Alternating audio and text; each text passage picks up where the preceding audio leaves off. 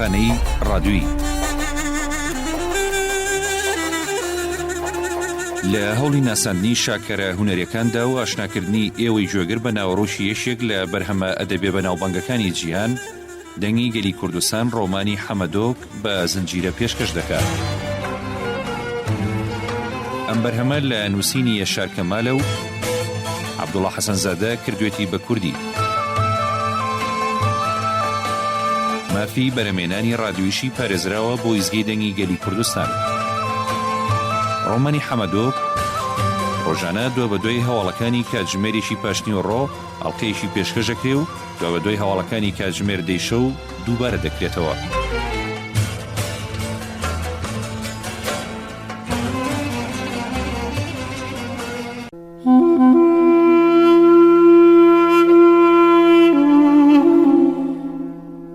بناری چیاکانی تۆرۆس لە لێوارەکانی دەریای سپیەوە دەست پێکە. ئەم لێوارانە کە هەمیشە بە شەپۆلی سپی و کەفاوی ئەکوترێنەوە، بەرەبەرە هەتا تیرەشان و لوتەکان ئەچنە پێش. لە ئاسمانی دەریای سپیدا هەمیشە پەڵە هەوری سپی دێنەوەچن. لێوارەکانی دەریای سپی دەشت و هەموارن و خاکەکەیان لێوەدارە. ئەو خاکە ئەوەندە تروسکەدار و هەموارە ئەڵەی سپی کراوەتەوە. خاکی لێوەدار نەرمەوە گۆشت. ئەو خاکە هەتا چەند فرسەق ئەو لای دەریا بۆنی توندی خوێ و بۆنی دەریای لێدێ. لەوە بەدووە هەتا چاو بڕەکە زەوی کێڵراوە و لە پاژەویش دەوەناویەکانی چووکوراوایە. چووکوراوا وڵاتێکە ئەم سەرەوسەری دیار نییە، بە سەوزایی توندی دەوەن و دردووک و خێزەران و قامیشەڵان و گوێنی و لاولاوی چێویدا پۆشتاوە. وڵاتێکە بەسام و تاریک کە لە لێڕێواری تاریکیش بەسامتر و تاریکرا. ئەم جار گۆلاوی گەورە گەورە بە درێژایی ئەو ڕێگایانە کە لەلایە گەچنە ئاناوارزا و لەلایەکیش بە عوسمانیدا تێپەڕەبن و ئەگەنە ئیسلاحیە پاندڵەوە. ئەو گۆلاوانە هاوینان گەنداوێکی پیس و گەرمن، ئەوەندە پیس و بۆگەنیون کەن ئەکرێ لیان نزیک ببیەوە. هاوینان ئەو گۆلاوانە بۆنی گەڵا و کوش و پەلاش و خاکی ڕزیویان لێدا، بەڵام زستانان وەک چاوی قرژاڵ ڕون و جوانن.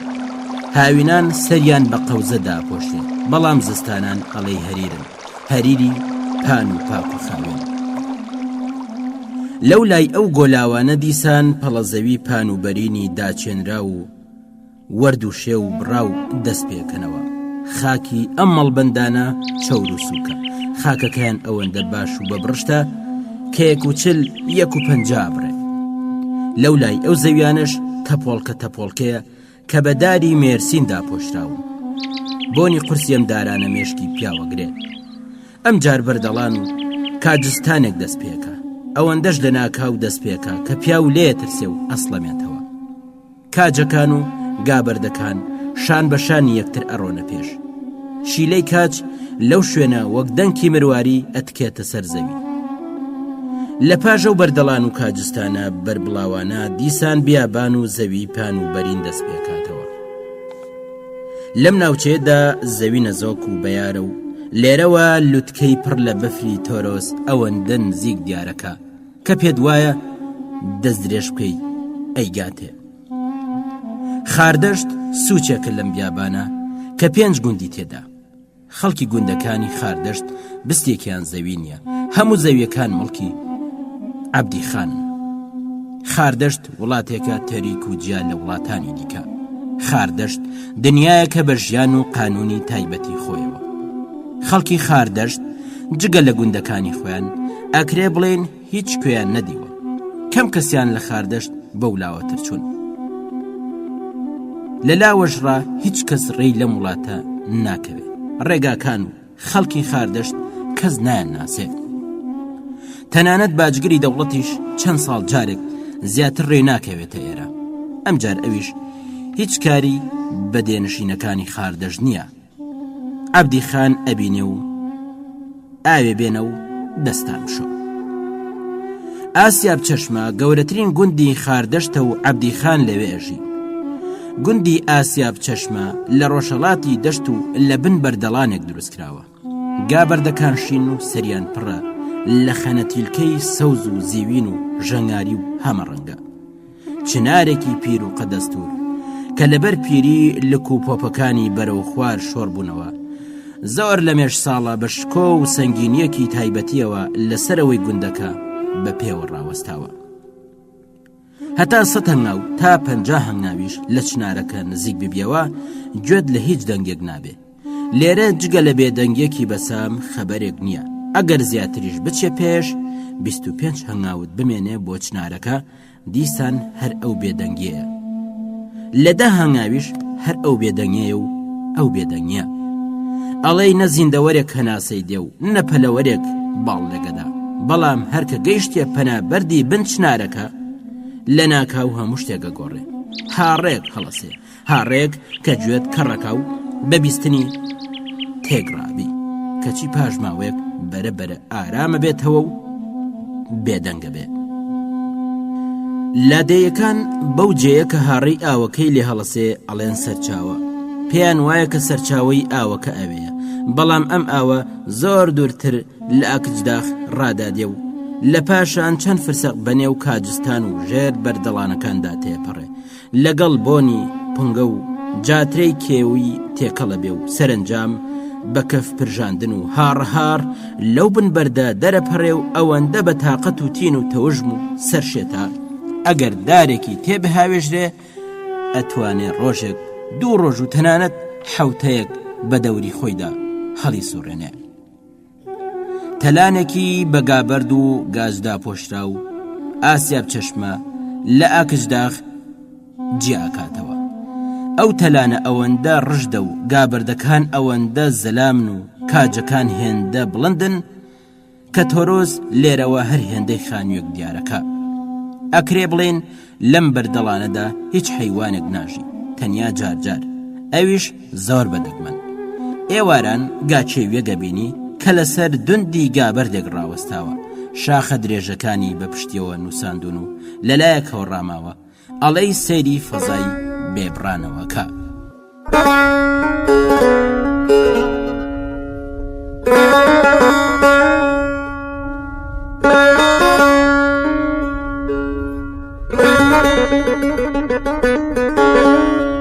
چەقڵەشینکە لە ڕەقترین و بەیارترین زەویدا ئەڕوێ لە خاکی خراپ و ڕەنقسلیدا لەو خاکانەدا کە نەدار و نە هیچ گیاکی چێویان لێ ناڕوێ لەو جۆرە خاکانەدا چەقڵەشینکە بە ئازادی و بە هەراوی ئەڕوێ بێسەرەوبەرە زیادەکا و پانایی دەشت و بیاباندا ئەگرێ لە خاکی باشدا تەنانەت چڵێکیش چەقڵەشینکە دەست ناکەوێ هۆیەکەی ئەوەیە کە خاکی باش هەمیشە ئەکێڵرێ و دا ئەچێندرێ بەڵام زۆریش وەک ئەوە ئەچێ کە ئەو چەقڵە نێوانی لەگەڵ خاکی بەپیت و بەرەکەت نەبێ چەقڵەشینکە لە خاکی نەزۆر چاک و نەزۆر خراپیشدا ئەڕوێ کە دەست بەجێ خاشە بڕ ئەکرێ و جێیەکەی بۆ کشت و کاڵ ئامادە بێ خاکی بنارەکانی تۆرۆز لە نزیک تیرەشانەکان لەو جۆرە خاکانەیە بەرزایی چەقڵەشینکە هێندێ جارەگاتە یەکمەتر چەقڵەشینکە لک و پۆپ زۆر دەرەکا و لکەکانی پڕن لە گڵۆکی 5 پەلکی وەک ئەستێرە دەوری ئەم گڵوکانە هەمووی دەڕوویەکی دڕ و تیژە و هەر چەقڵەشینکێکیش سەدان دانەی لەو گڵۆکە 5 پەلک و شێوە ئەستێرانە پێوەیە چەقڵەشینکە لە هەرجەیەک بڕوێ بە زۆری و بە پڕی ئەڕوێ ئەوەندە پڕ و زۆر کەمار ناتوانێ بە نێو چڵەکانیدا تێپەڕێ دەرزی هەڵاوێژی ناکەوێتە زەوی چەقڵەشینکە بە هاران سەوز و بێهێزە سەوزێکی کاڵ و کەمڕەنگ بە کزەبایەک ئەلەرێ و بۆ لای زەوی دادێتەوە ناوەڕاستی هاوینان لە گەڵاکانیدا ڕەگەڕەگەی شینی ئاسمانی پەیدا بن و بەرەبەرە لک و پۆپ و تەوابی چڵەکە ڕەنگێکی ئاسمانیەگرن ئاسمانیەکی کاڵ پاشان ئەو ڕەنگە ئاسمانیا ڕۆژ بە ڕۆژ تونترە بێ تاوای لێدێ بە تەواوی شینە نوێنێ و ئەو بیابانە بێسەر و بنا لەو شیناییەدا نوقمە بێ ئێواران هەر کە شنەبایەک هەڵیەکە سەرانسەری بیابان وەک دەریا شەپۆلەدا و وەک دەریاش هاژەی دێ دیوتانە ئێواران دەریا چۆن سوور ئەنوێنێ ئەو شوێنەی چەقڵەشینکەشی لێ بێ ئێواران ئاوا لە سووراییدا نوقمە بێ ڕاز وەک دەریا پایزان چەقڵەشینکە وشکە بێ ڕەنگیە گۆڕێ و سپی هەڵەگەڕێ لە چڵەکانی چەقڵەشینکە دەنگێک بەرزە بێتەوە دەنگی قرچە قرچی وشک بوون و هەڵوەرین لەم کاتەدا هەزاران نینۆکە شەیتانەی سپی و دوگمەی بەلاسک و لک و پۆپی چەقڵەشینکەوە ئەنووسێن و چڵەکان خاڵخاڵەکەن ئاسیاب چەشمە دڕوەلانە زەویەکانی ئاسیاب چەشمە لە چەقڵەشینکەدا نوقمن ئاسیاب چەشمە باخ و سەوزایی لێ نییە هەتا چاو بڕەکە چەقڵەشینکەیە و چەقڵەشینکە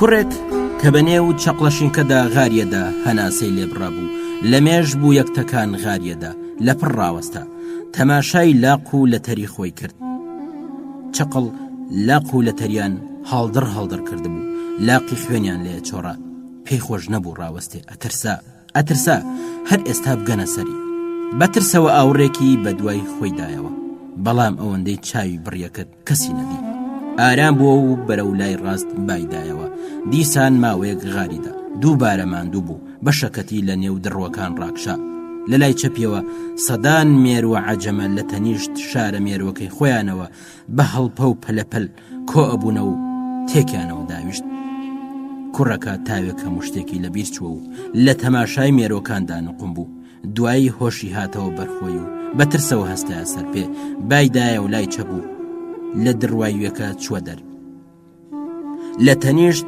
دڕوەڵانەکەوە بە کۆمە ڕۆیشت ئەترسا بیبینن خوێن لە لاق و لە تەریە چۆڕە دانیشت گڵی بە برینەکانی داکرد گڵەکە برینەکانی برژاندەوە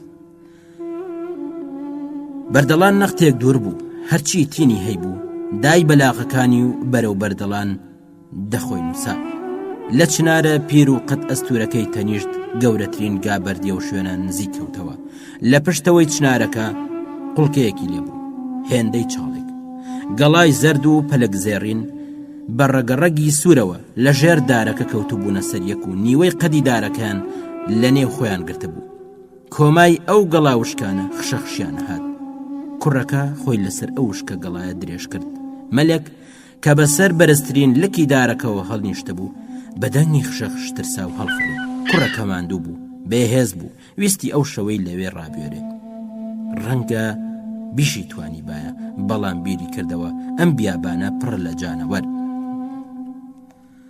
چەند گەڵای وشک لە لکێک بوونەوە لە حەوادا سوڕان و کەوتنە سەر گەڵاکانی دیکە ئەمجار هەر تاوە ناتاوێت گەڵایەک و دوو گەڵا لە لکەکانە بوونەوە بە هەڵپەڕین و سەماکردن ئەکەوتنە سەر زەوی کوڕەکە لەبەر خۆیە قسەیە کرد ئەدوت کەسێکی لەلایە بەدەنگی بەرزەیوت ئەچمە ئەو دێیە ئەی بینمەوە کێ ئەزانێ بۆ کوێ چووم هێن دەگەڕێم هەتاو دێ ئەدۆزمەوە ئیدی ناگەڕێمەوە ئەچم ئەبمە شوان بزدانە دۆشم با دایکم هەتا شلە بێ بە دوامدا بگەڕێ ڕیژ بزنیش ئەگەر توانی با بندۆزێتەوە ئەگەر ئەوێم نەدیەوە چی ناشی بینمەوە باشە ئەگەر نەمدیەوە چی هیچ لە برسان و لە تینوان ئەمرم باشە با بمرم چما ئەگەر مردم چا خەومێ هەتاوی بێتینی پاییز گابەرد و گەڵاچ نارەکانی ئەلستەوە خاکەکە نەرم و ڕوون بوو گوڵە جوتێرە پۆل پۆل و تاق گڵیان هەڵدا بوو هێندەی نەما بوو سەر دەردێنن بۆنێکی ناخۆش لە گەڵا خوژەکان هەڵەسا لکەکان تەڕبوون و ئەدرەوشانەوە ئەم دەور و بەرە پاییزان هەمیشە لە بۆنی قورسی خوژەدا نقمە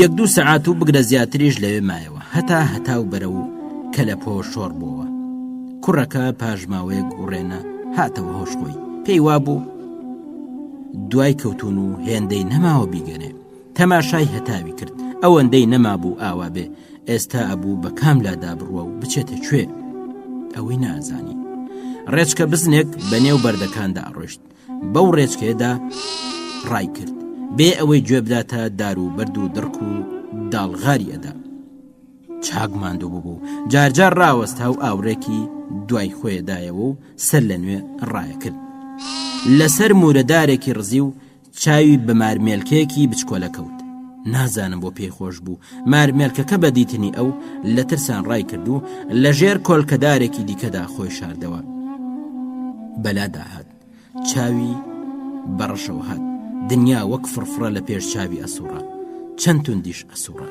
دەست و لاقیە نەبزین بە ترس و دڵە خوورپەوە تەماشای دەوروبەر و دواوەی خۆیە کرد و دووبارە ڕایە کردەوە لە ناکاو پۆلەکەوێکی لەبەر هەڵفری ترسا لە هەموو دەنگێکی بچووکیش ئەسڵەمیەوە دڵی وەک شێد لێدا بەنا ئومێدیەوە سەیرێکی چواردەوری خۆی کرد و لنگیدا لە خوێن و عارەقدا شەڵال بوو هێزی ئەژنۆی نەما بوو شەکەت و بێجیان دانیشت ئەو جێی لێی دانیشت بوو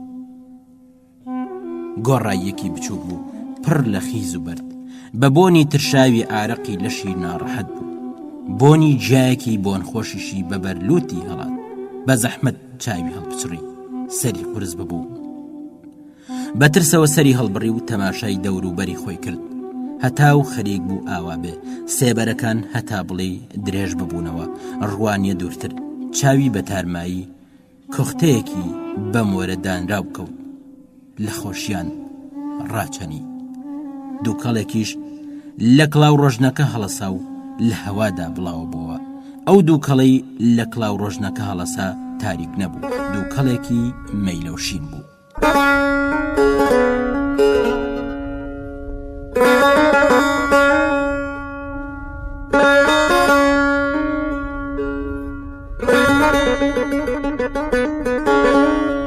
لە پشتەوەی خۆی گوێی لە دەنگێک بوو وەک هەستی پێی کەسێک خێرا بەرەو دواگەڕایەوە لە سەرۆژێری لای چەپی لێڕەواری کاج لە تاریکایدا نقم بوو کە وەک لافاوێکی ڕەش لە ئاسمانەوە ئەڕژایە سەرزەوی و جار لەگەڵ جار لێ نزیگە کەوتەوە بەدەنگی بەرز قسەی لەگەڵ خۆیە کردو بەبەر قسەکردنەوە لەبەر ڕێرەوار لەبەر ئەو ڕەشاییە کە لە ئاسمانەوە ڕژایە سەرزەوی هەڵات ئەیوت ئەچمەوێ پیان ئەڵێم هاتووم ببمە شوان ئەڵێم ئەگەر پێتان خۆش بێ جووتی شەکەم ئەڵێم وەردی ژەبڕم ئەڵێم هەر کارێک بڵێن ئەیزانم ئەڵێم ناو مستەفایە مستەفاڕەش ئەڵێم دایک و بابم نەماون ئەڵێم عەبدی خانیشم نییە ئەڵێم بزنەکانتان بۆ دۆشم مێگەلەکەتان ئەبەمە چێو ئەڵێم ئەگەر پێتان خۆش بێ ئەبمە کوڕی ئێوە ناڵێم ناوم حەمەدۆکە ئەڵێم ناوم مستەفاڕەشە دایکم هەتاش لەبێ با بە دوامدا بگەڕێ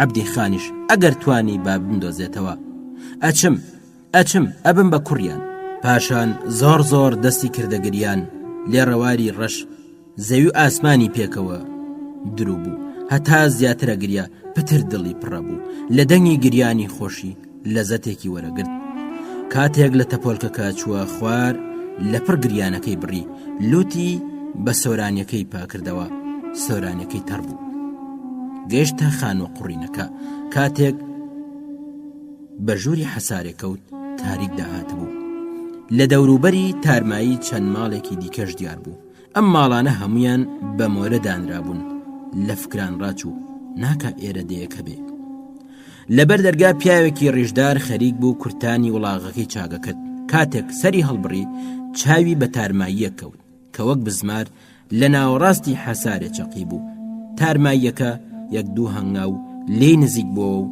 ڕق ڕاوەستا پیاوە ڕیژدارەکە کەیدی چاوی نێدی کورتانەکەی داناو هەستا تارماییەکە تەنیا چەند هەنگاوێ لە وڵاتر ڕاوەستا بوو مووی لێ نەئەبزوت پیاوەکە بانگی کرد ها بزانم کارێکت هەبوو تارمایی وەڵامی دایەوە وتی خاڵە شوانتان ناوێ وەردی ژەبڕم هەر کارێک بڵێ نەیزانم پیاوە ڕیژدارەکە قۆڵی تارمایەکەی گرت و بردیە ژوورێ وتی جارێدانی شەب حەسێوە دوایی خوا گەورەیە باەکی ساردی هات حەمەد سەرمای بوو وا هەڵە لەرزی ددانی ناگرت پیرە پیاوی ڕیژدار بانگی خێزانی کردووتی کچێ دووسێ بردار لەم ئاگرەنێ ئەو مناڵە وەک مێژوک هەڵە لەرزێ ژنە بەسەر سوورمانەوە پرسی ئەمە چێیە پیرە پیا وەڵامی دایەوە خۆشەویستی خوایە میوانە ژنە بە پێکەنینەوە لە بن لێوانە وتی ئەمە چه جۆرە میوانێکە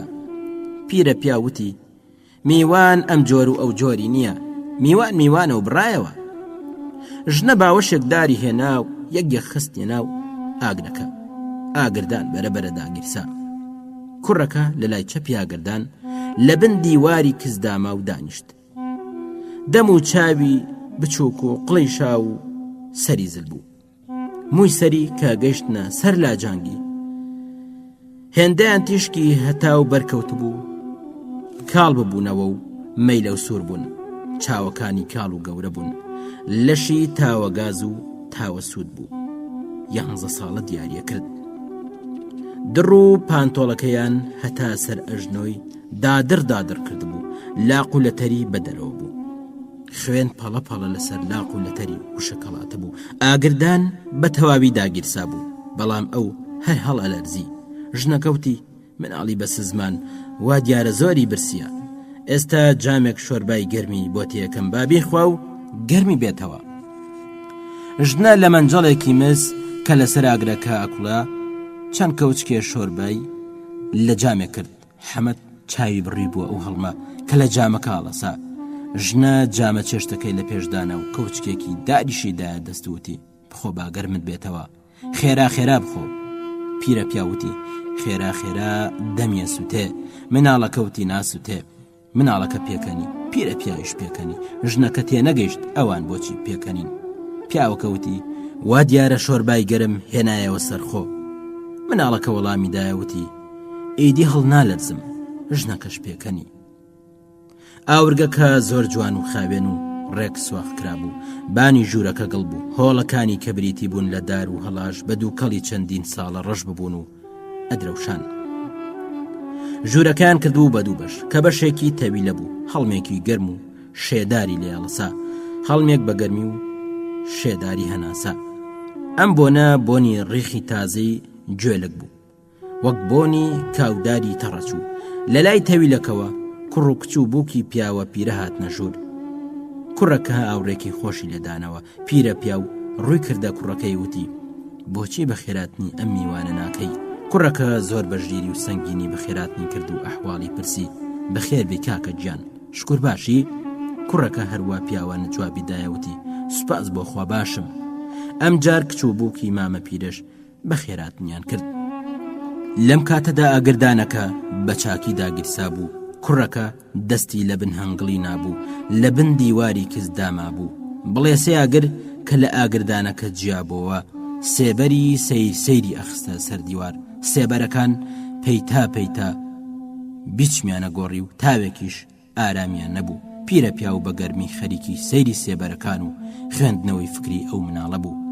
کاتێک سەری وەرجێڕا زەردەخەنەیەک کەوت بۆ سەر لێوانی.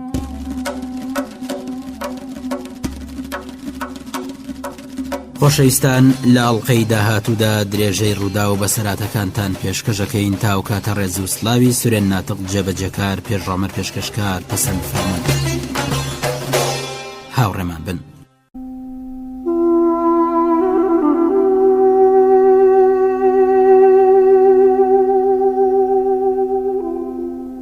دەم و چاوی مامە پیرە لە ڕووباریک بوو، ڕیشی تۆپن و تەواو سپی بوو، نێوچاوانی هەتاو سووتاندەبووی و ڕەنگی گۆڕا بوو. سەرڕوومەت و لاچاوەکانی ملی لەبەر شەوقی ئاگردانەکە وەک مسی سوور ئەتروسکانەوە. لە ناکاو وەک شتێکی گرنگی بیرکەوت بێتەوە پرسی باشە میوان پێت نەوتی ناو چییە؟ کوڕەکەوتی حەمەد. پێم ئەڵێن حەمەدۆک. کوڕەکە وەک ئەوەی هەڵەیەکی کردبێ سەری داخست و لێوی خۆی گەزی. لە بیری چوو بوو بڵێ ناو مستەفا ڕەشە. پاشان لە دڵی خۆی داوتی باشە ناوی خۆم چیەتی؟ مستەفا ڕەش چێیە؟ بۆچی ناوی خۆم نەڵێم؟ خۆ لێرە کەس نامناسێ. پیرە پیاو ڕووی کردە بووکەکەی وتی سفرەکە ڕاخە با پارۆنانێک بخۆین. سفرەیان ڕاخست. هەموو خاو خێزانی ماڵ حەمەدۆک لە دەوری سفرەکە ئاڵان. لەسەر سفرە کەس قسەی نەکرد. بەبێ دەنگی شەویان خوارد. کاتێک سفرەکە کۆکرایەوە دووبارە باوەشێک داریان هێنا و خستیانە سەر ئاگرەکە. مامە پیرەش بۆ خۆی مورەیەکی گەورەی هێنا و ڕاست لە نێو مەشخەڵی ئاگرەکەی دانا. بڵێسەی ئاگر لە هەموو لایەکەوە بەرەو مورە دارەکە لار بوونەوە و مورە داریان لە نێو خۆیان گرت. ئەمە گەورەترین خۆشی مامە پیرە بوو. هەموو شەوێ ئەبوو ئەم کارە بکە. بڵێسە ئاگرەکان بەم لاولادا دەورەی ئەم مورە دارایاندا بوو کە مامە پیرە لە نێویان داینابوو. مامە پیرە لە تەماشای ئەو بڵێسە ئاگرانە کە بێوەستان دەوری مورەکانەدا تێر نابوو. خێزانی بەگوێدا چپاندی وتی: سڵەمان، جێی ئەم مناڵە لەکوێ ڕاخەم؟ زەردەخەنەیەک وەک هەمیشە کەوتە سەر لێوی. سڵەمان وتی: لە تەویلەی بارگینەکە، لەو جێگایی کە بۆ خۆمان لێ خەوین. ئەتەویست لە شوێی بۆ ڕابخەی. چوزانی ئەم بەسە زمانە لەکوێوە بە هیوای سڵەمانی هاتوۆتە ئێرە. پاشان ئاوڕیدایە و لای حەمەد لەبەر گەرمایە گردان خاو ببووە و باوێشکێدا. مامە پیرە بە پێکەنینەوە بانگی کردوتی: میوان خەوت دێ؟ حەمەدەوەک نەختێ خۆی کەو کردەوتی: نا، بە هیچ جۆر خەوم نایە. مامە پیرە جوان تەماشای چاوەکانی حەمەدی کردوتی: باشە حەمەدۆک، پێت نەوتین لەکوێ ڕاهاتووی و ئەتەوێ بچێ کوێ؟ حەمەدۆک چاوەکانی کە پڕ بوون لە دووکەڵ کەمێک هەڵبوەفێنەوتی: لە ئاسیاب چەشمە ڕاهاتوم، ئەمەوێ بچمە ئەو دێیە. سڵەمان بە وردی سەیرێکی کوڕەکەی کردووتی: ئاسیاب چەشمە شارەزام، بەڵام ئەو دێیە کوێ؟ حەمەد بێ ئەوەی بخەجڵێ وەڵامی دایەوە: ئەمەوێ بچمە گوندی دوورسون و ئەوان. مامە پیرەوتی: کام دوورسون؟ خۆ عەبدی خانە ناسی. پاشان بێدەنگ چاوی بڕیە سوچێکی ژوورەکە و مامە پیرەوتی: باشە دوایی. کوڕەکەوتی: دوورسون ڕعیەتی عەبدی خانە، جووتی بۆکە، وەردی بۆ بڕێ، ئەمەوێ بچمە گوندی ئەو دوورسونە. بریسکەیەک لە چاوەکانی حەمەد هەستا. پاش تایەک بێدەنگی لەسەری ڕۆشتوتی: ئەو دوورسونە کە جوچکە باشۆکەی گرتبوو، ئێستا ناسی چێە مامە گیان؟ مامە پیرەوتی: ئەرێ ئەزانم. باشە دوایی. حەمەد وتی: ئەمەیە بچمە گوندی دوورسون و ئەوان. دوورسون ئەیوت: لەدەی ئەوان بە زۆر جوود بە مناڵان ناکەن، لێشیان نادەن. دوورسون ئەیوت: گوندەکەیان چەق لە شینکەی هەر لێ نییە، ئەمەیە بچمە بێ. باشە و گوندە ناوی چییە؟ دوورسون پێی نەوتی؟ نەیوت دەیەکەیان ناوی چییە؟ حەمەد بێدەنگ بوو. پەنجەی لە زاری ناو لە فکران ڕاچوو. ماوەیەک بیری کردەوە و لە ناکاو وەڵامی دایەوە: نا، ناوی گوندەکەیانی پێنەوتوم. مامە پیرەوتی: سەیرە. حەمەدیش دووپاتی کردەوەتی: ئەرێ سەیرە، من و دوورسون پێکەوە جووتمانەکرد. هێندێ جار دوورسون لەسەر بەردێک دانیشتووی وت: بریادێ هاتی ئێمە دیتبایە، دار و بەردی زێڕە، دەریای هەیە، کاجی هەیە. ئەیوت: ئەگەر سواری دەریابی لەم دنیاە هەر کوێیەک حەزت لێبێ ئەتوانی بچی. دوورسون لەو گوندە ڕای کردبوو، بە منی وتبوو ئەم قسانە لە لای کەس نەدەرکێنم، منیش بەدایکیشم نەوت. پاشان بە ئەسپایی وتی: تۆش بە کەسیان مەڵێ مامەد گیان. ئێ؟ سڵەمان وتی: مەترسە بە هیچ کەس ناڵێ. بووکەکە هەستا و ڕۆشت و دوای دەقیقەیەک تەلیسێکی ناو گەڕایەوە. تەلیسی لە ناو ڕاستی ژوورەکە ڕشت. ناو ژوورەکە پڕ بوو لە قۆزاخە پەمۆ. گوڵە پەمۆکان سپی بوون و هەر کامێکیان ئەدوت پەڵە هەورێکی بچکۆلەیە. ژوورەکە پڕ بوو لە بۆنی قۆزاخە پەمۆ. سڵەمان وتی: یاڵا حەمەدۆ، بتبینم، هونەری خۆت نیشان بدە، داخوا ئەزانی قۆزاخە پەمۆ پاک بکەی. ئافرین پاڵەوان، دەی با بزانم. حەمەدۆک کۆشێکی قۆزاخە پەمۆ کێشایە پێشخۆی، دەستی وا فێرەکار بوو وەک ماشێن کاریان کردووتی: پەمۆ پاکردن شتێک نییە. کوڕەکەی مام سڵەمان وتی: دەی حەمەدۆک، ئێستا تۆ ئەو گوندە چۆن ئەدۆزیەوە؟ حەمەدۆکە دیار بوو ئەم پرسیارەی پێخۆش نییە، هەناسەیەکی هەڵکێشا و لە وەڵامدا وتی: ئەگەڕێم، ئەی بینمەوە. ئەیوت: لە نزیک دەریایە، ئەی بینمەوە. کوڕەکەوتی: حەمەدۆک، لێرە بۆ دەریا 15 ڕۆژە ڕێیە. حەمەدۆک وتی: ئەی بینمەوە. هێندە ئەگەڕێم هەتا ئەی بینمەوە، ئەگەر بژمەرم تازە ناچمەوە ئاسیاب چەشمە. سڵەمان وتی: حەمەدۆک، خۆ تۆ نەدوت چیت لێ قەوماوە و بۆچی ماڵ و حاڵی خۆت بەجێهێشتووە و ڕوت لە کێ و بیابان کردووە؟ حەمەدۆک دەستی لە کار کێشایوتی: مام سڵەمان، گوێ بگرە بۆت باز بکەم. بابم مردووە، تەنیا دایکێکم هەیە و بڕایەوە، خزم و کەسوکاری دیکەم نییە. ئەمن ڕعیەتی عەبدی خانم. ئەمەی کەوت چاوی پڕ بوو لە ئاو و قوڕگی پڕ بوو لە گریان ددانی بە جەرگی خۆی داگرت ئەگینا لە پڕمەی گریانیەدا.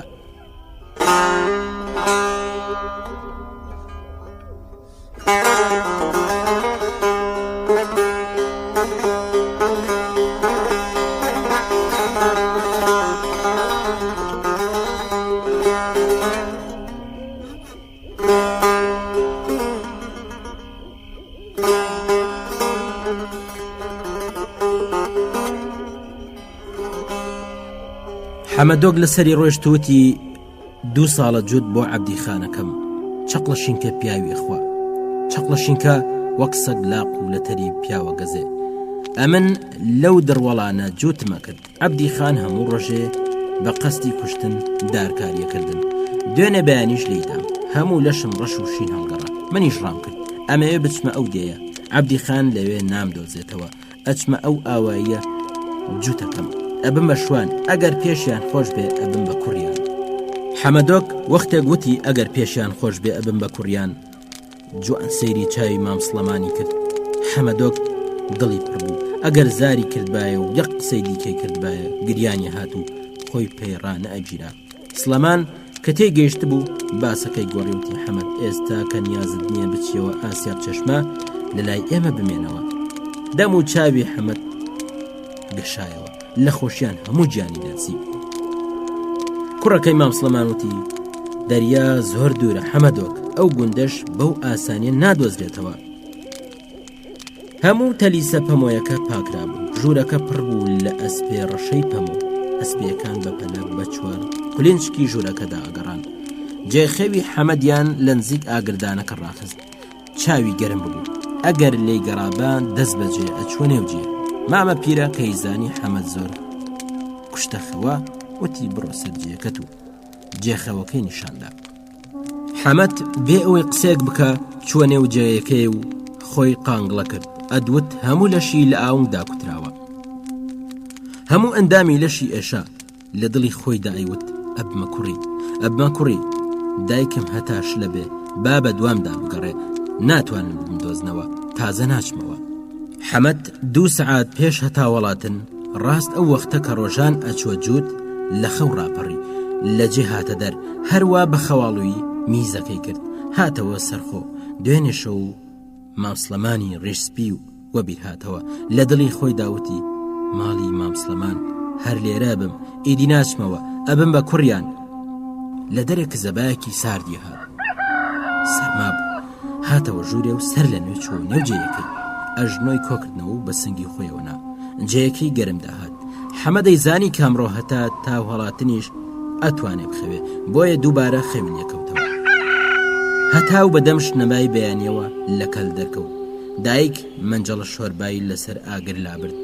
هەڵم و بۆنێکی خۆش لە منجەڵەکە هەڵسا. کوڕ لە مێژ بوو چوو بۆ سەرکار. سڵەمانیش دەستی کرد بۆ بە پینەکردنی کورتانەکە. ژنەبانگی کردوتی سڵەمان شۆرباکە سار دەبێتەوە میوانەکەمان هەڵسا. دیارە مناڵەت دوێنێ زۆر ماندوو بووە لە خەوێدا قسەکە. پیرە پیاوتی هەڵی مەسێنە بە سزمانە دوێنێ غاری داوە. پیرەژنەوتی ئاخرە و مناڵە بۆچی ماڵ و حاڵی خۆی بەجێهێشتۆ و ڕای کردووە. پیرەوتی چونکە زۆریان تیم بۆ هێناوە. ژنەکەوتی ڕۆڵە گیان چەندیش جوانە ئاخر ئەو خوانە ناسانە چیان لەو بستە منداڵاوێ. سڵەمان وتی هەتا هەر وەختێک پێی خۆش بێ لە لای ئێمە ئەمێنێتەوە. لەو کاتەدا حەمەدۆک بەخەبەر هات بە هەردوو دەست چاوەکانی هەڵگڵۆفین هەڵمێکی سووک لە نێو مەنجەڵی شۆرباوەکە هەڵسا. لە کەلێنی دەرگاوە شەوقی هەتاو وەکتی زماڵکێک کە بە چەقۆ بڕی بێتیان هات بۆ ژوور.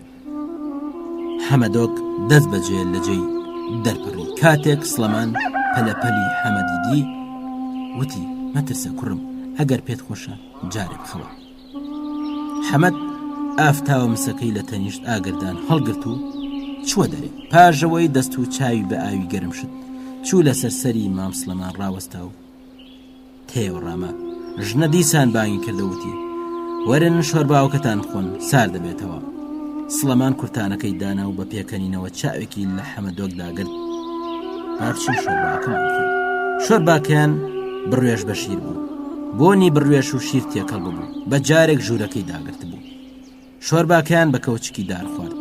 حەمەد شۆرباکەی زۆر پێخۆش بوو لە دڵی خۆی داوتی ئەبم بە کوڕی. پاش قاوڵتی سلەمان پینەی کورتانەکەی تەواو کرد و بە پوش و سەمەڵ ئاخنیە و پوشەکە لە نێو قامکە درێژ و پیرە لۆکەکانیدا هەڵەخلیسکە. هەتاوی پاییز بە هەموو تیشک و ڕووناکی خۆیەوە دەرو دەشتی داگرت بوو. تۆزێکی ورد لە پوش و پەلاش هەڵەسا. هەر کات سلەمان چنگی لەو پوشە داگرت و لە کورتانەکەی داخنی ئەو تۆزە زەرد و زێڕینە لە بەرتیشکی هەتاو بە چواردەوریدا بڵاو بووە. سلەمان وتی عەبدیخان زۆری ئازارداوی.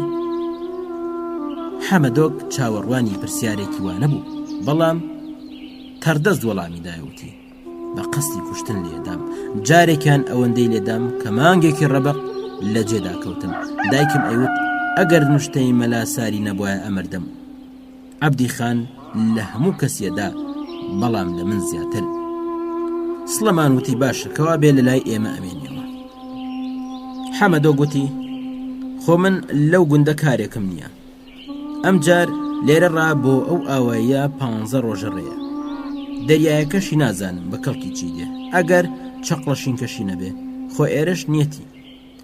ئەمن هەر لێرە مێنەوە کەس ناتوانێت بمبینێتەوە. وانە ئاسیاب چەشمە هەتا ئێرە دەریا ڕێیەکەوانە لێرە ناتوانن بندۆزنەوە. وانە پێت وایە ئاسیاب چەشمە لەکوێیە؟ ئاسیاب چەشمە لەو دی و ئەم کێوەیە. چما بۆ خۆت نازانی چەند بە ڕێگادا هاتووی؟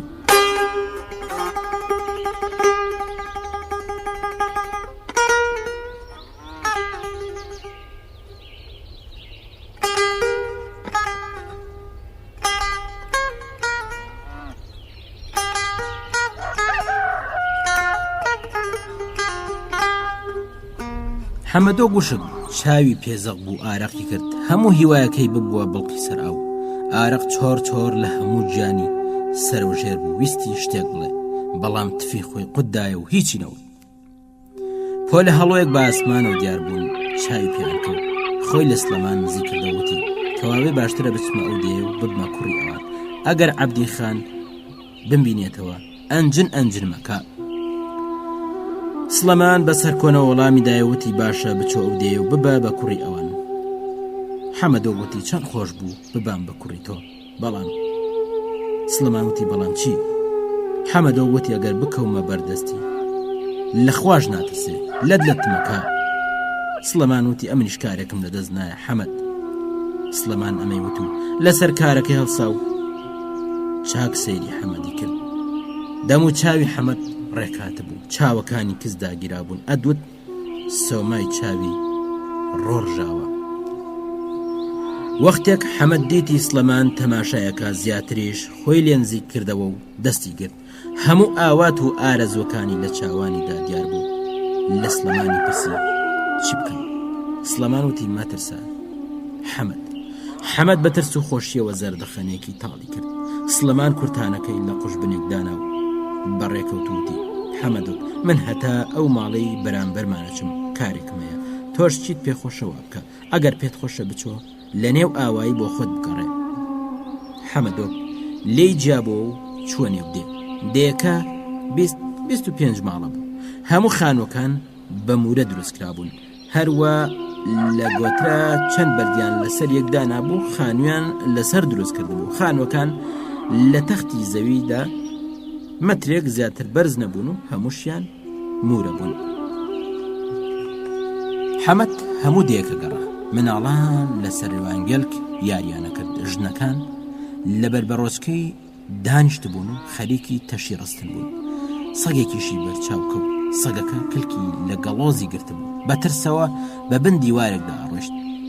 لە هەموو کەلێن و قوشبنێکی ئەم دێ پێین و تەپاڵیان لەسەر یەک ڕۆکردبوو. هەتا ئێوارێ هەموو کون و قوشبنی گوندەکەی سەنگ و ژنە. کەس کاری بەسەریەوە نەبوو. کەس لێی نەپرسی لە چۆ هاتوو بۆ کوێچێ. لە دەی خۆیان ئەگەر غەوارەیەکیانەدی هەموو مناڵەکان لێی کۆبوونەوە. خەڵکی ئەم دێ جۆرێکی دیکە بوون و ئەمەشی پێخۆش بوو. کاتێک هاتەوە ماڵێ دیتی سلەمانیش لە ماڵەیە. سلەمان وتی حەمەدۆ ئەو بۆچی سەرێکی ماڵەوەت نەدایەوە؟ لە نێو دەی چ باسە؟ حەمەد وتی چ باز نەبوو مامەجا. بەدوای ئەمەدا چەند ڕۆژێک حەمەدۆک ئەمە کاری بوو. یەک دوو دەستە براشی پەیدا کرد، لەگەڵ مناڵان هەلوکێنی کرد. لەم یاریەدا لینگەی نەبوو، بەڵام قەت خۆی لەسەر کەس هەڵناکێشا. هەر مناڵێکی دیکە لەو یاریەدا وەک ئەو سەرڕاز بووایە خۆی پێوە ڕادەنا، بەڵام وا دیار بوو حەمەد ئەم یاریە زۆر بە یاریەکی مناڵانە ئازانێ.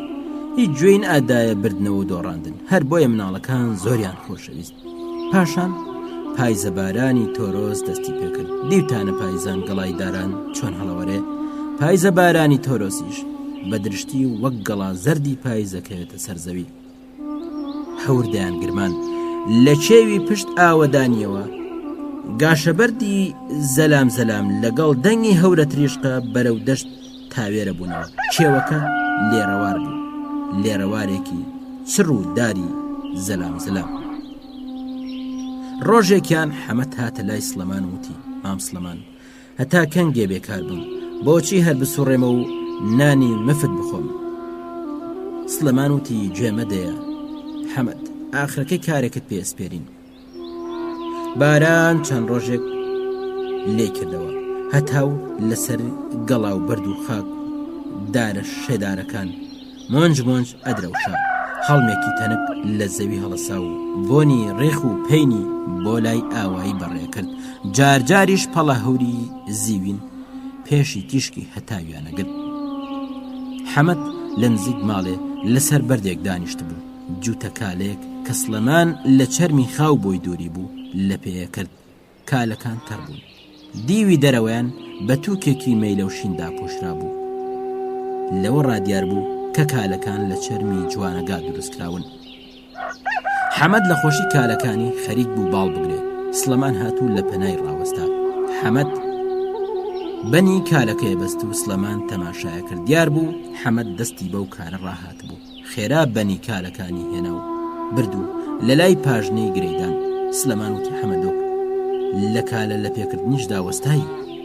حەمەدۆک سەری هەڵبڕی و پێکەنی وتی: ئەم نەزانم کالە هەڵیش بەستم، بەڵام ئەتۆ باشترە زانی. حەمەدۆک هەستایە سەر پێ. یەک دوو جار قورسایی خۆی خستە سەر لاقی ڕاست و چەپی و کالەکانی تاقی کردەوە. پاشان 15 هەنگاو ڕۆشت و گەڕایەوە. دیسانیش چەند هەنگاوێک بەم لاولادا ڕۆشت. بەدەم ڕۆشتنەوە چاوی هەر لە کالەکانی بوو. حەمەدۆک چاوی لە کالەکانی هەڵنابڕی. پاشان هاتوو لە پەنا سڵێمان ڕاوەستا وتی: پڕ بە پێ من. بەڕێکەوتن. حەمەدۆک چاوی هەر لە کالەکانی بوو. جارجار ڕاوەستا هەتا کالەکانی باشتر ببینێ و جارجاریش دا ئەهاتەوە و دەستێکی بەسەر تووکی کالەکانیدا ئەهێنا. سڵەمانیش بەشداری دڵخۆشیەکەی حەمەد بووتی: پێم وایە پێت خراپ نین؟ حەمەدۆ گوتی: پڕ بە پێ من، نەتەنگ و نەفراوان. سڵەمان وتی: حەمەدۆ، ئەگەر چوو باە ئەو دەیە کێ هەبوو کالی وات بۆ بدروێ؟ حەمەدۆ گوتی: چما لەو دەیە خەڵک بە پێخاوسی ئەگەڕێن؟ ئەم پرسیاری حەمەد بەشێکی لە ساویلکەی و بەشێکیشی لە زۆر زانیەوە بوو، بەڵام سڵەمان تێنەگەیشت. بۆیە لە وەڵامدا وتی: نا، بەڵام لەوێ کالە لە پێ ناکەن، کەوژ لە پێکەن. حەمەدۆ گوتی: تێگەیشتم مامە. بە پیاسە لە ئاوایی چوونە دەرەوە. حەمەد لە ناکاو دڵی کرایەوە، هەتا کێوەکەی ئەو بەریان مەزرایەک پان ببووە. ئەم مەزرایەش زۆر بە قەڵک نەهات، چەق لە شینکەی نەبوو، بەڵام زۆریش باش نەبوو. ئەم مەزرایە هەمویان بەردبەرداوی بوون. حەمەدۆک ڕاوەستا وتی: مام سڵەمان، ئەچینە کوێ؟ مام سڵەمان و هەروە ئەگەڕین. حەمەد هیچی نەوت و هەروە ڕۆشتن. کا لە نوێەکەی حەمەد قوڕایی بوو. لە دڵی خۆیدا چەند جنێوی تەڕ و تازەی بەو قوڕەدا کە کالەکانی لێ پیس کردبوو لە ئاوایی دوورکەوتنەوە. جگە لە دووکەڵی کولاوکەکان هیچ شتێکی نێودێ دیار نەبوو. سڵەمان وتی: گوێت لێبێ حەمەدۆک، هەموو ڕۆژێ بزنەکان بێنە ئێرە، ئەتوانی لەم دەوروبەرە حەیوانەکان بلەوەڕێنی، بەڵام نەکەی لەم تەپۆلکەیە، لەم تەپۆلکە خەنەیە ئاوابی. ئەو دیوی نزیک گوندەکەی خۆتانە، هەر بینادیت هاتن و گرتیانی. حەمەدۆ گوتی: پێلەو دیو نانێم، چاک و پێدوتم. سڵەمان وتی باش ئێستا با بچینەوە. گەڕانەوە. ئاسمان پڕ لە پەڵە هەوری سپینە. ڕەپستەکان وەک چەند خاڵی سەوز پەڵە لە نێو بەردبەرداویەکەدا بڵاو ببوونەوە. تاقتاقیش نینۆکە شەیتانە بەلاسکی بڵندی جیایەکان و نووسابوون. سڵەمان وت حەمەدۆک ڕەنگە عەبدیخانی ڕێژ بزن زۆری ئازاردابی. حەمەد ڕاوەستا. سڵەمانیش ڕاوەستا. حەمەدۆک سەر لە نوێ تەماشایەکی کالەکانی کرد. سڵەمان وتی با لێرە دانیشین. حەمەدۆک وتی با دانیشتن مامە. پاشان دەستی بە گێڕانەوە کرد. حەمەدۆک وتی با بۆت باز بکەم مامە. وەختێک با بمرد عەبدیخان دار و نەدارمانی لێستاندی. ئەگەر دایکم قسەی کردبایە دارکاریە کرد. پەلی منی شێگرت و فڕێدام. جارێکیان 2 ڕۆژی تەواو منی بەدارەوە بەست و بەجێ هێشتم. پاش 2 ڕۆژ دایکم هات و لە داری کردمەوە. ئەگەر دایکم نەیدی باماوە گورگ ئەی خواردم. سڵەمان هەناسەی کێڵکەشاوتی ئاوە حەمەدۆک هەستایە سەر پێ و حەمەدیش هەستا. سڵەمان وتی لەبیرت نەچێ چیم پێوتی پێلە و دیوی تەپۆڵکە خەنەیەکەننی نەوەک چاویان پێت بکەوێ و خەبەر بە عەبدیخان بدەن. ئەو دەم ئیدی هیچ ناکرێ دێو ئەدباتەوە پێلە و دیوی نانێم. ڕۆژی دواتر حەمەد زوو لە خەوەسا دەست بەجێ لە جێهاتە دەر خەریک بوو دنیا ڕووناگە بووە. چووە سەرسەری سڵەمان پرخە پرخی خەوی هات. بە نەقورچێک سڵەمانی بەخەبەر هێنا. سڵەمان چاوی هەڵبڕی وتی چییە؟ تۆی حەمەدۆک؟ حەمەد بە خۆڕانانەوە جوابی دای وتی منم مام سڵەمان درەنگە ئەمێ بزنەکان لێخڕم. سڵەمان ڕاست بووە چای بۆژنەکەی گێڕا. خێزانی دەمێک بوەستا بوو خەریک بوو حەیوانەکانی دۆشی. سڵەمان بانگی خێزانی کرد. زوو بە نیوە ڕۆژی حەمەدۆکی لە پێپێچەیەک هاوێ و بیدەیە. ژنە دەستە شیراویەکانی لە مەنجەڵێکی گەورەدا شوشتەوتی ئەوانی دیکە ئێوارە دۆشم. هێندەی بڵێ یەکوت و نیو ڕۆژی حەمەدۆکی خستە پێپێچەیەک و دایە دەستی. چەند کەوچک شۆربایشی لەو مەنجەڵە کە لە نزیک ئاگردانەکە دانرا بوو هەروە بڵقێدا بۆ تێکرد. حەمەد خێرا شۆرباوەکەی هەڵقڕاند و هێندەی چاو لەسەر چاوی دانەی پێپێچەکەی لە پشتی بەست و بزنەکانی ڕاپێزدا. کڵاوە چەور و کۆنەکەی لەسەری هەڵگرت و بزنەکانی دەرکرد و مێگەلەکەی بەرەو لە وەرگەدەندا. سڵەمان لە دواوە بانگی کردوتی پیرۆز بێ حەمەدۆک. هەتا حەمەد و بزنەکان دیار بوون سڵەمان ڕاوەستا و تەماشای کردن. پاشان لەبەر خۆیوتی مناڵی دنیایەکی سەیرە. خێزانی هاتەلایوتی چییە؟ دیسان لەبەر خۆتەوە دەستت پێکرد؟ سڵەمان وتی خۆ ئەزانێ عەبدیخانە ڕێژ بزن چ بەڵایەکی بەسەر ئەم مناڵە هێناوە. پیاوزگی پێسووتێ. باوکو مەناسی پیاوێکی فەقیر حاڵ و بێدەنگ بوو. مناڵی بەستە زمان بزانە چیان بەسەر هێناوە کەوا سەری خۆی هەڵگرتووە. ژنەکەوتی خۆت لێ ڕازی بێ ئەتۆش هەموو شتێک لەسەر دڵی خۆ دەکەیە خەفەت لێم بوویە مامەخەمە وەرە شۆرباکە بخۆ.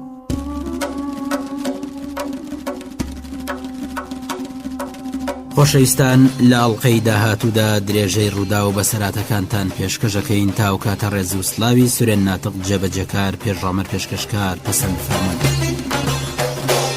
هاوڕێمان بن.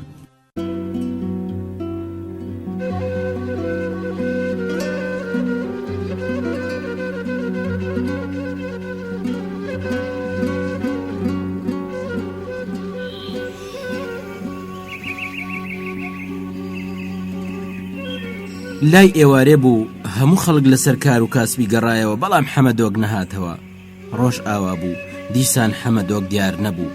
دنیا تاریک بوو بەڵام حەمەدۆک پەیدا نەبووەوە. دراوسەی دیوار بە دیواری دایکی حەمەد خات و زێنە بانگی دایکی حەمەدی کردوتی دوونە حەمەدۆک هاتەوە یاننا؟ دایکی حەمەد بە گریانەوە جوابی دایەوتی نەبەخوای خوشکێ گیان هێشتا هەتیوەکەم دیار نییە. هێشتا حەمەدم پەیدا نەبووتەوە چم لێەکەی خوشکێ تەکبیرم چییە؟ خات و زێنەب ئەو قسەی دەجاری کرد بوو دووپاتی کردەوتی گیرمە بە خوشکم هەستە بە پێیەکی سەرێکی ماڵی عەبدیخان بدا ڕەنگە لەوێ بێ هەر بەدبەختیەکیش بێ پێش هەمووان داوێنی فەقیر و هەژارانەگرێ گیرمە بە خوشکم هەستە بە پێیەکی تا ماڵی عەبدیخان بچۆ هەستە خوشکم هەستە دوونەوتی کوڕەکەم چی بەسەر هاتووە کوڕی من هاتبایەوە ڕاستە ڕێ هاتەوە ماڵێ کوڕی من پێ لە ماڵی عەبدیخان نانێ ناکە کوڕەکەم بەڵایەکی بەسەرات بێ هەر ئێستا سەرێکی ماڵی عەبدیخانە دەم بەڵکو لەوێ بێ بەڵامەش زانم ئەگەر کوڕەکەم هاتبایەوە لە هیچ شوێگیر نابوو یەکسەر ئەهاتەوە ماڵێ ڕاستە ڕێ ئەهاتە کندایکی ئێستا چم سەرێکی ئەوێشە دەم بەڵکو لەوێ بێ هەور بەری ئاسمانی گرت بوو نەمانگ بە دەرەوە بوو نەتاقە ئەستێرەیەک تاریکێک بوو چاو چاوی نادی دایکی حەمەدۆک بە کۆمەکۆم بەرەو ماڵی عەبدیخان بەڕێکەوت لە پەنجەرەیەکی بچکۆلەوە ڕووناکیەکی بچکۆلە هێندەی لە پەدەستێک کەوت بۆ سەرزەوی کاتێک گەیشتە ئەم تیشکە تەپەتەپ دڵی لێدا یەک دوو جار تفی خۆی قوددایەوە ئەلەرزی ددانی لەسەر یەکدانا نێتوانی زاری بکاتەوە دەنگێکی مردەلۆکە لە گەروی هاتە دەروتی خان خان لە بەربەری پیانت برم خان حەمەدم هێشتا نەهاتوەتەوە هاتم خەبەرێکی بزانم وتم بەڵکو لێرە بێ هاتم خەبەرێکی حەمەدی بزانم خان دەنگێکی زبر و ڕق وەڵامی دایەوتی کێ لە دەرێ بەو شەوە چ کارێکت هەیە دوو نەپارایە وتی لەسەر سەرت گەڕێم خان حەمەدم هێشتا نەهاتوەتەوە هاتم خەبەرێکی بزانم وتم بەڵکو لێرە بێ هەر ئەو دەنگە زبر و ئەستورە دیسان بەرز بۆ وتی خوا بتگرێ دوونە تۆی چ سندانێک تا منم خان دایکی حەمەدم هەر ئەو دەنگە زبرە دیسان جوابی دایەوتی وەرە ژوورێ بزانم چ سندانێک تا دوونە بەلارم لێ خۆی لە ژوورێ هاویشت عەبدیخان لە نزیک ئاگردان چوار مشتەقی لەسەر تەختێک دانیشت بوو کڵاو گەڕگەڕیە مەخمەرەکەی وەک جاران بەلایەکی سەریەوە نابوو لێوی کڵاوەکەی گوێی چەپی داپۆشی بوو کراسێکی گوڵدۆزی کراوی لەبەر بوو تەسبیحات دەرنگ درشتە کارەبایەکەی جێڕا ئەو هەمیشە بەم تەشک و دیمەنەوە لە هەموو جێک ئەبینرا چاوەکانی نە ئاسمانی بوون و نەسەوز ڕەنگی چاوی لە نێوان ئاسمانی و سەوزدا بوو سەر ڕوومەتی سوور و دەم و چاوی درێژ و باریک بوو عەبدیخان دووپاتی کردەوتی چ باسە دیسان چ بووە دوونە نەختێک داهات بووە و دەستی چەپی لە نێو دەستی ڕاستی داوشی وتی خانگیان قەزاد لە گیانم حەمەدم هەتا ئێستا لە جووتێ نەهاتوەتەوە وتم ڕەنگە لێرە بێ هاتم خەبەرێک بزانم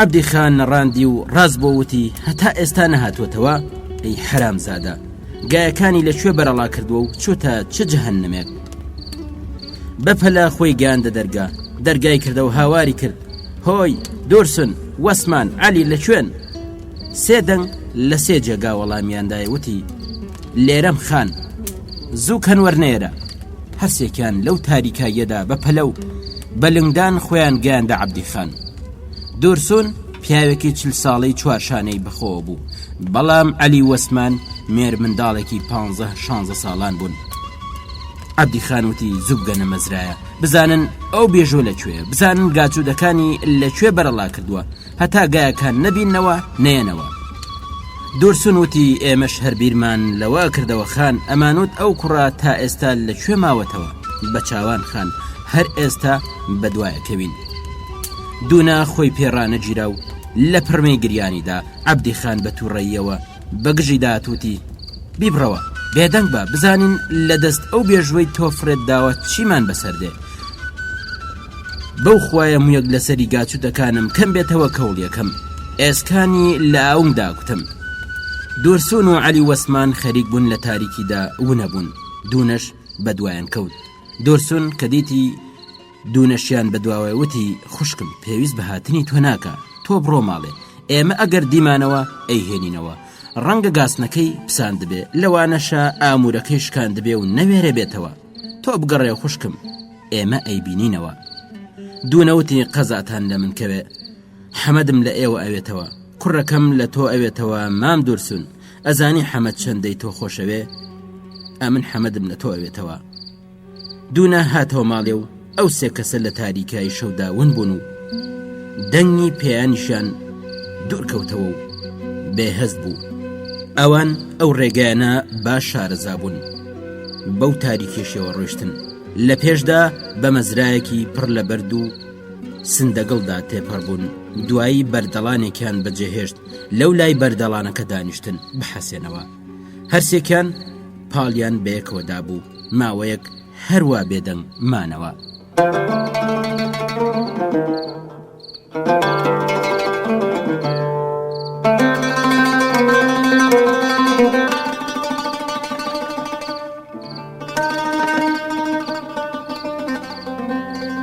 تاریکاییەکی ئەنگوستە چاو ئەرز و ئاسمانی لێک درۆ بوو، جگە لە دەنگی سیسرە دەنگێک ناهاتە بەرگوێ. لە پێشدا دورسون دەستی بە قسە کرد، بەڵام ئەو لەگەڵ کەسی نەبوو. لەگەڵ شەودا دواوتی چی بەسەر هاتووە. وەسمان وتی خوا زانێ. عەلی وتی حەمەد هێندێشتی لەکن من درکاندە بوو، وتبووی ئەمەوێ بچمە ئەو دێیە. ئەیوت ئەگەر بگەمە ئەوێ سەریشمە بڕن تازە نایەمەوە ئاسیاب چەشمە. دورسن وتی ناکە هاڵات بێ، ناکە خۆی شێت کرد بێ. عەلی بە جۆرە کە پیا و باش لێی حاڵی نابوو لە وەڵام داوتی ئەگەر ڕۆیشت بێ کارێکی چاکی کردووە. وەسمان وتی زۆر چاکیشی کردووە. عەلی وتی ئەگەر ژیان ئەوەیە کە ئێمە هەمانە بۆ ئێ نابێتەوە. وەسمان وتی ئەگەر ئێمەش توانی بامان خۆ بگەێنینە چووکوراوە ڕزگاریمانە هات. دورسون وتی چووکوراوە هێندەش دوور نییە، بەڵام خاکەکەی ماشەڵڵا وەک زێڕ وایە. کارکردن و گیان کێشان لە هەموو جەیەکەیە، بەڵام لە چووکوراوە کەس کاری بەکاری تۆ نییە. بۆ خۆت ئاغای خۆت و ڕەعیەتی خۆتی، بۆ خۆت کار بکەی کەس حەقی بەسەرتەوە نییە. چووکوراوە پەمۆیەک دێنێ، ئەگەر سەیری مەزراعەکەی پێت وایە پەڵاهۆری لەسەر ڕاوەستاوە، هەتا ئەتوانی پەمۆ خڕکەوە و لە جەواڵی ئاخنە. هەر جەواڵی دەقڕۆشت ئەدەنێ و منەتیشە بن. هاوینێک لەوێ کار بکەی 5 هێندەی شەرتی ساڵێکی عەبدیخانت دەزەکەوێت. هەر لەو نزیکانە شارێکێ پێ ئەڵێن ئەدەنە، بەڕاستی چ شارێک ئەڵەی بەهەشتا. بەڕۆژ ئەڵەی خۆرە ئەدرەوشێتەوە و بە شەویش ئەڵەی گەوهەری شەو چرایە. لە نێو ماڵەکانیدا ڕێگایەکەیە پێ ئەڵێن کۆڵان. کۆڵانەکانی ئەڵەی ئاوێنەی بێگردن، ئەوەندە پاک و خاوێنن ڕۆنیان لێ بماڵە. تەختی کۆڵانەکان ڕاست وەک ئاوێنەیە، کاتێک بەنێو شاردا ئەگەڕێی پێت وایە لە بەهەشتی خوادا ئەسوڕێەوە. هەموو ڕۆژەیە چەند جار قەتاری بەناودا ئەڕوا، ئەو بەریشی دەریایە. ئەو گەمیانەی بەنێو دەریادا تێپەڕن هەر یەکەی هێندەی دێگە بن. پاپۆڕەکانیش کە شەودادێ وەک هەتاوتیش ئاوێژن، پیاو لە تەماشایان تێر نابێ. پوڵ و پارە بەلێشاوە، هەر ئەوەندەی ئەوێ کارکەی. وەسمان وتی دنیا چەند گەورەیە. دورسون وتی زۆر. کاتێک هەڵسان دورسون خەریک بوو تعریفی دەیەکەی خۆیان یەکرد. پاش بەردەڵانەکە گەیشتنە دڕوەڵان، چەقڵە شینکە لە لاق و لە تەریان ئاڵا و بەلەکی هەڵدڕین. وەسمان وتی ئەو زەوێ حەمەد وەردیە بڕی ئەبێ ئێرە بێ، ئەمن ئێرە شارەزانیم. لە دوورەوە و لە لای ڕاست دەنگی عەلی بەرز بۆ وتی ئێرەیە ئەبێ ئێرە بێ. دورسون وەک ئەوەی باوەڕ نەکاوتی ئەوێ. عەلی وتی بەڵێ ئەبێ ئێرە بێ. بۆن بە هەواوە بکە، بۆنی زەوی کێڵدراوی لێدێ، بۆنی خاکی تازە کێڵراو ناکەی. دورسون ڕاوەستە، پاژەوەی باش بۆنی بە هەواوە کرد وتی ڕاستە. وەسمان لەو لاوە بانگی کرد ئێرە کێڵراوە، لاقم ڕۆچێ. عەلی وتی لاقی منیش. دورسون وتی ڕاوەستن با منیش بێم. ئەوان ڕاوەستان هەتا دورسون گەیشتە لایەن. دورسون وتی باشە، ئێستا بێ ئەو جێگە بدۆزینەوە کامڕۆ کێڵاوێتی وانە. وەسمان وتی شتێک نییە، ئێستا ئەیبینینەوە. عەلی وتی ئای لەو سەرمایە ڕەقەڵاتم. دورسون وتی باسی سارد و سەرما مەکە، جارێ بەکارەکەمان بکەین. وەسمان هاواری کردوتی کوزەکان هەروە خۆیانن، دیارە ئەمڕۆ جوتی نەکردووە. عەلی چوە پێشێ، ئەویش بە شەقا و کوزەکانی پێوە. وەسمان ڕاستی کرد، ئەو ڕۆژە حەمەدۆک جوتی نەکرد بوو. دورسون بە دڵسۆزی و سەرسوڕمانەوتی نەکا بەڵایەکی بەسەر هاتبێ. وەسمان وتی خەفەت مەخۆ مام دورسن، بۆ خۆت حەمەد ناناسی، شەیتانیش داوی بانادا، هیچی نابێ. عەلیش قسەی وەسمانی دووپات کردەوەتی وایە مام دورسون، تۆ بۆ خۆ دەیناسی، کەس داوی بانادا. دورسون وتی خوا بکاوا بێ، مناڵێکی هەتیوە، کوڕێکی باشیشە، خوا بکا بەڵایەکی بەسەر نەهات بێ. لە نێو کێڵراوەکە دانیشتن. وەسمان چرپ و چاڵی خڕ کردەوە و ئاگری کردەوە.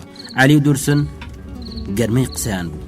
لە دەوری ئاگرەکە دانیشت بوون و هەر بیریان لە حەمەدۆکە کردەوە. هەرچی بە بیریاندا ئەهات بە یەکتریانەوت ڕەنگە گەشکەی گرت بێ و لە سوچە کەوت بێ، لەوانەشە گورگ خواردبێتی، لەوانەشە دەست هاتبن گایەکانیان بردبێ و حەمەدیش لە ترسا نەیوێرابێ بێتەوە نێودێ.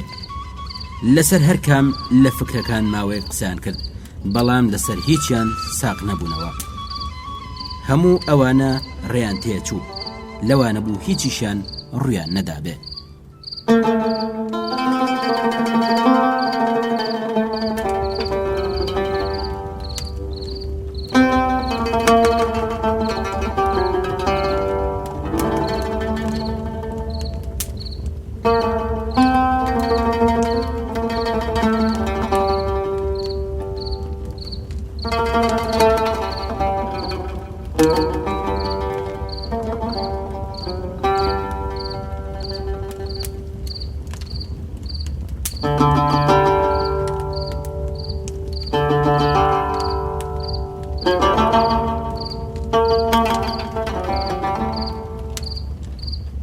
بڵێسەی ئاگەر لە دەموچاوی دورسونیدا، دەموچاوی دورسون وەک مسی سپینەکراوە سوور هەڵگەڕا بوو. لە خۆوە زەردەخەنێ کەوت بۆ سەر لێوانی. ئاگرەکە خۆش بوو، پاشان کوژایەوە. ئەمجار جگە لە چەند پشکۆیە کە وەک چاوی پشیلە لە تاریکاییدا ئەدرەوشانەوە شتێکی لێ نەمایەوە. دڵتەنگ بوون. عەلی تێی هەڵکردە گۆرانیەکی پڕ لە سۆز کە لەگەڵ تاریکایی شەو تێکەڵە بوو. وەسمان وتی باشە ئێستا چ بکەین؟ دورسون وتی بەدەستی بەتاڵ بچینەوە. عەبدی خان دەیەکە بەسەرخۆیە جێڕێ، وا باشە هەتا بەیانی هەر لێرە بین، بەیانی هەر جۆرێک بێ ئەی بینینەوە. عەلی وتی تازە نابینرێتەوە، پێم وایە چۆتە ئەو دەیە کە باسیە کرد. ئەم ڕۆژانە کردبیانە بنێشتا خۆشە، خۆ ئەزانێ ئەو دەیە لەکوێیە. دورسون پێکەنی. عەلی بۆ ئەوەی ئاگای لە ئاگرەکە بێ و نێڵێ بکوژێتەوە نەنووست. ئەوانی دیکە لە بەرتینی ئاگرەکە خۆیان مات کرد و چاویان لەسەر یەکدانا. عەلی سەیری ئاگرەکەیە کرد، لە ناکاو سەری هەڵبڕی و لە تاریکاییەوە ڕامە. عەلی لەبەر خۆیەوە قسەیە کرد، ڕۆیشتووە، ڕۆیشتنێک کە گەڕانەوەی نەبێ. ئەبێ چوو بێتە ئەو شارە کاڵێن لە شەودا وەک چلچلادا ئاگیرسێ، چۆتە ئەو جێگایە کاڵێن خاکەکەی زێڕا. وەسمان بەخەبەر هات. عەلی ئێشکی ئاگرەکەی بە ئەو سپارد و بۆ خۆی سەری لەسەر بەردێ کرد. پێشەوەی خەوی لە بکەوتی تۆ چۆنی تێگەی وەسمان؟ من ئەڵێم چۆتە ئەو شارەکە دورسون باسیە کرد. وەسمان وتی چۆتە ئەو دێیە. لەگەڵ شەبەقی بەیانی هەرسێکیان لە خەو هەستان. وردە وردە دنیا ڕووناک بوو، خۆر هەڵات سوور بوو، لێواری هەورەکانیش سوور هەڵگەڕا. ئەم جار وا ڕووناک بوو کە ئەیان توانی هەموو جێک ببینن. لەو لای چێڵگەکە چەقڵەشینکە هەتا ئاسۆی خۆرەڵات پاند بووە. هەرسێکیان لەسەرخۆ هەستانە سەر پێ و لە نێو مەزراکە ڕاوەستان. لە ڕووناکایی چێشتەنگاودا نقم بوون. سێبەری ڕەش و پڕەنگیان بۆ لای خۆر ئاوا ڕاکشا بوو. هەرسێکیان بەدەم باوێشکەوە هەڵتروشکان و میزیان کرد. لە دوایی هەروە بەخەواڵوی هەموو ئەو زەویە گەڕان کە حەمەد وەردیە بڕی. وەسمان وتی شوێنم هەڵگرت، بڕوانە شوێنی گازنەکە. گاجووتەکان بەنیر و ئامورەوە لێیانداوە ڕۆشتون. دیارە حەمەد گاجووتەکانی بەرنەداوە، ئەبێ ئەم شوێنە بگرین و بەری نەدەین. بە دوای شوێنەکە کەوتن. لە ڕێدا لە جێگایەک ڕاوەستان و دەستیان بە قسە کرد. لە قوپاوی عەرزەکەڕا دیار بوو کە گاجووتەکان بەنیر و ئامورە و لەو جێگای خەوتون. خۆر هەروە بەرزە بۆ و دەر و دەشتی گەرم دادێنا. ئەوان لە دەڕواڵانەکە چوونە دەرێ، گەشتنە چەم. عەلی لە ناکاو بانگی دورسون و وەسمانی کرد. هەردووکیان بۆ لای ئەو بەیاندایەوە. گاجووتەکان بەنیر و ئامورەوە لەوێ ئەخولانەوە. هەراسویان ئەژمێرا. یەکێک لە گایەکان خەنەی و ئەوی دیکەی ڕژ بوو. وەسمان ڕەنگی بەبەرەوە نەما. وتی حتمەن حەمەد بەڵایەکی بەسراتوە. ئەگەر ویستە بای ڕابکە نیر و ئاموری لەو بەستە زمانە ناکردەوە، حتمەن تووشی بەڵایەک بووە. عەلی وتی هیچ بەڵای بەسەر نەهاتووە. بۆ شوێنەون کە گاجووتەکانی بەرنەداوە، حتمەن چۆتە دەیەکە. وەسمان تووڕە بووتی هەر ئەڵێن دەیەکە دەیەکە، ئاخر کام دێ؟ حتمما تووشی بەڵایەک بووە. دوورسون پێکەنی وتی مەیکەنە هەرا شتان لێ قەوماوە. گایەکانیان بە پێشخۆیاندا و گەڕانەوە بۆ دێ. کاتێک گەشتنەوە ئاوایی هەتاو لە هەموو جەیەکیدا بوو. لە کێوەکەی ئەو بەری ماڵانیش مژێکی نەرم هەڵسا. خەڵکی ئاوایی بەورد و درشتەوە لە دەوری دوونە ئاڵا بوون. کاتێک دوورسون و عەلی وەسمان بەگاجووتەکانەوە پەیدا بوونەوە لەپڕ هەمویان بێدەنگ بوون و هەستانە سەر پێ. هەمویان چاویان بڕی بۆ گایەکان. دوونە بەگریان و داد و ڕۆ غاریدایە لای گاجووتەکان وتی مام دوورسون کوا کوڕەکەم حەمەدم چی بەسەر هاتووە؟ ئەمن کوڕەکەم لە تۆ ویست بوو مام دوورسون. ئەزانی حەمەدم چەندی تۆ خۆشەویست. دوورسون وتی گایەکانمان لە نزیک چەمدیتەوە بەستە زمانانە نیر و ئاموریان هەر پێوە بوو. دوونە بەسەری خۆی دادا و ئەیناڵاند و وتی کوڕی خۆم ڕۆڵی خۆم حەمەدی خۆم هەتی وەکەم لە کوێی؟ دوورسون وتی هیچی نەبوو خوشکم لە هەر کوێیەک بێ ئەی بینمەوە. بەڵام دوونە گوێی لەم قسانە نەبوو. ئەگریا و سەر و سنگی خۆی قوتاوتی ڕۆڵەکەم تاقانەکەم هەتی وەکەم. دوونە هێندە لە خۆیدا و بەسەری خۆی دادا گریا کەوت. سەر و پرچ و دەم و چاوی خۆڵایی بوو. پاشان فرمێسکی چاوی لەگەڵ تۆزی سەردەم و چاوی تێکەڵ بوون و دەم و چاوی قوڕایی بوون.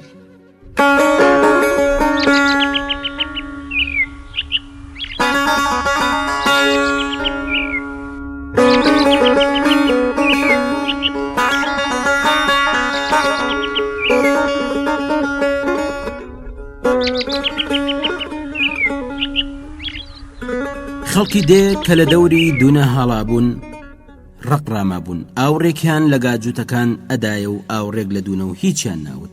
دووژن لە نێو ئاپۆراکە هاتنە دەر و چوونە لای دوونە کە لە سەرزەوی درێژ ببوو. ڕاستیان کردەوە دوونە هێندەی نەمابوو لە هۆش خۆی بچێ وەک مرد و کەوت بۆ سەر کەلەکەی ڕاستی. باسکیان گرت و بردیانەوە ماڵێ. هەر کە دوونیان بردەوە ماڵێ دەست بەجێ خەڵک کەوتنە جم و جۆڵ و قسە و باز. پێش هەمووان جەنەت دەستی پێکرد. لە نێو ئاوایی هەموو کەس ئەو پیرێژنەی بە جەنەت بارگینە ناسی. جەنەت بارگین دەم و چاوێکی درێژ و باریک و بەژنێکی زۆر کەڵەگەتیە بوو. قامکەکانی هەر یەکەی هێندەی بازقلنکەیەک درێژ بوون و وتی دوونەی بەستە زمان کوڕەکەی چی بەسەر هاتووە؟ ئەم جار ئەلیف دەستی پێکرد. ئەو ژنە خرپنە لە نێو دێدا بە بەدی و من ناوبانگی دەرکرد بوو. هەموو کەس پیان شوم بوو. ئەگەر مابایە هەتا ئێستا هاتەوە. پاشانە و قسەیە زار بەزار لە ئاوایی گەڕا و ئانوت ئەگەر نەمرد بایە ئەهاتەوە ئەگەر مابایە ئەهاتەوە ئەگەر نەمرد بایە ئەهاتەوە. ئەلیف دووبارە دەستی پێکردەوەتی لەوانەشە دوژمنانی باوکی کوشت بێتیان. جەنەت ئەمەی بەرپەرزدایوتی برای ماری ڕەشی لە ئاو ناکرد. دوژمنی لەکوێ بووە؟ لەچکی سپی و ئارەقچنی گوڵگوڵی و داوێنی ڕەنگا و ڕەنگ و پێشە سەری بە پوڵە سوور کە ڕازاوە وەک شەپۆلە هاتنە جمین و ئەم قسێ دەما و دەمگەڕا و وتی برایم ماری ڕەشی لە ئاو ناکرد. برایم ماری ڕەشی لە ئاو ناکرد. ئەم جاری تر خەڵک تێکیانەوە هاویشت. هەر کەسە قسەیەکی کرد بەستە زمان حەمەد حەیف بۆ حەمەد نەعلت لە پیاوی خوانە ناس. پاشان قسەیەکی دیکە دەما و دەمگەڕا و وەک شەپۆل بە نێو دێدا تێپەڕی. بەڵام کەس نەیەزانی ئەم قسێ لە چێوەدا کەوتووە. دوونە ئەبێ بچێتەوە شوێنە کە داڵاشی لێگەڕێ. ئەبێ ئەو جۆرە جیانە بپشکنێ. داڵاش لەسەر کەلاکێ گەڕێ. لە هەر کوێک داڵاش بگەڕێ ئەبێ بچێتەوە جێگایە کە داڵاشی لەسەرەگەڕێ. حتمەن لە تەندورەی سەرچاوێ کەوتووە. لە سەرچاوێ لە تەندورەی سەرچاوێ. ئاپۆڕاکە بەرەو خۆرڵات سوڕایەوە. مناڵ بە پێخاوسی غاریانەدا و ژنانی پێخاوسیش بەدوایاندا. لە پێشدا مناڵەکان گەشتنە دڕوەڵان. لاقی مناڵەکان لە خوێندا شەڵال بوو. بەڵام دیسان ڕایان کرد و ژنانیش چەقلەشینکیان لە جنێ و تووک و لەعنەتدا نقمە کردوتیان. خوای ڕەگ و ڕیشەتان لە بن بێ. لەو لای دڕوەڵانەکە گابەردەکان بەدەرکەوتن. مناڵانی ماندوو کە لاقیان لە خوێندا شەڵال ببوو بەجێمان و ژنەکان پێشکەوتنەوە. کاتێک گەشتنە بنچنار ماندوو بوون. پیرەچنار بە حاڵ و باڵ لک و پۆپی ئەبزاوت. لەگەڵ گوێن لە هاڕێی لە ناکاوی ئاوەکە بوو هەمویان ڕاوەستان و پاشان لێگڕا بەرەو سەرچاوەکە ڕایان کرد هەر کەس ئەگەیشتە سەرکانی چاوی ئەبریە تەندورەی سەرچاوەکە هەمویان لە دەوری سەرچاوەکە ئاڵان و یەک لە دوای یەک سەرێکی زارەکی سەرچاوەکاندا ئاو لە ژێر گابردێکی زەلام بەنەڕنەڕ و کەف پرژاندن دەرەپەڕی چەند گەڵای وشک لە تەندورەی سەرچاوەکەدا بە دەوری خۆیاندا ئەسوڕان بەڵام دوور ناکەوتنەوە ئاو لە تەنیشتی چەپی سەرچاوەکە حەوزێکی گەورەی دروست کردبوو ماوەیەکی زۆر بە بێدەنگی لە ئاوەکەەوە ڕامان هەتا جەنت خاتون بە قسە هاتووتی ئەگەر مناڵەکە لەکانی کەوتبایە لانی کەم جارێک ئەهاتەوە سەر ئاو دیسان هەموو کەوتنەوە جم و جۆڵ و ئەم قسێ زار بەزار لە نێویاندا گەڕا لانی کەم جارێک ئەهاتەوە سەر ئاو مردوو لە ژێر ئاودا نامێنێ دێتەوە سەر ئاو ئەهاتەوە سەر ئاو هەمویان بە شەکەتی و ناوئومێدی بەرەو دێ بەڕێکەوتن لە گەڕانەوەدا ژنەکان لە پێشەوە بوون و مناڵەکان لە دوایان مناڵەکان جارجار خەریکی یاریە بوون لە گەڕانەوەدا پێکەوە ناڕۆشتن بە پەرش و بڵای و تاق و هەمویان بەلارم لێ بەرەو ئاوایی ئەگەڕانەوە لەو ڕۆژەوە دوونە بە گریان و ناڵاندنەوە نەخۆش کەوت دوونە لەبەر تاو لەرس وەک تەندور داگیرسا و کچەکانی ئاوەدانی پێی ڕاگەیشتن پاش چەند ڕۆژ دوونە لە جێی هاتە دەر هەردوو چاوی سوور هەڵگەڕابوو ببوونە دوو گۆمی خوێن و بە پەڕۆ کونێکی سپی نێو چاوانی ڕابست بوو ڕۆژێکانم خەبەرە لە ئاسیاب چەشمەدا بڵاو بووە دوونە دەم لە نان و ئاو نادا ڕۆژ تا ئێوارەی لە سەرکانی دانیشتووە و چاوی بڕیوەتە تەندورەی سەرچاوەکە چاوەڕوانە کە جەندەکی کوڕەکەی بێتەوە سەر ئاو ئەم خەبەرە ڕاست بوو دوونە هەموو ڕۆژێ بەری بەیانە چۆ سەرکانی و هەتا ئێوارێ چاوی لە تەندورەی سەرچاوەکە ناگوێستەوە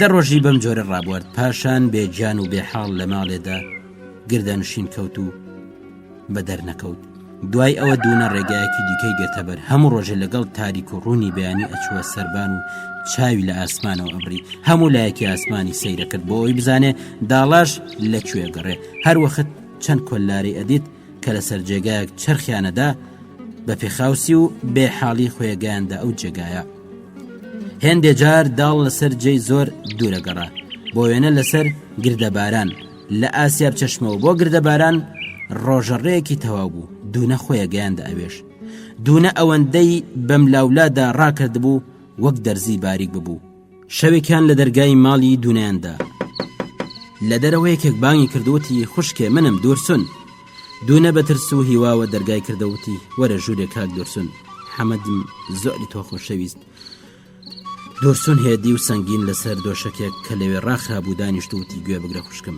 دڵی من ناڵێ حەمەد مردووە حتمەن ماوە پێم وایە سەری خۆی هەڵگرتۆ ڕۆیشتووە ئەگەر مابێ ئەمن ئەیبینمەوە دوونە ئەژنۆی سست بوون و لە پەنا دوورسون هەڵتروشکاوتی خەزاد لە گیانم کاکە گیان ناکە خەبەرێکت لێی هەبێ دوورسنوتی ناخوشکی خەبەرێکم لێ نییە بەڵام دڵم خەبەرەدا کەماوە دوونە پاڕایوتی ئۆه بە قوربانی زارت بم مام دوورسنوتی من بە دوایەکەوم لە هەر جێک بێی بینمەوە هەر ئەوەت پێڵێم کە دڵم ناڵێ مردووە حەمەد ماوە دڵم وا خەبەرەدا وەختێک دوونە دوورسونی بەڕێکردوتی لە تۆ بۆ لاو کەسم نێ مام دوورسون هەوڵ خوا و پاشان تۆ ئەگەر خەبەرێکی حەمەدم بۆ بێنی ئیدی هیچم لە خوا ناوێ ئەتۆ برا گەورەی منی مام دوورسون ئەمن تەنیا خەبەری ساغی و سەلامەتی کوڕەکەمم ئەوێ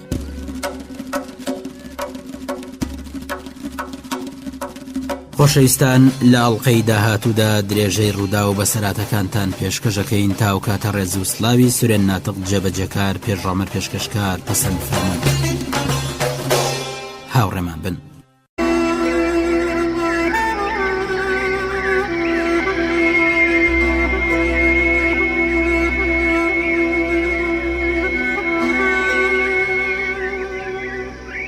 هاوین داهات وەختی دروێنە بوو گەرما گاڵەیە کرد بە گەرمای چوو کوراواڵێن زەردە گەرما و بە گەرمای دەوروبەری تۆرۆزەڵێن سپیە گەرما سپیە گەرمای تۆرۆز داهات بوو حەمەدۆک لەو ڕۆژەو کە هاتبوو ئەم ماڵە ڕاستە کە کردویانە شوان بەڵام بە کوڕی ئەم ماڵە ئەژمێردرا سڵەمانیش ئەوی وەک گیانی خۆی خۆشەویست کەچی ئەم ڕۆژانی دوای وەزئی حەمەدۆک بە تەواوی گۆڕابوو ئیدی حەمەدۆک ئەو مناڵەزیت و دەم بە پێکەنینەی جاران نەبوو مێژ لە بەردەمی خۆی هەڵنەفرێ هەمیشە لە فکردا بوو. ئەو کات کە تازە هاتبوو گۆرانی ئەوت و زۆر چاکی شێوت، دەنگێکی بە سۆزی هەبوو، بەڵام ئەو ڕۆژانە دەنگی گۆرانیەکانیشی ناهات.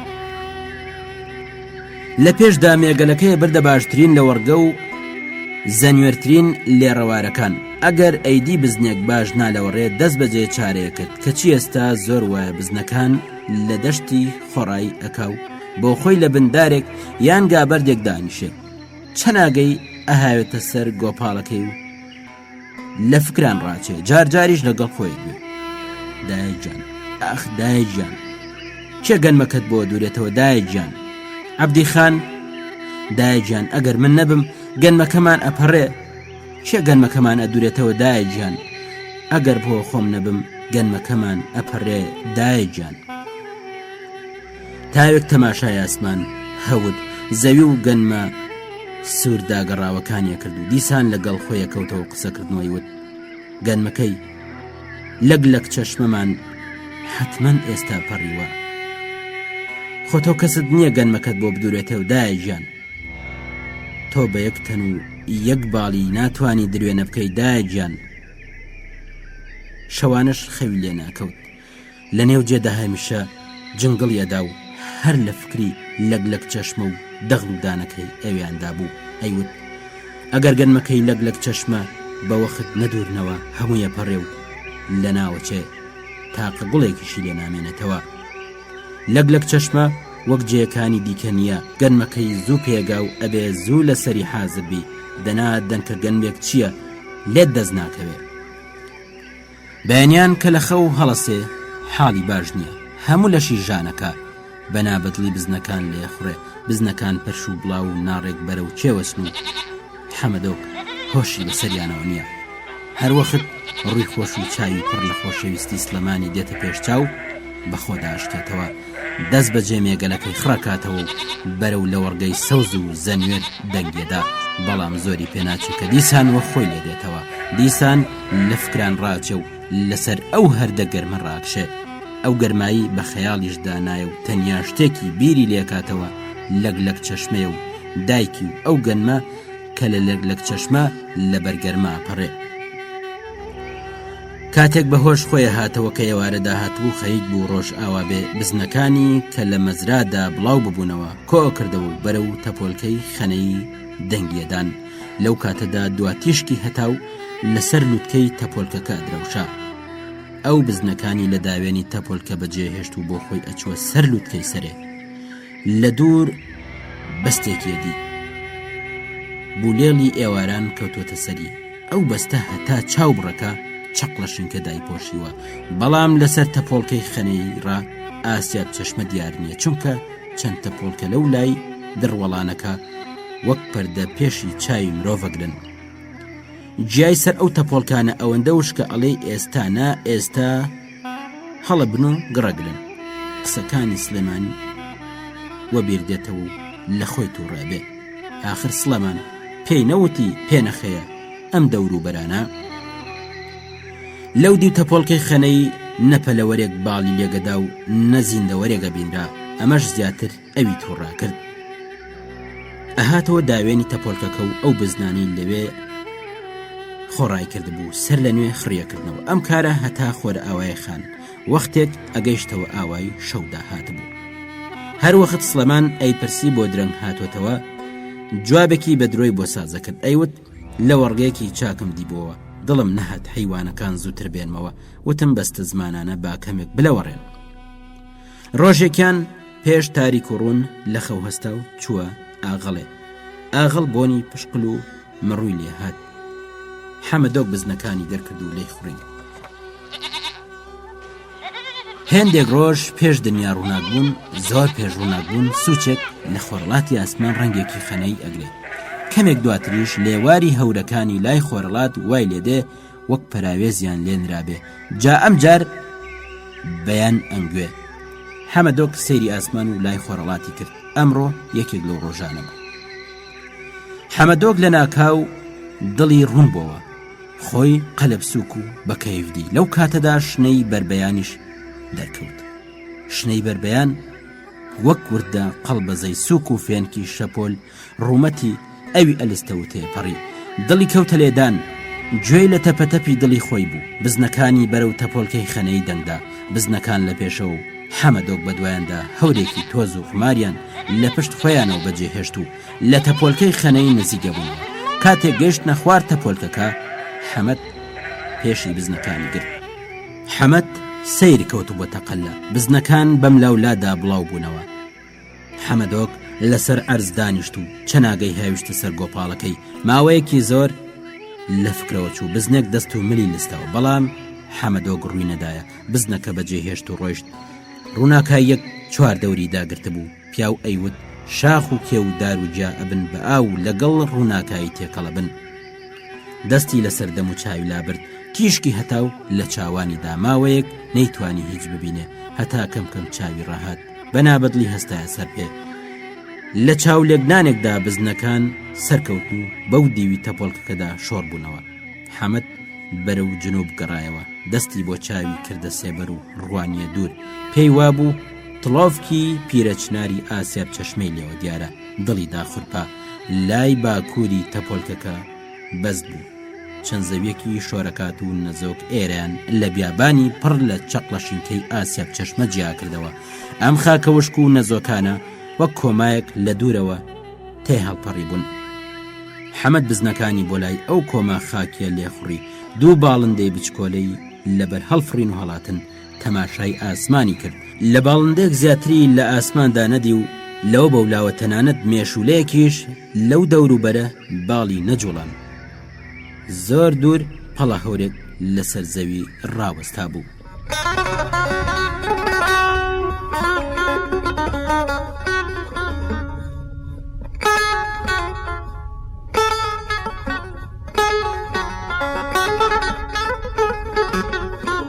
لە ناکاو لە تەنیشت ئەو کۆما خاکیە مەزرایەکی بچکۆلەی لێ دەرکەوت لە نێو ئەو مەزرایە تارماییەک دوولا ئاهاتە و ڕازەبەوە بەنابەدڵی مێگەلەکەی بۆ لای ئەو لێخوڕی کاتێک گەیشتە نزیک مەزراکە ئەو تارمایی لە دوورەوە چاوی پێکەوت بوو دیت و ناسیەوە ئەو حەسۆ پیرە پیاوێک بوو کە خەڵکی ئاوایی پیان ئەوت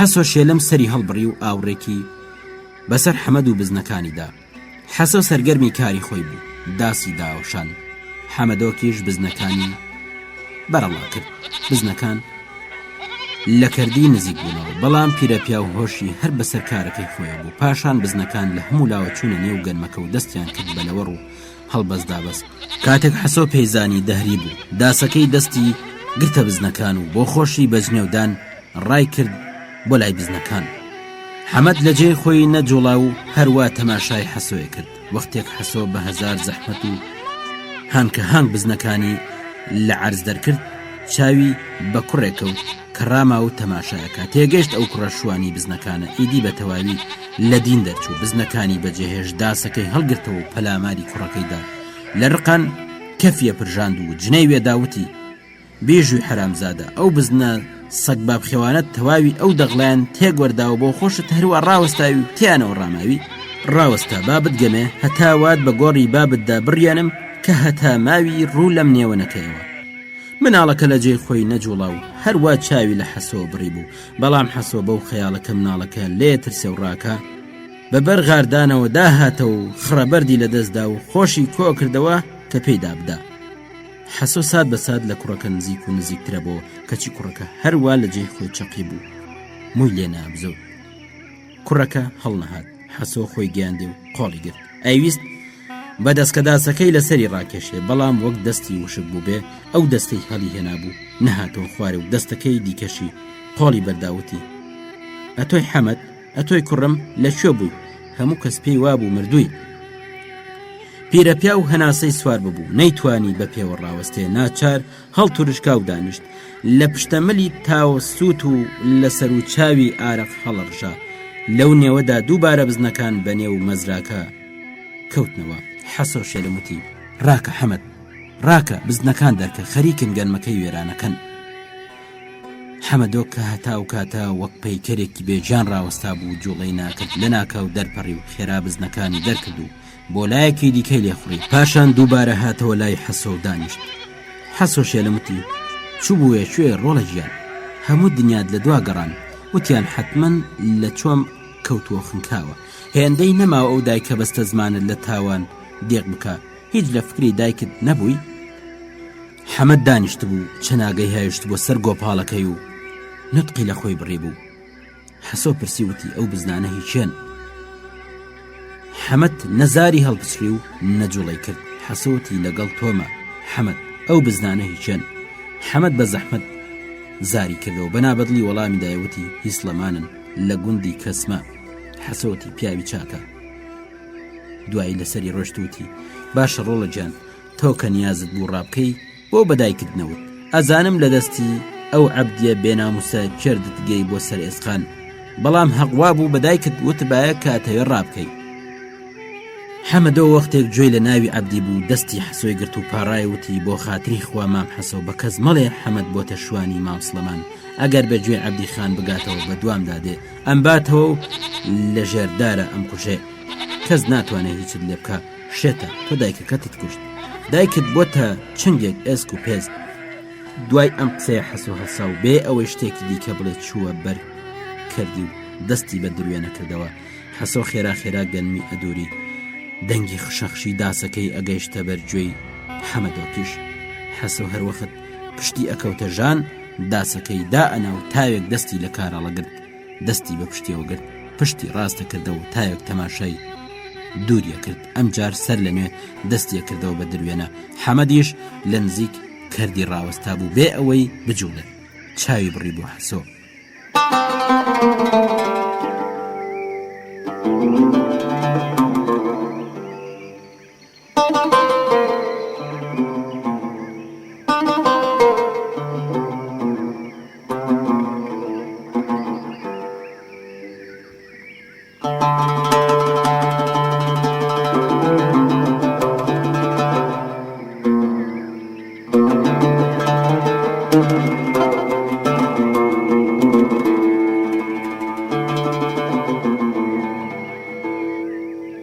خۆر بەرەو کەلە پۆشۆر بووە، سێبەرەکان لەبەر هەتاوی ئێوارێ درێژ بوونەوە. حەمەدۆک سەیرێکی هەتاوی کرد، خۆر سوور هەڵگەڕا بوو، جاوگوڵ نیوە هەتا و نیوە سێبەر شەپۆلیانەدا. حەمەدۆک بێەوەی ئاگای لە خۆی بێ بە چەند شەقاوێ خۆی گەیاندە لای حەسۆ. حەسۆ خێرا خێرا داسی داوەشان. کاتێک گەیشتە لای حەسۆ دڵی تەپە تەپ لێدا. حەسۆ بە دەنگی خشپەی هەنگاوەکانی سەری هەڵبڕی و چاوی پێکەوت. حەسۆ لەو دەمە و ئێوارێدا بەو ئارەقە کە لە سەر و چاوی هەڵەڕژا ڕەش دیار بوو، چاویان بەیەکەوت. حەسۆ بە ماندووی لە چاوەکانی حەمەدۆکەوە ڕامە. حەمەدۆک سەری داخست و چەند هەنگاوی دیکە بەرەو حەسۆ هەڵێنایەوە و دەستی گرتوتی مام حەسۆ بیکە بە خاتری خوا و پێغەمبەر بە هیچ کەس مەڵێ کە منت دیوە، بە دایکیشم مەڵێ. پاشان دەستی حەسۆی بەردا بێ ئەوەی ئاور لە دوای خۆی بداتەوە، ڕای کرد و خۆی گەیاندەوە بزنەکان. کاتێگەیشتەوە تەپۆڵکەی خەنەی خۆر ئاوا ببوو. حەمەدۆک شەڵاڵی ئارەق بوو، دیار نەبوو بۆچی حەمەدۆک لە ناکاو دڵخۆشە بوو. پاش تاوێک دڵی تەنگ ئەبووەوە، گەیشتە سەر لووتکەی تەپۆڵکەکە. لەوێ ڕاچاوی بڕیە مەزرایەک کە زۆر دوور لە نزیک کۆما خاکێکە دیار بوو. لە ناوەڕاستی مەزراکەدا هێشتا تارماییەکی بچکۆلە بەدیەکە. کاتێک حەسۆ گەیشتەوە نێودێ، زەردەخەنەیەک لەسەر لێوانی دیار بوو، وەک ئەوەی شتێک بزانێ و نەیەوێ بە کەس بڵێ. وەختی وابوو لە پنای کەسێک ڕاوەستا و زەردەخەنەیەکی هاتێ، کەس تێی ناگەیشت. ئەو ڕاستە ڕێ چووە ماڵی دوونا. دوونا لەبەر دەرگا دانیشت بوو کە حەسۆ پەیدا بوو. حەسۆ تەماشای دوونەیە کرد و پێکەنی. دوونا هیچ لە مۆزە حاڵی نەبوو. حەسۆ بۆ خۆی پیاوێکی دەم پێکەنی نەبوو. کەم کەس پێکەنینی لەسەر لێوانی دیتە بوو، سەری لە مولەویش نادا، هەتا ئەمڕۆ سەری دوونەشی نەدا بوو. ئەو هەموو ڕۆژێ لە ماڵی ڕاستە ڕێ ئەچووە مەزرا و لە مەزراش یەکسەر ئەهاتەوە ماڵێ. ئەو ڕۆژانە کە نەش ئەچوو مەزرا، حەسۆ لەبەر دەرگای ماڵێ بە بێدەنگی لەسەر حەسیرێک دانیشت. تەزبیح یان بادی و کەوچک و تەشی لە داری کاز دروزە کرد و بە چەقۆ ئەی نەخشاندن. حەسۆ هەروە تەماشای دوونەیە کرد و پێکەنی و هیچی ناوت. دوونەش لە مۆزعا تێما بوو، نەیەزانی بڵێ چی. یەک دوو جار هەڵسا و دانیشتەوە و سەرنجاموتی بەخێر بێ کاک حەسۆ، فەرموو دانیشە.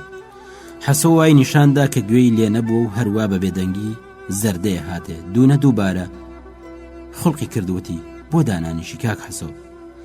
زەردەخەنی حەسۆ ڕاوەستا و لەسەر خۆوتی دوونە هەموو گیانی بوو بەگوێ. حەسۆ لەسەری ڕۆژتوتی مزگەنیم ئەوێ دوونە، مزگەنیم ئەوێ. دوونە پێکەنی و پاشان بە پەلە قاژە کەوت. دوونە لەرزیوتی مزگەنیت لەسەر چاوەکانم کاکە گیان. حەسۆتی ئەمڕۆ کوڕەکەتم دیدونە. دوونە نەیتوانی هیچ بڵێ، زمانی گیرا بوو، وشک ببوو. حەسۆ درێژەی پێداوتی ئەمڕۆ کوڕەکەت هاتەکن من، ماشەڵڵا گەورە بووە، قەڵەویش بووە. دوونە ناڵاندی وتی لەبەرزارت مرم کاک حەسۆ، مزگەنیت لەسەر چاوم، لەسەر سرم. دوونە باوەڕی ناکرد، تاوێک بێدەنگ بوو، سەر لە نوێ دەستی پێکردەوە. ئۆخوایە لەبەرزارت مرم کاک حەسۆ، بەڕاستی تا مزگەنیت لەسەر چاوەکانم، لەسەر سرم کاک حەسۆ. پاشان دانیشتن و حەسۆ ئەوەی دیتەبووی بۆ دوونەی جێڕایەوە. دوونە لە خۆشیان حاڵی نەبوو، لەم سەری ژوورەکەەوە ئەچوە ئەو سەری و ئەگەڕایەوە. سەعاتێک پاشتر ئەو خەبەرەی حەسۆ هێنابووی. دەماودەم لە نێو ئاوای داگەڕا، ژن و پیا و پیر و لاو مناڵ هەموو لە ماڵی دوونە خڕبوو بوونەوە. شەوقی مانگەشە وەڕژایە سەربانی سواخ کرا و ئەو خەڵکە کە لە دەوری ماڵی دوونە کۆببوونەوە. خەڵک کەوتبوونە باس و خواس و جم و جۆڵ. ئەو هەرا و هەنگامە و تێکەوە هاویشتنە لە ناکا و مات بوو. ئیدی کەس قسەی ناکرد، هەموو سەریان بۆ لای شیمال وەرجێڕا. سوارێک نزیک ئەکەوتەوە، ڕەختی زینی ئەسپەکەی لەبەر تیشکی مام ئەدرەوشایەوە. سوار نزیک بووەوە، دڕێی بە ئاپۆڕای خەڵکدا. لە ناوەڕاستیان جڵەوی ئەسپەکەی کێشا و ڕاوەستە. هاواری کرد دوونە. دەنگی کزەڵەوکی ژنێک لە نێو ئاپۆڕاکە وەڵامی دایەوتی فەرموو عەبدی خان. عەبدی خان وتی خەبەرێکم بیستووە. ڕاستە دوونە هاتوو لە پێش لمبۆزی ئەسپەکە ڕاوەستا وتی حەسۆ شێلم حەمەدی دیوە، ئەو خەبەری بۆ هێناوم. عەبدی خان وتی کوا ئەو شێلمە لە هەر کوێیەکە بێتە ئێرە. لە نێو خەڵکەکەدا بوو بە جم و جۆڵ و حەسۆ لێرە نییە. حەسۆ کەنگی هاتوتە نێو خەڵک هەتا ئێستا بێ. دنیا خراپ بێ حەسۆ لە ماڵێ نایەتە دەر. خان بڕیاری داوتی لە هەر کوێیەکە بیهێنن. هەتا حەسۆیان هێنا، هیچ کەس نوتقی لێوە نەهات. پاش تاوێک حەسۆیان هێنا، کراس و دەرپەیەکی سپی لەبەردا بوو. دوو کەس باڵیان گرتبوو. بە ڕاکێش ئەیان هێنا لای عەبدی خان. حەسۆ خۆی ڕابسکاوت و جنەی وێداوتی ئاخر چ سندانێک لەسەری داوە کە بەم نیوەشەوە ناڵن خەڵک بخەوێ. چیتان لە من ئەوێ قوڕم ساغینا، بۆ لە کۆڵم نابنەوە. عەبدی خان وتی من داوام کردی. حەسۆ نەرمی کردەوە و داینەواندوتی بێشەرەفانە بۆ پێم ناڵێن خانکاری پێتا. پاشان ڕووی کردە خان وتی تکایە لێم ببوورە خان. عەبدی خان پرسی وتی حەسۆ ئەڵێن ئەمڕۆ کوڕی دوونەت دیوە؟ حەسۆتی بەڵێ خان، بە دوونەشم وت. خان وتی ئێستا بۆ مجێڕەوە بزانم. کاتێ حەسۆ دەستی بە جێڕانەوە کرد، خەڵک لە دەوری ئاڵان. حەسۆ هەموو بەسەراتەکەی بەیەکەم و زیاد جێڕایەوە. تەنانەت باسی ئەوەشی کرد کە چۆنی داس لە بزنەکان ئاڵاندووە و چۆن ویستویە بەدەست کە داسەکەی لەسەری حەمەدۆک ڕاکێشێ. عەبدی خان لە دین دەرچووتی ئاوا سڵەمان پیاوی من فریوەدەی و ئەیکەی بە شوانی خۆت، ئەمە یەکەم جارت نییە کە پێ لە بەڕێی خۆت زیاتر ڕاکێشی. باشە هەتا بە خزمەت دەگەم لە بیرت نەچێ. ئەوە هەر ئەو جەنابی سڵەمان کەسمەیەیە. حەسۆتی بەڵێ خان. عەبدی خان بانگی دوونەی کردوتی دوونە سبێنێ چم ئەیهێنمەوە. ئەمەی وت و ئاو زنگی لاسپەکەیدا و خەڵک لە دواوە بۆڵەیەکیان لێهات. عەبدی خان کە بە چوارناڵ ئەسپی لنگەدا لەبەر دەرگای ماڵی سڵەمان ڕایگرتوتی سڵەمان لە ماڵێ بوو. هاتە دەرێ. کاتێک چاوی بە عەبدی خان کەوت، ڕەنگی بەڕۆوە نەما. عەبدی خان ئەسپەکەی بۆ لای سڵەمان دەنگدا. کاتێک لێ نزیک کەوتەوە لەسەر ئەسپەکەی داهاتەوە وتی خەجاڵت نابیەوە سڵەمان، شەرم ناکەی؟ واد لێ هاتووە نانخۆرەکانی من فریو بدەی؟ ئافەرین سڵەمان، پیاوی زۆر لە تۆ پیاوتر تا ئێستا نانوێراوە قەرە لە قەرەی من بدەن. لە تۆ مل ئەستورتریش نانتوانیوە بە دەوری ماڵی عەبدی خاندا بێن. ئێستا تۆ شەرم لەو ڕیشە سپێت ناکەی و نانخۆرەکانی من فریوەدەی؟ سڵەمان وتی خان ئێستا دابەزە، فەرموو بحەسێەوە هەتا بۆت باس بکەم. عەبدی خان وتی پێت لە ماڵێ نانێم پێم بڵێ ئەو هاتیوە لەکوێیە. سڵەمان وتی تۆ خۆت ماندوو مەکە خان بۆ خۆم ئێستا ئەچم ئەیهێنمەوە. عەبدی خان وتی نەخێر غەمی منت نەبێ جێکەیم نیشان بدە. سڵەمان ملی بەلاوە ناو وتی باشە خان فەرموو با بڕۆین. سڵەمان کەوتە پێش ئەسپەکە و بەڕێکەوتن هەتا گەیشتنە مێگەل. نە سڵەمان قسەی کرد و نە عەبدی خان. کاتێ گەیشتنێ حەمەدۆک لە بن بەردێک دانیشت بوو لە فکرەوە چوو بوو. حەمەدۆک وەختێک سەیری کردن هەستە هاتە لایەن. حەمەدۆک لە دیتنی عەبدی خان هیچ نەشڵەژا و بەسەر خۆی نەهێنا.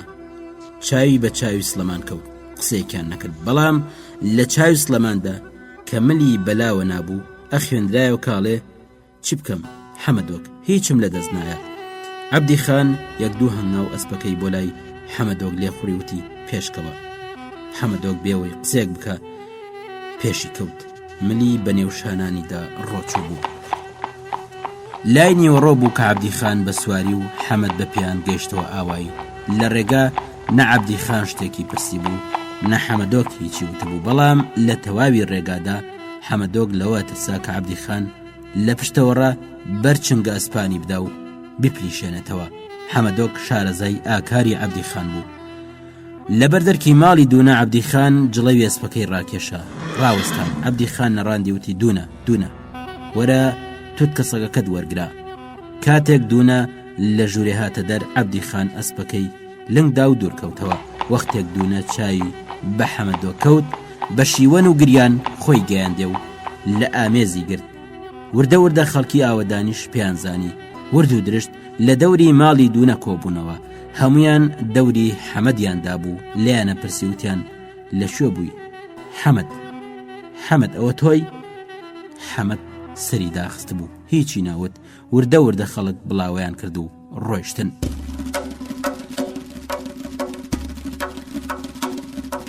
خۆشەویستان لە ئەڵقەی داهاتوودا درێژەی ڕوودا و بەسەراتەکانتان پێشکەشەکەین تا و کاتە ڕێز و سلاوی سورێن ناتق جێبەجێکار پێشڕامەر پێشکەشکار پەسەند فەرموون.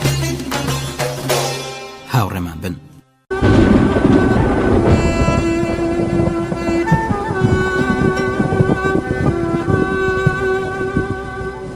حەمەدۆک گوڵە گەنمەکانی خڕکردەوە. کاتێک دروێنیانە کرد بارانێک باری بوو لاسکی گەنمەکەی پێکەوە نووساند بوو. ئێستام لاسکە گەنمانە تۆزێکیان لێ هەڵەسا وەک خاکە خەڵوزی ڕەش. حەمەدۆک کە لەبەری بەیانیەوە کێشەی کردبوو وا ڕەش بوو نەت ئەناسیەوە تەنیا ددانی سپیەچوو. کاتێک کاری حەمەدۆک تەواو بوو کڵۆشەکە لە نێو جۆخینەکەدا ببووە تەپۆڵکەیەکی زەلام. حەمەدۆک ماندوو بوو چوو لەبەر هەتاو لەسەر گازی پشت ڕاکشە. مێرولە لە نێو کڵۆشەکە ئەهاتنە دەر و بەرەو جێگایەکی دوور لە دوای یەکتردا قەتارانە بەست. حەمەدۆک قۆڵی لەسەر چاوانی درێژ کرد و ماوەیەکی زۆر هەروە لەسەر پشتی ڕاکشا. چەند ڕۆژ بوو کاریە کرد. لە پێشدا بە تەنیە گەنمەکەی دروی بووەوە. مەزراکەی لەگلەک چەشمان پڕ لە چەقڵەشینکە بوو. پاشان لەگەڵ دایکی گەنمەکەیان بەست و خڕیان کردەوە. ئەم جار جێران کرد. جێرەکردنەکە چەندین ڕۆژی کێشا. حەمەد هێن کەس ببوو تەنیا چنگێک ئێسک و پێز مابووەوە. دەم و چاوی چرج ببوو پێستی شل ببوو. لەبەر هەتاو ڕەشدا گیرسا بوو. لا ڕوومەت و چاوەکانی چوبوون بە قوڵە. ئەو بارگینەی جەنجەڕەکەی ڕاکێشا کەمێک لەولاتر بە دەوری جۆخینەکەدا ئەسوڕا. ئەو حەیوانە ئەوەندە لەر بوو کە پەراسوی ئەژمێردرا. پیر لەوانە بوو 15 ساڵیش زیاتر بێ. مێژ لەسەر و چاوی ئاڵا بوو. ڕاست لە ناوەڕاستی ملیشی برینە پیسکەیەکە بوو. چڵک و چێم و خوێناو لەو برینە هەڵچۆڕا بوو. تۆزی خەرمانیشی لێنیشتە بوو. مێشە ڕشکەی زلزل لەسەر ئەو برینە ئەنیشتن و هەڵەفرینەوە. لای نیوەڕۆ بوو. حەمەدۆک تەنیشتا و تەنیشتی کرد. دەستی بە نێو چاوانی داهێنا و مستێک ئارەقی ڕەش لە نێو چاوان و دەم و چاوی هەڵڕژایە سەرزەوی. لاسکە گەنمەکان لە هەموو جەیەک وەها لە بەرتیشکی هەتاو ئەبریسکانەوە چاویان لەبەر هەڵنە ئاهات. هەر لەو شوێنە کە لەی خەوتە بوو لە پشت سەمەڵەکەوە سەیرێکی بارگینەکەی کرد. چەند لەگلەکێک لە دەوری بارگینەکە ئەفرین. ئەو لە تەماشای لەگلەکەکان نقم ببوو. بەدەستیش ڕێگای مێرولەکانی بەست. مێرولەکان بەسەر دەستیدا تێپەڕین. بە زەحمەت توانی ڕاست بێتەوە و دانیشێ. سەری بە ئەژنۆی ڕاستی کرد و لە فکرەوە چوو. پاش ماوەیەک هاتەوە سەرخۆی، دەستی لەسەر زەوی دادا و لەسەر خۆ هەڵسا. مێرولا بەسەر شان و مل و سەر و چاویدا ئەهاتنەوە چوون. مێرولەکانی لەسەر و چاوی کردەوە فڕێدان. بارگیرەکە لە پەنا چڵە دردوکێک ڕاوەستا بوو، لە تۆز و خۆڵدا ون ببوو، خەریک بوو لاقێکی پێشەوەی ئەنستەوە. بە زۆر بارگیرەکەی هێنایەوە سەر جۆخین و جەنجەڕەکەی پێوە بەستەوە. حەیوانی بەستە زمان هێزی نەبوو بەسەر سەمەڵەکەدا بسوڕێ. حەمەدۆک لە جەنجەڕەکە هاتە خوار و هەوڵیدا بە پێ لەگەڵ بارگینەکە بەسەر سەمەڵەکەدا بگەڕێ. بارگیر جار بەجار لە پێکەوت و لە نێو کڵۆشەکەدا خەوت. حەمەدۆک زۆری بەزەی بەم حەیوانەدا هاتەوە، بەڵام نەیەزانی چی بکات. بارگیر ئارەقی دەرکرد بوو، سەر تاپای لەشی لە تۆزێدا ڕەشداگیرا بوو، بە جۆرێک پشووی سوار ببوو کە بەستران و کرانەوەی قەوەزەی سنگ و پەراسۆکانی بە چاوە بینرا. هەموو لمۆز و سنگ و ملی حەیوانەکە لە کەفێدا ون ببوو. حەمەدۆکیش شەڵاڵی ئارەق بوو. لەسەر تاپای لەشی حەمەدۆک و بارگیرەکەی ئارەق هەڵەچۆڕا. ئارەق ئەچووە چاویانە و چاویان ئەبرژایەوە. بۆنی مڕووی مەزرایی شێداریش بەری هەناسەیان یەگرت. پاژەوەی ماوەیەک بەکەوتن و هەستانەوە بە دەوری جۆخینەکەدا گەڕان، کڵۆشی خەرمانەکە شکا و لەسەر زەوی پان بووەوە. ئێستا جێرەکە ئاسانتر بوو. سەمەڵەکە لە ژێر چەرخی جەنجەڕەکەدا بە قرچە قرچ تێگەشکا وردە بوو. لای نیوەڕۆ کڵۆشەکە تەواو ورد بوو. لاسکەکان دانیان پێوە نەما بوو، بریسکیانەدا. ئێستا تۆزێکی ورد و ڕەنگ زێڕین بە ئارامی لە ژێر چەرخی جەنجەڕەکە بەرزەبەوە. ئەم تۆزە ئەچۆنی و چاوی حەمەدۆکەوە و چاوەکانی ئەبرژاندەوە. ئەم تۆزە بۆنێکی لێهات، بۆنی شتێکی سوتاو. لەولاتر پیاوێک گەنمەکەی لەسەر جۆخێنی خڕە کردەوە. لەولای ئەویش یەک دوو کەس دیار بوون کە جەنجەڕیان لێخوڕی. لەمانە زیاتر لەسەر تاسەری ئەم دەشتە هەزار بە هەزارەدا شتێک نابینرا. دەمولێوی حەمەدۆک لە گەرما وشک بوو. بارگیرەکەشی لمبۆزی گەیاندە بۆ سەر گوێزینگی و وەک کەلاک بە دەوری جۆخینەکەدا سوڕا. حەمەد لەسەر جەنجەڕەکە دانیشت بوو، لە فکران ڕاچوو بوو، تەماشای هیچ جێیەکیشی ناکرد. لەگلەک لە نزیک و دەوروبەری خەرمانەکە چرخیانەدا. حەمەدۆک خەوی لێکەوت بوو. بارگین جاروبار لمبۆزی لەنێو خوێنەکە ڕاکرد و چنگێک سەمەڵی ئەجووی، بەڵام چونکە بێزار و لاواز بوو، سەمەڵەکە بەلالغاویدا ئاهاتەوە خوار. حەمەدۆک باکی بە هیچ شتێک نەبوو، هەتاو لە سەریەدا. جارێکیان لەسەر جەنجەڕەکە هەستا و تەماشایەکی دووری لای ئاوەدانی کرد، هەتا چاو بڕەکە هیچ دیار نەبوو. ددانی لە چی ڕەوبردن و لە بن لێوانەوتی ئەو دایکەم. قەرار بوو دایکی ئاوی بۆ بێنێ. دەمی وشک بوو، دووبارە بە ئەسپایی لەسەر جەنجەڕەکە دانیشتەوە. بارگیرەکە ڕاوەستا و لمبۆزی لە خوێنەکە ڕۆکرد، بەڵام حەمەدۆک فکری لە جەیەکی دیکە بوو. پاش ماوەیەک پێیزانی و هەوسارەکەی ڕاکێشا. هەیها گیان، هەیها.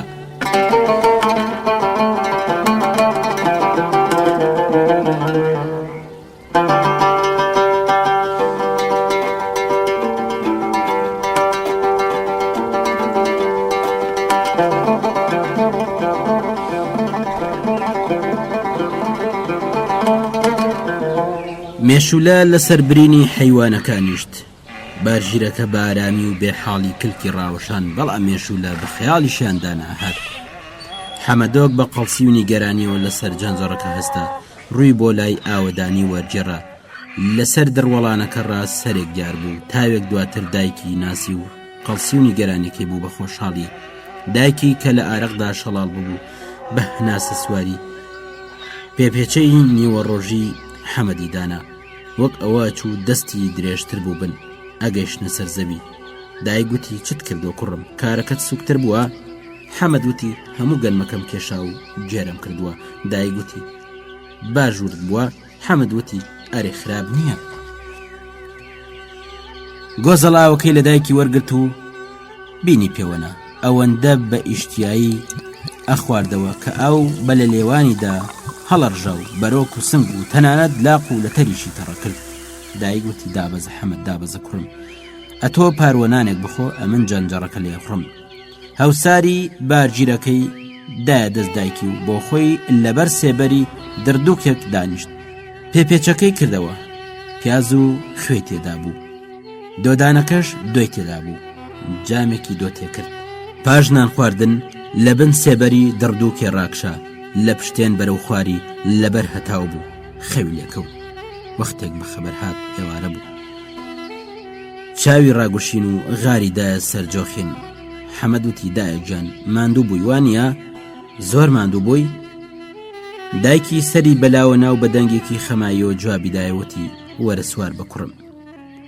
2 ڕۆژ دواتر خەرمانەکان شەن کرا و سوور بوو. ڕۆژی چوارەم سوورەکان کەو کرد، دەنکە گەنمەکان لەبەر هەتاو ئەتروسکانەوە. ئەو ڕۆژە نەیانتوانی خەرمانە هەڵگرن، گەنمەکە لەسەر جۆخین مایەوە. هۆیەکەشی ئەوە بوو کە هێشتا عەبدی خان نەهات بوو مەڵکانەکەی بەرێ. ئەو شەوە حەمەد و دایکی هەتا بەیانی لەگەڵ تەپۆیان ملبەملەیان کرد و ئێشکیان لە خەرمانەکە کێشا. سبەینێ هەتاو گەرم بوو، بەڵام عەبدی خان دیار نەبوو. بوو بە نیوەڕۆ دیسان پەیدا نەبوو. لای ئێوارێ بوو کە خۆی و 3 کەس لە پیاوەکانی بە سواری ئەسپ هاتن. ئەسپی پیاوەکان جەواڵیان پێوە بوو، دوونە لە دیتنی سەر و چاوی ترسا. زۆر لە مێژ بوو، لە نزیکەوە ئەیناسی دەم و چاوی دوونە کە وەک چەرمێکی ڕەش و چرچەڵۆک بچوو چرستر و گرشتر بوون. عەبدی خان بەدەسەڵتەکاندن بانگی دوونەی کرد، دەستوری بە پیاوەکانیشیدا 3 بۆ ئێمە 1 بۆ دوونە.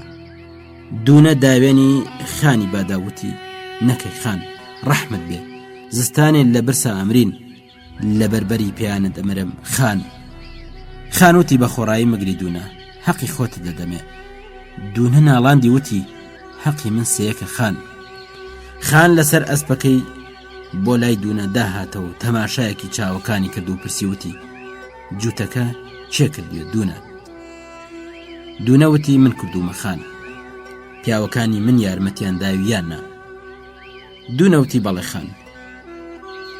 خانوتی دوونە گوێ بگرە پێت بڵێن، ئێستا بە کوڕەکەت بڵێ جارێکی دیکە نەکا بڕوا و بچێ لە لای سلەمان ببێتە شوان. دوونە سپی بوو، خان ئەسپەکەی دەنگدا و ڕۆشت. دوونە هەر ئەوەندەی پێکران لە پشتەوە هاوار بکە و بڵێ بە قەرەواشت بم خان، قەزاد لە من کەوێ ڕەحمم پێ بکە. پیاوەکانی خان دەستیان کرد بە پێوان، 3 کیلە بۆ خان و کیلەیەک بۆ دوونە. بەشی خان زۆر و زۆرتر بوو، بەشی دوونش کەم و کەمتر بوو بە کۆیەکی بچکۆلە. دوونە تەماشایەکی ئەو کۆگەنمەی کرد کە جەواڵەکانیان لێپڕە کرد و دەستی کرد بە تووکردنوتی ڕەبی لە گەرود نەچێتە خوار، ئیشەڵڵا ئەیدەی بە دکتۆر و دەرمان، خوایە هەمووی بدەی بە شووتی و لە بن سەرتی دانەی.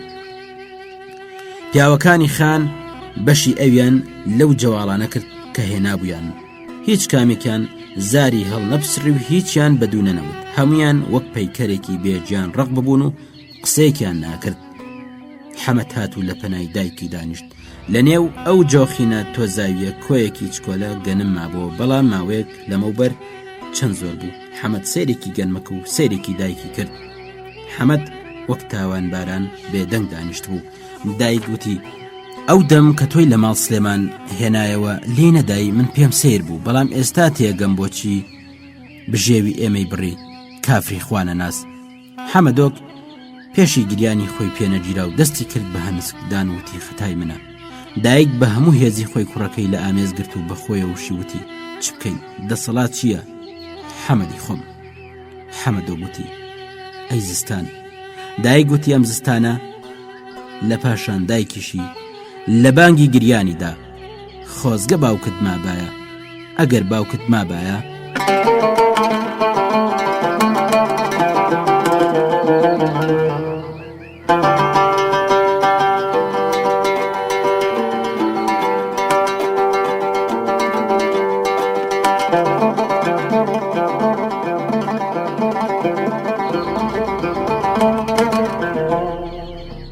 تاقمانگایەکیان هەبوو. مانگاکان ئەم ساڵزا بوو، گۆلکەنێرێکی لەبەر بوو. ئەگەر حەمەدۆک جێگای تاقە کیلە گەنمێکی زەوی هەبوایە، بە تاسەوە چاوەڕوانی ساڵی دواترە بوو کە دیسان مانگاکان بزێ و گۆڵکەنێرێکی دیکەی ببێ. گۆڵکەنێرێک کە لەوانە بوو ساڵی دواتر ببێ وەک خەیاڵێک لە مێشکی حەمەددا ئەجوڵا. بەڕاستی چەند خۆش بوو. هەردوو گۆلک پێکەوە گەورە بوون، ئەبوونە جوتەگایەکی شاخکەوانی لە نێو زەوی و زارێکی هەزار بە هەزاردا جوانەگا تۆڕن بە زووی و بە ئاسانی نایەنە بەرنێر. بەڵام ئەگەر حەوسەڵەت هەبێ و لەگەڵیان لەسەر خۆبی زوو فێرە بن و بەستە زمانانە وا ڕایەن ئەبنە بەرخی دەستەمەوە. ئەگەر زەوی دەڕوەڵانە لێی مەترسە، ئەگەر هەموو ساڵێک بێکێلی چەقلەشین کە ساڵێک ئەڕوێتەوە ساڵی دواتریش سەر هەڵەداتەوە، بەڵام ساڵی سێم خاشە بڕەبێ هەر ئەوەندەی ئەوێ زەویەکە هی خۆت بێ. تووکی گۆلکەساوە لە ڕۆژەکانی هەوڵدا کە تازە بووە سوورێکی مەیلە و تاریکە، بەڵام دوایی ڕەنگی زەر دەبێ و ئەم جارە بێتە خەنەیەکی تاریک.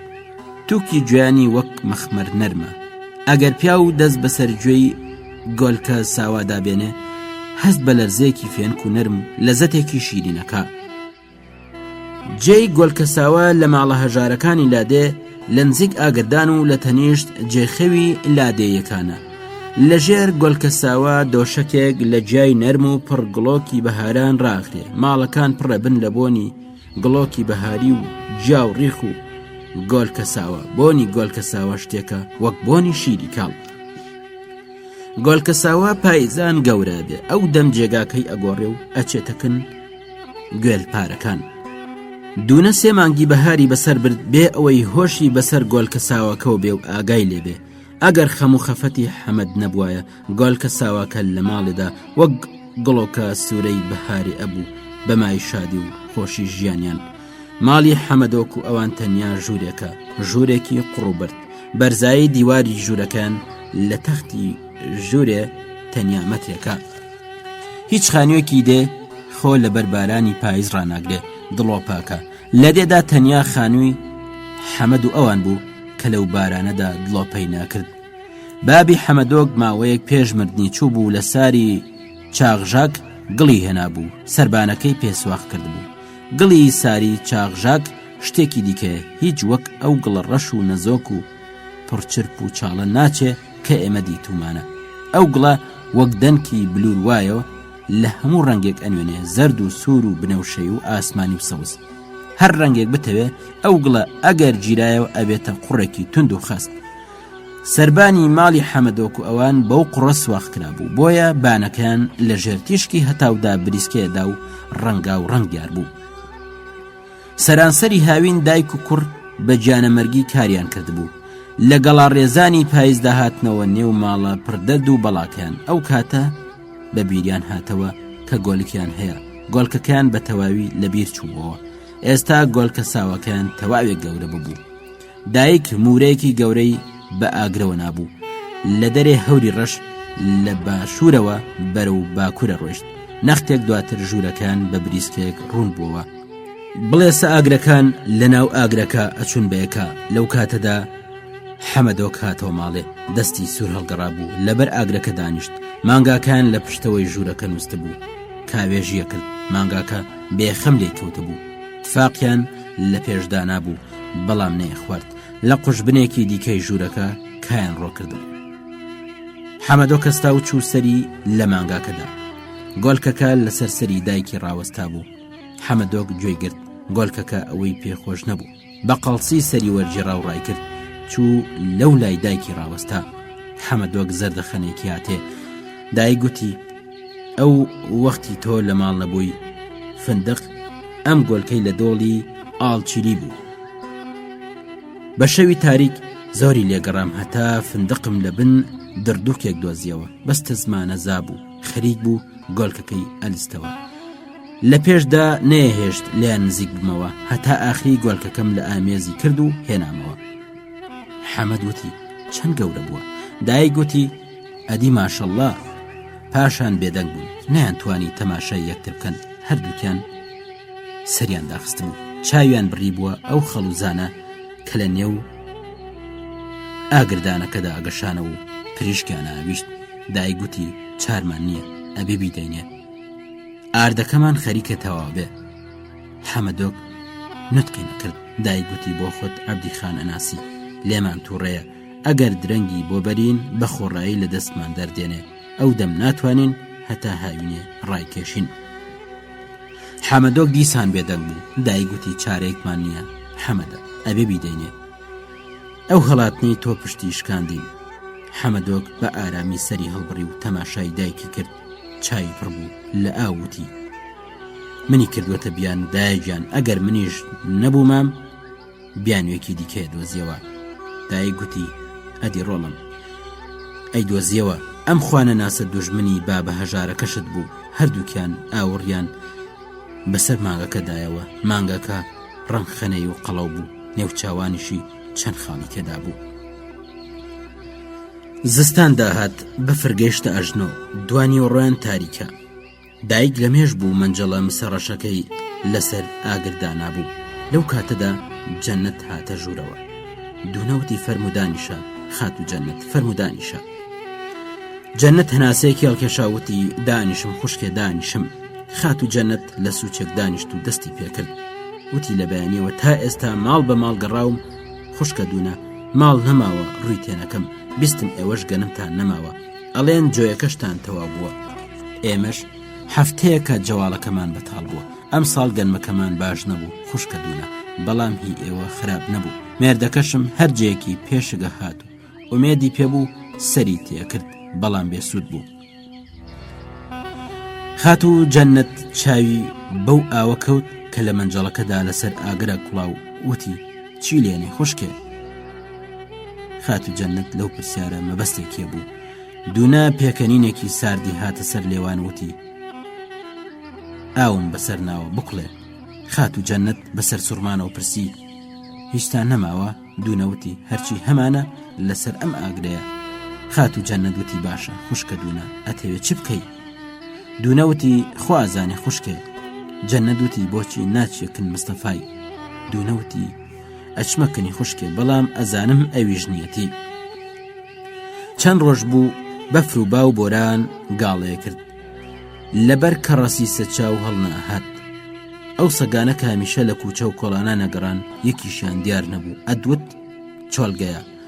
هەموو دێنشینەکان دەرگیان داخست بوو. لە تەواوی ئاوایدا زیندەوەر ناجوڵە. هەرکەس لە ماڵێ مانگایەکی هەبوو.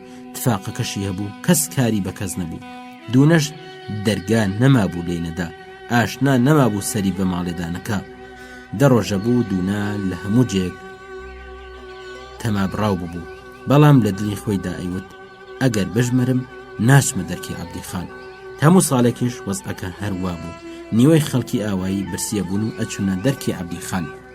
دوونا نەیتوانی لەوە زیاتر خۆی ڕاگرێ. ئەگەر هەر بۆ خۆی بواە بە هیچ قیمەتێک ناچوە دەرکی عەبدیخان. بەڵام کوڕەکەی چی؟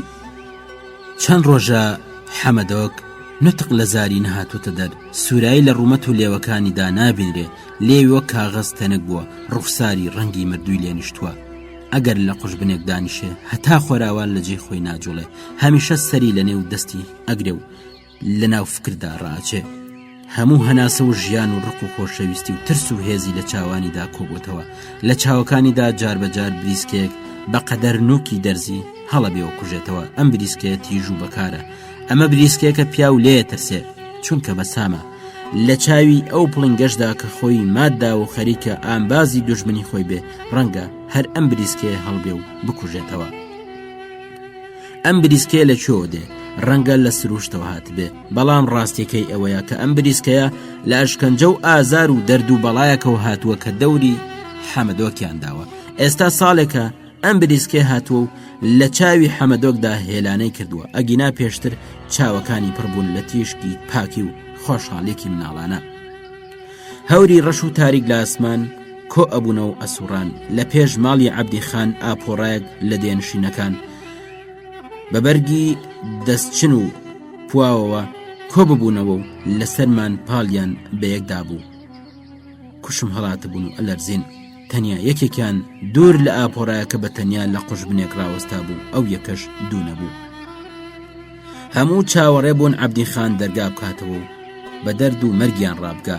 لەو کاتەدا دەرگا کرایەوە. عەبدیخان بە ڕیشێکی بزنانە و تەزبیحێکی دەنگ گەورە و کڵاوێکی تووکە وشترەوە دەرگای کردەوتی دیسان برسیتانە ئاپۆڕای دێنشینەکان نتقی لێوە نەهات. عەبدی خان چاوی بە دوونە کەوت کە دوور لە هەمووان لە سوچێک ڕاوەستا بوو. نەڕاندی وتی دوونە ئەتۆ بە چ ڕێکدا هاتووی؟ هەر بەوێدا بڕۆ ماڵی خۆت. دەنکە گەنمێک چییە نادەمێ دوونە. هەتا ئەمڕۆ کەس نەیوێراوە لەم دێیە لە دەرکی من بڕۆ و ببێتە شوانی کەسێکی دیکە. هیچ کەس لە نانخۆرەکانم نەیانوێراوە کاری وا بکەن. دوونە ئەو سەربزێویە هەر کوڕی تۆ کردوێ. دوونە باشترە تۆ بگەڕێ و بچێەوە ماڵێ. پاشان ڕووی کردە ئەوانی دیکەوتی ئێوە بە دوام داوەرن. دەستی لە گیرفانی شەرواڵە فش و فۆڵەکەی ڕاکرد و چەپکە کلیلێکی دەرهێنا. دەفتەرێکیشی لە گیرفانی چاکەتەکەی دەرهێنا و ڕۆشت. پاش تاوێک دوونە هاتەوە سەرخۆی و بە زەحمەت بانگی کردووتی خان ئەو هەمووی بستە مناڵێکە مێڵە برسی بین. خان ڕاوەستا ڕووی کردە دوونە. خەڵکەکەش ڕاوەستان. خانوتی دوونە باشت گوێ لێ بێ. لەو ڕۆژەوە خۆم ناسی و هیچ کەس نەیتوانیوە لە ئاسیا بچەشمە ڕابکە و بچێتە دەیەکی دیکە ببێتە شوان. لە مەولاش کەس ناتوانێت کاری وا بکە. ئەتۆ لە ڕێی خۆت بڕۆ بچۆ ماڵێ دوونە. کاتێک عەبدی خان دەرگای ئەمباری کردەوە بۆنی گەرم و تۆزاوی گەنم هاتە دەرێ. خان لە پێش ئەمباری ڕاوەستا و ڕووی لە دێنشینەکان کردوتی باشتان گوێ لێ بێ. هیچ کەستان حەقی نییە دەنکە گەنمێک بدا بە دوونە ئەبێ لە برسا بمرێ. هەتا ئەمڕۆ هیچ کەس لە ئاسیا بچەشمە لە برسا نەمردووە. بەڵام دوونە ئەبێ بمرێ یان ئەگەر شتێکی هەیە ئەبێ بیفرۆشێ. ئەگەر ببیسم یەکێکتان گەنمی داوە بە دوونە یەک پێتانەوە ئەگەڕێم و ئەو گەنمەی بە قەرزم داونێ لێتانە سێنمەوە. حاڵی بوون چیموت دێنشینەکان وتیان بەشی خۆمان ناکە هەتا بیدەین بە دوونە. بەشی خۆمان ناکە چما هەمووی چەندە هەتا بەشی دوونەشی لێ بدەین.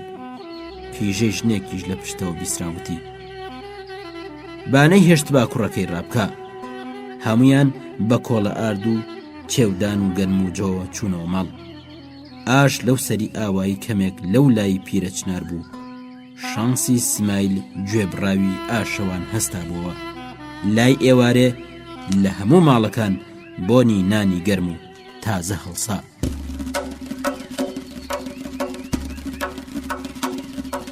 خۆشەویستان لە ئەڵقەی داهاتوودا درێژەی ڕوودا و بەسەراتەکانتان پێشکەشەکەین تا و کاتە ڕێز و سلاوی سورێن ناتق جێبەجێکار پێشڕامەر پێشکەشکار پەسەند فەرموون.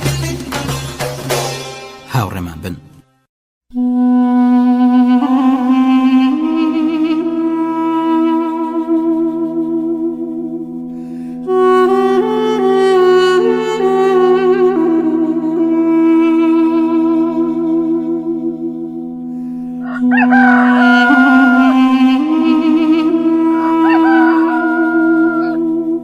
دوورموش عەلی ڕاست 6 ساڵ تەمەنێتی بە خۆترین پیاوی ئاسیا بچەشمەی وەک چناری پیر ساغ و بەهێزکار سەر و ڕوومەتی زەلام و چاوەکانی چکۆلن بە هەموو عمری خۆی پێڵاوی لە پێناکردووە. پێستی ئەستور و ڕەش و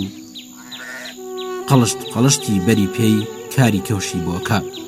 لاقی زۆر گەورن گەورەترین کەوشی دنیای بۆ بێنە بە پێوە ناچێت. تەنانەت کارەی لاقی ئەویش بەدەست ناکەوێت. بەڵام ئەگەر پێی خۆش بێ ئەتوانێت کالە لە پێ بکە. ئەگەر کەسێک لەو بارەیە و پرسیاری لێ بکە وەڵامێک وەرناگرێتەوە. دوورموش عەلی تەنیا جنێوێگەدا و ئەڕوا. ژنێک هەویریە شێلا یەکێک گونکیە بڕی و یەکێک نانیە کرد و یەکێک لەسەر سێڵ ئەیبرژان. نانی ئەستور و زەرد و سووری سێڵێ لە لای ڕاستی نانکەرەکە هەڵچنرا بوو. عەلی یەک دوو نانی بە ئیشتیاوە خوارد. پاشان چاوی پڕ بوو ڕووی کردە خێزانی وتی ژنەکە نانەکەم بە گەرودا ناچێ. خێزانی بەسەر سوڕمانەوە پرسی وتی بۆچی عەلی چ قەوماوە؟ عەلی وتی خەمی ژن و مناڵی برایممە نەدی ئەو عەبدیە خوانە ناسە چی لێکردن دوێنێ یەک دەنکیشی گەنم نەدانێت. ژنەوتی بەست زمانانە ئەگەر برایم مابایە. عەلی وتی عەبدی بە هەموو ئێمەشی وتووەکە. ژنەوتی بیستومە چی وتووە. عەلی وتی ئاخر چۆن وابێ لە دەیەکی وا گەورەدا دوو کەس لە برسا بمرن و کەسیش بە خەیاڵی دانەیە. عەلی تووڕە بوو ئەینەڕان دەنگیە گەیشتە ئەو سەری ئاوایی. پاشان ڕووی کردە خێزانی وتی هەستە ژنەکە هەستە بوخچێک لەم نانە بپێچەوە تورەکێکیش پڕکە لە ئارد ئەمەیە بیبەم بۆ ژن و مناڵی برایی. ژنە لەبەر نانی هەڵسا و دەست و داوێنی خۆی تەکان. عەلی بە بوخچەنان و تورەکە ئاردەوە وەک دارێکی پڕ لە کوبەر بە گورجی و بە خۆشحاڵی لە ماڵێ کەوتە دەر. کاتێک گەیشتە بەر دەرگای ماڵی دوونا کەمێک ئارام بوو بووە. عەلی بانگی کردووەتی دوونا دەرگام لێ بکەوە. دوونا و کوڕەکەی لەبەر ئاگری دامرکاوی خۆیان گزداما بوون. بەرد بجوڵایەتەوە ئەوان نەئەجوڵانەوە. عەلی چەند جارێکی دیکەش بانگ کردووەتی دوونا پاش ماوەیەک بەخۆ هاتەوە و دەنگەکەی بیست. خۆی کەو کردە و هەستا. بەبێ وازی دەرگای کردەوەتی فەرموو کا عەلی. عەلی وتی هێندەت بانگەکەم بۆ جواب نادەیەوە کچێ؟ دوونەوتی وەرە ژوورێ کا عەلی. عەلی داهاتەوە چووە ژوورێ و پرسیوتی ئاگردانەکەتان بۆ کوژاوەتەوە؟ هەر ئەو بریسکەی جاران وەک نۆکی دەرزی هاتبوو لە چاوەکانی حەمەدۆکدا ئەدرەوشایەوە. کاتێک سیمای باوکانە و ڕووی بە پێکەنینی عەلی چاو پێکەوت ئەو بریسکەیە لە چاوی دانەما. عەلی بوخچەکەی داناوتی خوا کەریمە. دوونەوتی خوا کەریمە کە عەلی. عەلی وتی دیارە ڕق بوویەوە دوونا، بڕوانە کوڕەکەش ڕق بۆتەوە، بۆچی ئاگرەکە هەڵ ناکەی؟ دوونە تەماشایەکی وشکی ئاگرەکەی کردووەتی کوژاوەتەوە. هیچ حوسەڵەم نەبوو. دوونە دوو بڕداری لە ئاگرەکە هەڵبووتی ئەم عەبدیە خوانە ناسا. کاتێک حەمەدۆک ناوی عەبدی هاتە بەرژێ دیسان بریسکەکە لە چاوانیدا ئەدرەوشایەوە. عەلی وتی هەر کەس ئەو بێناموسە بکوژێ دەستی شینە بێ، جێگای بەهەشتە بێ. بابی وا نەبوو، فکری لادەیەکانیشیە بوو. پاش عەلی دووسێ کەسی دیکەش لە خەڵکی ئاوایی ئازوقیان بۆ دوو نەهێنا. عەبدی خان ڕۆحێشی لەو کارە خەبەردار نەبوو، بەڵام هەمووی ئەو یارمەتیانە هەر بەشی 15 ڕۆژیان بوو.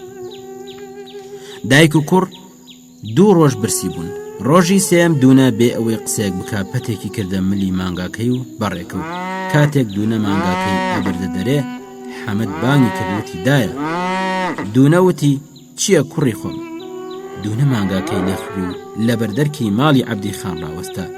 گۆڵکەکە سەری لە نێو لاقی دایکی ڕاکردبوو ئەی مژی. دوونە ماوەیەک لە بەردەرگای ماڵی عەبدی خان مەحتەل بوو. دوورسون چاوی پێکەوت و خەبەری بەخاندا خان هاتە دەرێ. دوونە سەری داخست بوو هەڵی نابڕی. چەناگە درێژ و باریکەکەی ئەلەرزی، لێوەکانی وەک لێوی مناڵ بێکاتبوون و ئەلەرزین، هەموو گیانیشی هەڵەلەرزی. خان دەستێکی بە پشتی مانگەکە داناوتی هێناوتە بیفرۆشی دوونە بێ ئەوەی سەری هەڵبڕێ وەڵامی دایەوتی بەڵێ خان. عەبدی خان بە دوورسونی وت ئەم مانگایە لە خوشکت وەرگرە و بی بە پشتیر. لە پاشان دەستی لە گیرفانی ڕاکرد، چەپکەکەی لەکەی دەرهێناوتی جەواڵت هێناوە خوشکێ؟ دەنگی دڵسۆزانە و خۆشەویستانە بوو. دوونە وەڵامی دایەوە بەڵێ خان.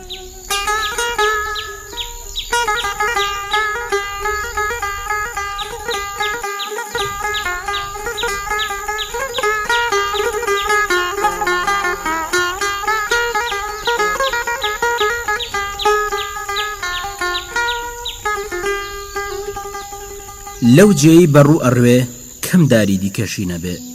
لەو جۆرە جیانە دەر و دەشت و چێ و بەندەن بەدار بەڕوو داپۆشتێ. قەدی دار بەڕوو نەوی و ئەستورە، لقەکانیشی کورت و خەپەتۆڵن. درێژایی لق و پۆپی دار بەڕوو ئەو پەڕەکەی مەترونیوەکە، گەڵاکانی سەوز و پڕڕەنگ و چڕۆپڕن. ئەو دارانە ئەوەندە تند و قایم چنگ لە زەوی گیرەکەن ئەڵێ هیچ هێزێک ناتوانێ هەڵیان کەنێ. ئەو خاکەی بەڕووی لێ ڕوێ خاکێکە نەزۆک و سپی وەک گەج، ئەڵێ سوێندی خواردووە نەهێڵە هیچ دارێکی دیکە تخۆنی مەڵبەندی ئەوێ بکەوێت.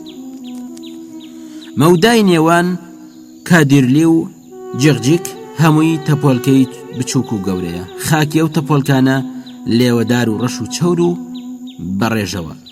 لێرە باتڵاغە لە مێژینەکانی چوکوراوە ئەبڕێنەوە. باتڵاغەکانی ئاغاچزیز کەوتونەتە خۆر ئاوای ئەو تەپۆلکانە و خۆرهەڵاتی ئێرە کاجستانەکانی تۆڕۆسە.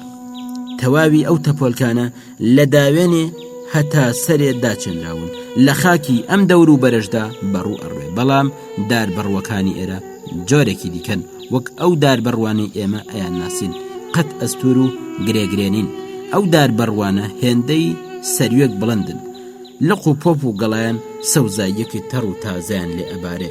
قەدی ئەم دار بەڕوانە وەک قەدی سپیدار نەرمە. ئەم دار بەڕوانە لە نێو دەغڵ و داندا نەک وەک بەڕوو بەڵکو وەک دارەکانی دیکە تێ هەڵچوون. دەڕوەڵانی چەقلەشینکە سەوزە شینە. چڵەکانی چەقلەشینکە شەپۆلێگەدەن وەک شیری سپی. سەرانسەری ئەو مەزرایە سەر لە بەیانیان شەونم لێی داوە. خاک و بەردیش سەهۆڵ دەستوێتی. لاق و لەتەری لە نێو دەڕوەڵان هەڵدڕە بوون. بە نێو ئەو دەڕوەڵانەدا جووتی لێخوری. سەرمای ئەو وەختانە سەختە. لەبەر سپیەگەرما جەنجەڕی لێخوری. لەبەر سپیەگەرما سوتا سێبەشی ئەو بەرهەمەی بە چنگونینۆک لە بنگڵی دەرهێنا بوو عەبدی خان لێستان.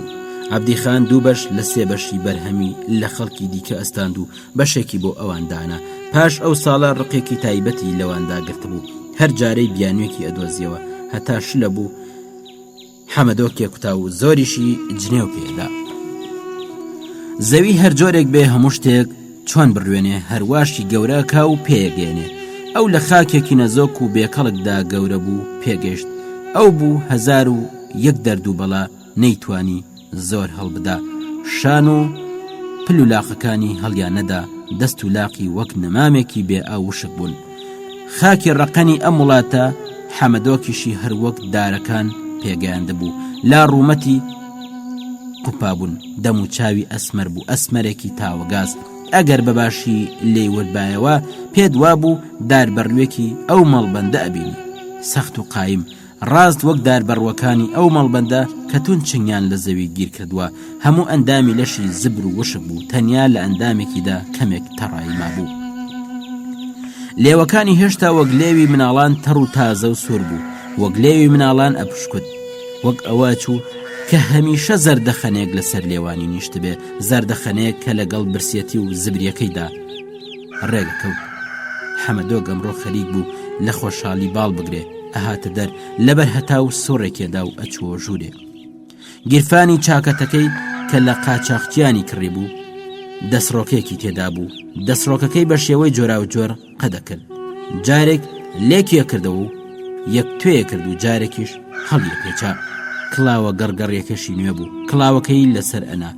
کا کۆڵە ڕەش و درێژەکانی لە بن کڵاوەکەیەوە ئاهاتنە دەر و ئەڕژانە سەر نێوچاوانی. پاشان کا کۆڵەکانی کۆ کردەوە. کڵاوە گەڕگەڕیەکەی کەمێک لە پاشتر دائنا و دیسان تەماشای ئاوێنەیە کرد. بەڵام بەدڵی نەبوو. سەر لە نوێ کا کۆڵەکەی ئەخستەوە سەر نێوچاوانی. ئاوای پێ جوانتر بوو. پانتۆڵەکەشی نوێ بوو.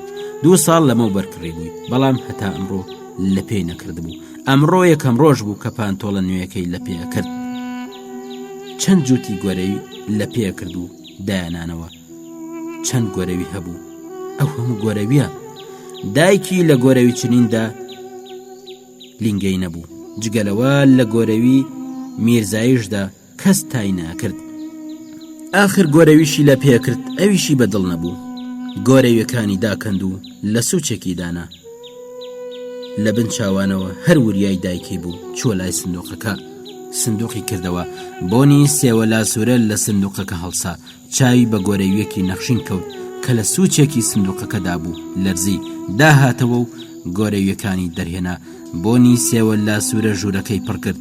کاتێک دەستی بۆ گۆرەویەکە کەوت لەرزینەکەی زیاتر بوو. شتێک بە گەرمایی خوێن بەنێو دڵیدا تێپەڕی. پێی خۆش بوو. چەند گەرم چەند خۆش و نەرم. لە تاریکایی نێو سندوقەکەدا ڕەنگی گۆرەویەکان تاریک دیار بوو. گۆرەویەکانی دەرهێنا و بردنیە بەر هەتاو. ڕەنگەکان لە بەرتیشکی هەتاو کرانەوە و گوڵیان کرد.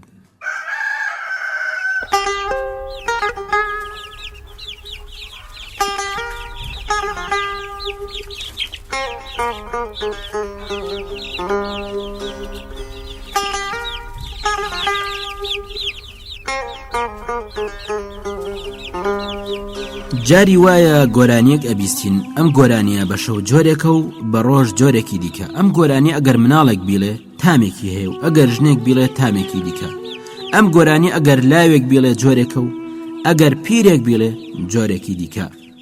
ئەم گۆرانیە لە کێو جۆرێکە و لە دەشت و دارستان و دەریا جۆرێکی دیکە. تامی جۆرا و جۆری هەیە. سەر لە بەیانی جۆرێکە و نیوەڕۆ و ئێواران جۆرێک و کاتی خۆر ئاوا و ئەوانە جۆرێکی دیکە. ئەم گۆرەویە نەخشینانش ڕاست وەک ئەو گۆرانیان بە گەرمایی گۆرانی چنراون. زەرد و سوورەکەیان سەوز و ئاسمانی و نارنجی و شینەکە و هەموو ڕەنگەکانیان تێکەڵ بوون و گەرمایی و نەرماییەکیان هەیە. هەر مەپرسە ئەم گۆرەویانە بوونە شتێک وەک ئەوین، وەک خۆشەویستی. ئەم گۆرەوی ئەوینە، ئەم گۆرەویە دابێکی زۆر کۆنە. بە خۆڕایی نییە وەختێک حەمەدۆک دەستی لێدا دەستی ئەلەرزی. بە خۆڕایی نییە کە وەختێک لەبەر هەتا و چاوی پێیکەوت شتێکی تونتر لە لەرزین ڕایتەکان. لەسەر ئەم جۆرە گۆرەویانە نەخشی دوو باڵندە چندرێ. دوو باڵندە کە دەندووکیان پێکەون و ساندووە هەر ئەڵێ یەکتر ماچەکەن. پاشان نەخشی دوو داری قەت باریک، هەر کام لەم دارانە تەنیا گوڵێکیان دەرەکرد، گوڵێکی زۆر گەورە. دارەکان لە تەنیشت یەکتر چنراون و گوڵەکانیان ڕوومەتیان پێکەوەلکاندووە، هەروە بزانە خەریکن یەکتری ماچەکەن. پاشان بەنێو ئەو دوو دارەدا ئاوێک تێپەڕێ وەک چۆڕی شیر. ئەم جۆگەلە چکۆلەیە چەند گابەردی سووری لەمبەر و ئەوبەر هەن، چ ڕەنگ و تیشکێکی جوان لەم دیمەنە هەڵسێ.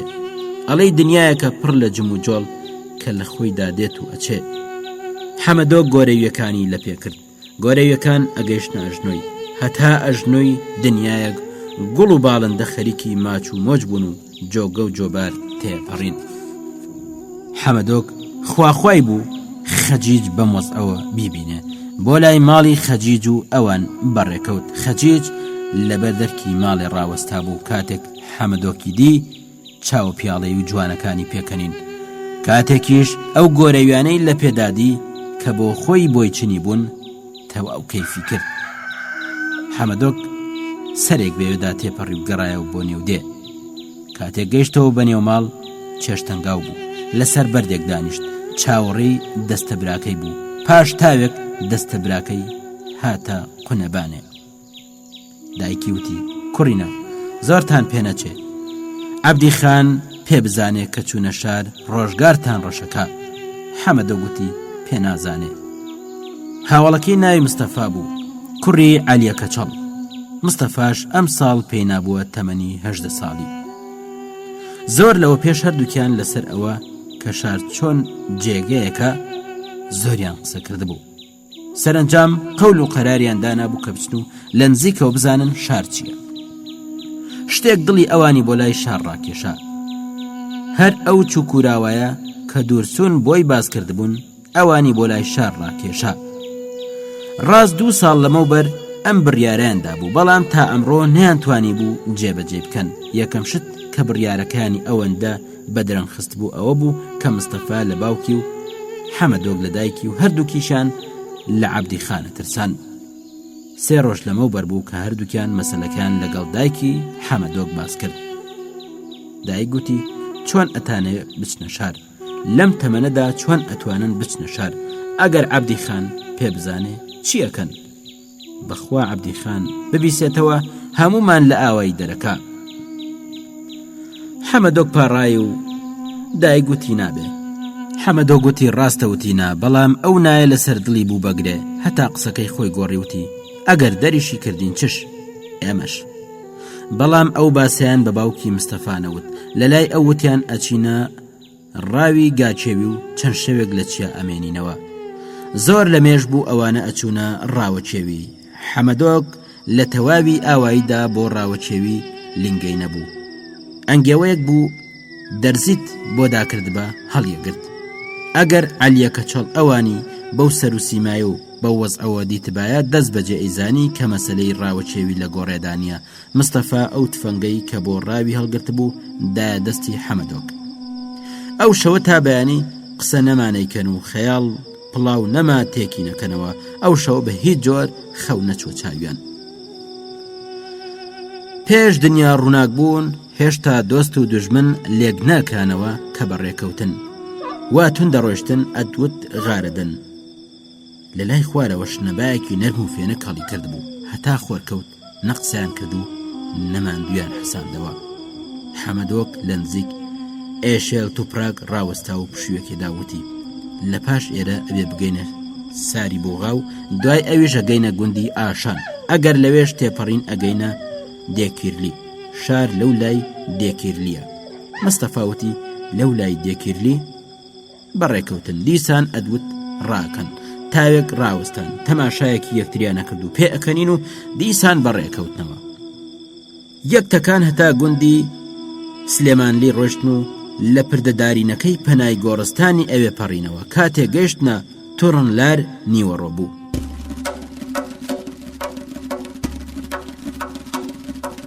خۆشەویستان لە ئەڵقەی داهاتوودا درێژەی ڕوودا و بەسەراتەکانتان پێشکەشەکەین تاو کاتە ڕێز و سلاوی سورێن ناتق جێبەجەکار پێشڕامەر پێشکەشکار پەسەند فەرموون هاوڕێمان بن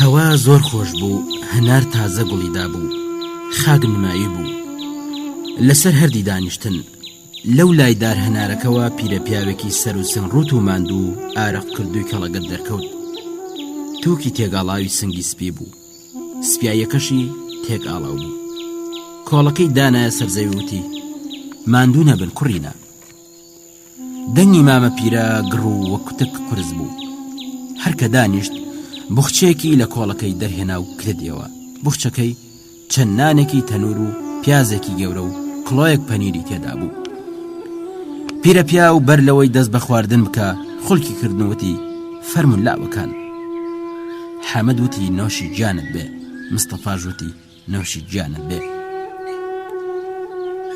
پیرە پیا و دووبارە وتی فەرمون پارۆنانێک بخۆین حەمەد دیسانەوتی نۆشی جانت بێ مستەفاش وتی نۆشی جانت بێ پیرە پیا و زۆری کێشە کرد حەمەد وتی ئێمە چینە شار لەوێ خۆین مستەفاژ وتی ئێمە چینە شار لەوێ نانەخۆین پیرە پیا وتی باشە ئەگەر وابێ هیچ پاشان زەردەیەکی کرد و لەسەری ڕۆشت وتی بەڵێ نانی شار تامێکی دیکەی هەیە بەڵام جارێ زۆرتان ماوە بۆ شار حەمەدۆ گوتی ئێمە لە شارە خۆین مستەفاژ وتی ئێمە لە شار نانەخۆین ئەو چەمەی لە تەنیشتیانە بوو بەکەف پرژاندن و غڕەم بەسەر بەردەکاندا تێئەپەڕی و ئەڕۆیشت پیرە پیا و هەروە کە پاروی لە دەمدا بووتی ئەبێ ڕازمەلی ئەو چەمە بگرن و بڕۆن ئەم چەمە ڕاستە ڕێڕوا هەتا ئەگاتە شار حەمەدۆ گوتی بۆچی تۆ لەگەڵ ئێمە نایی پیرە پیاوتی بۆچی کوڕم منی ژەچمە شار بەڵام بە پێی ئێوە دەرناچم حەمەدۆکی چینەوت پیرە پیا و نیوە ڕۆژەکەی تەواو کرد بوخچەکەی تون بەستەوە و گرەیدا پاشان هەستا چووە سەرچەمەکە دەمی پێوە ناو تێر ئاوی خواردەوە ئەمجار هەستایەوە بە پشتە دەستی دەم و سمێڵی سڕیەوە و هات دانیشت کتووە سیغارە زەلامەکەی دەرهێنا و لێکی کردەوە سیغارێکی هێندەی پەنجەی خۆی ئەستوری هەڵپێچاو دەستی کرد بە لێدانی ئەستێ و بەرد هەتا سەرنجام پوشەکەی هەڵکرد پوشەکە بۆنێکی خۆشی لێبەرز بووە پاژەوەی سیغارەکەی داگیرسان پاڵی بەدار هەنارێکدا و پرسی کوڕینە نەتانوت خەڵکی کوێن حەمەدۆ گوتی خەڵکی ئاسیاب چەشمە مستەفاژ وتی خەڵکی ئاسیاب چەشمە پیرە پیاوتی تێگەیشتم لەدەی ئەو ڕیژ بزنە خوانە ناسەوە ئەڵێن عەبدی ڕیژ بزنیش بۆتە خان و بە جۆرێک دەماری لادەیەکان دەردێنێ هەر مەپرسە ئەڵێن لادەیەکان وەک کۆیلا خاتە ژێربار و بێپرسی ئەو کەس ناتوانێت پەنجە لە ئاوێ ڕۆکار ئەڵێن هەتا عەبدی خان ڕازی نەبێ کەس ناوێرێ ژن بێنێ و کەس ناوێرێ لاغ لەدەی بترازێنێ بیستومە ئەڵێن عەبدی خان خەڵکی لە بنداراندا کوژێ و هەموو ساڵێش لە ئاسیاب چەشمە چەند کەس لە برسا زەلیلە بن ئەڵێن پاشای 5 دێ و کەس ناوێرێ قسە لە قسەیا بکە دنیایەکی سەیرە عەبدی ڕیژ بزنیش بۆتە خان پیرە پیا و بەخۆی نەبوو هەر پێکەنی و دووپاتیا کردەوە ئەیوت دنیایەکی سەیرە عەبدی ڕیژ بزنیش بۆتە خان پاشان پێکەنینەکەی بڕێ و پرسیوتی ئەو قسانەی بیست من ڕاستن؟ کوڕەکان سەیرێکی یەکتریان کرد. هەر ئەو بریسکەی وەگن و کە دەرزی سەر لە نوێ هاتەوە و لە چاوەکانی حەمەدۆکدا دەرکەوت. پیرە پیا و کاتێک دیتی کوڕەکان داماون و هیچ ناڵێن وتی ئەو دەوید بابا کە پێڵێن عەبدی کە بۆتە شێر و لە گیانی لادەیەکان بەربووە لە کەروێشکیش ترسنەوەترا. ئەو ژنە ژن پیاو نییە. حەیف کە ئێمەمانان بە بەرمانەوە نەما و حەیف. ئەگەر زوو ئەمزانی چ بێشەرەفێکە مشورمە خوارد، بەڵام ئیدی ئێمەمانان بە بەرمانەوە نەماوە. و عەبدی خان. پیرە پیا و دووبارە دەستی کرد بە پێکەنین وتی عەبدی ڕێژ بزن بۆتە خان و ئیدعای پاشایەتی پێنج دێکا خوێنی لادەیەکانمژێ.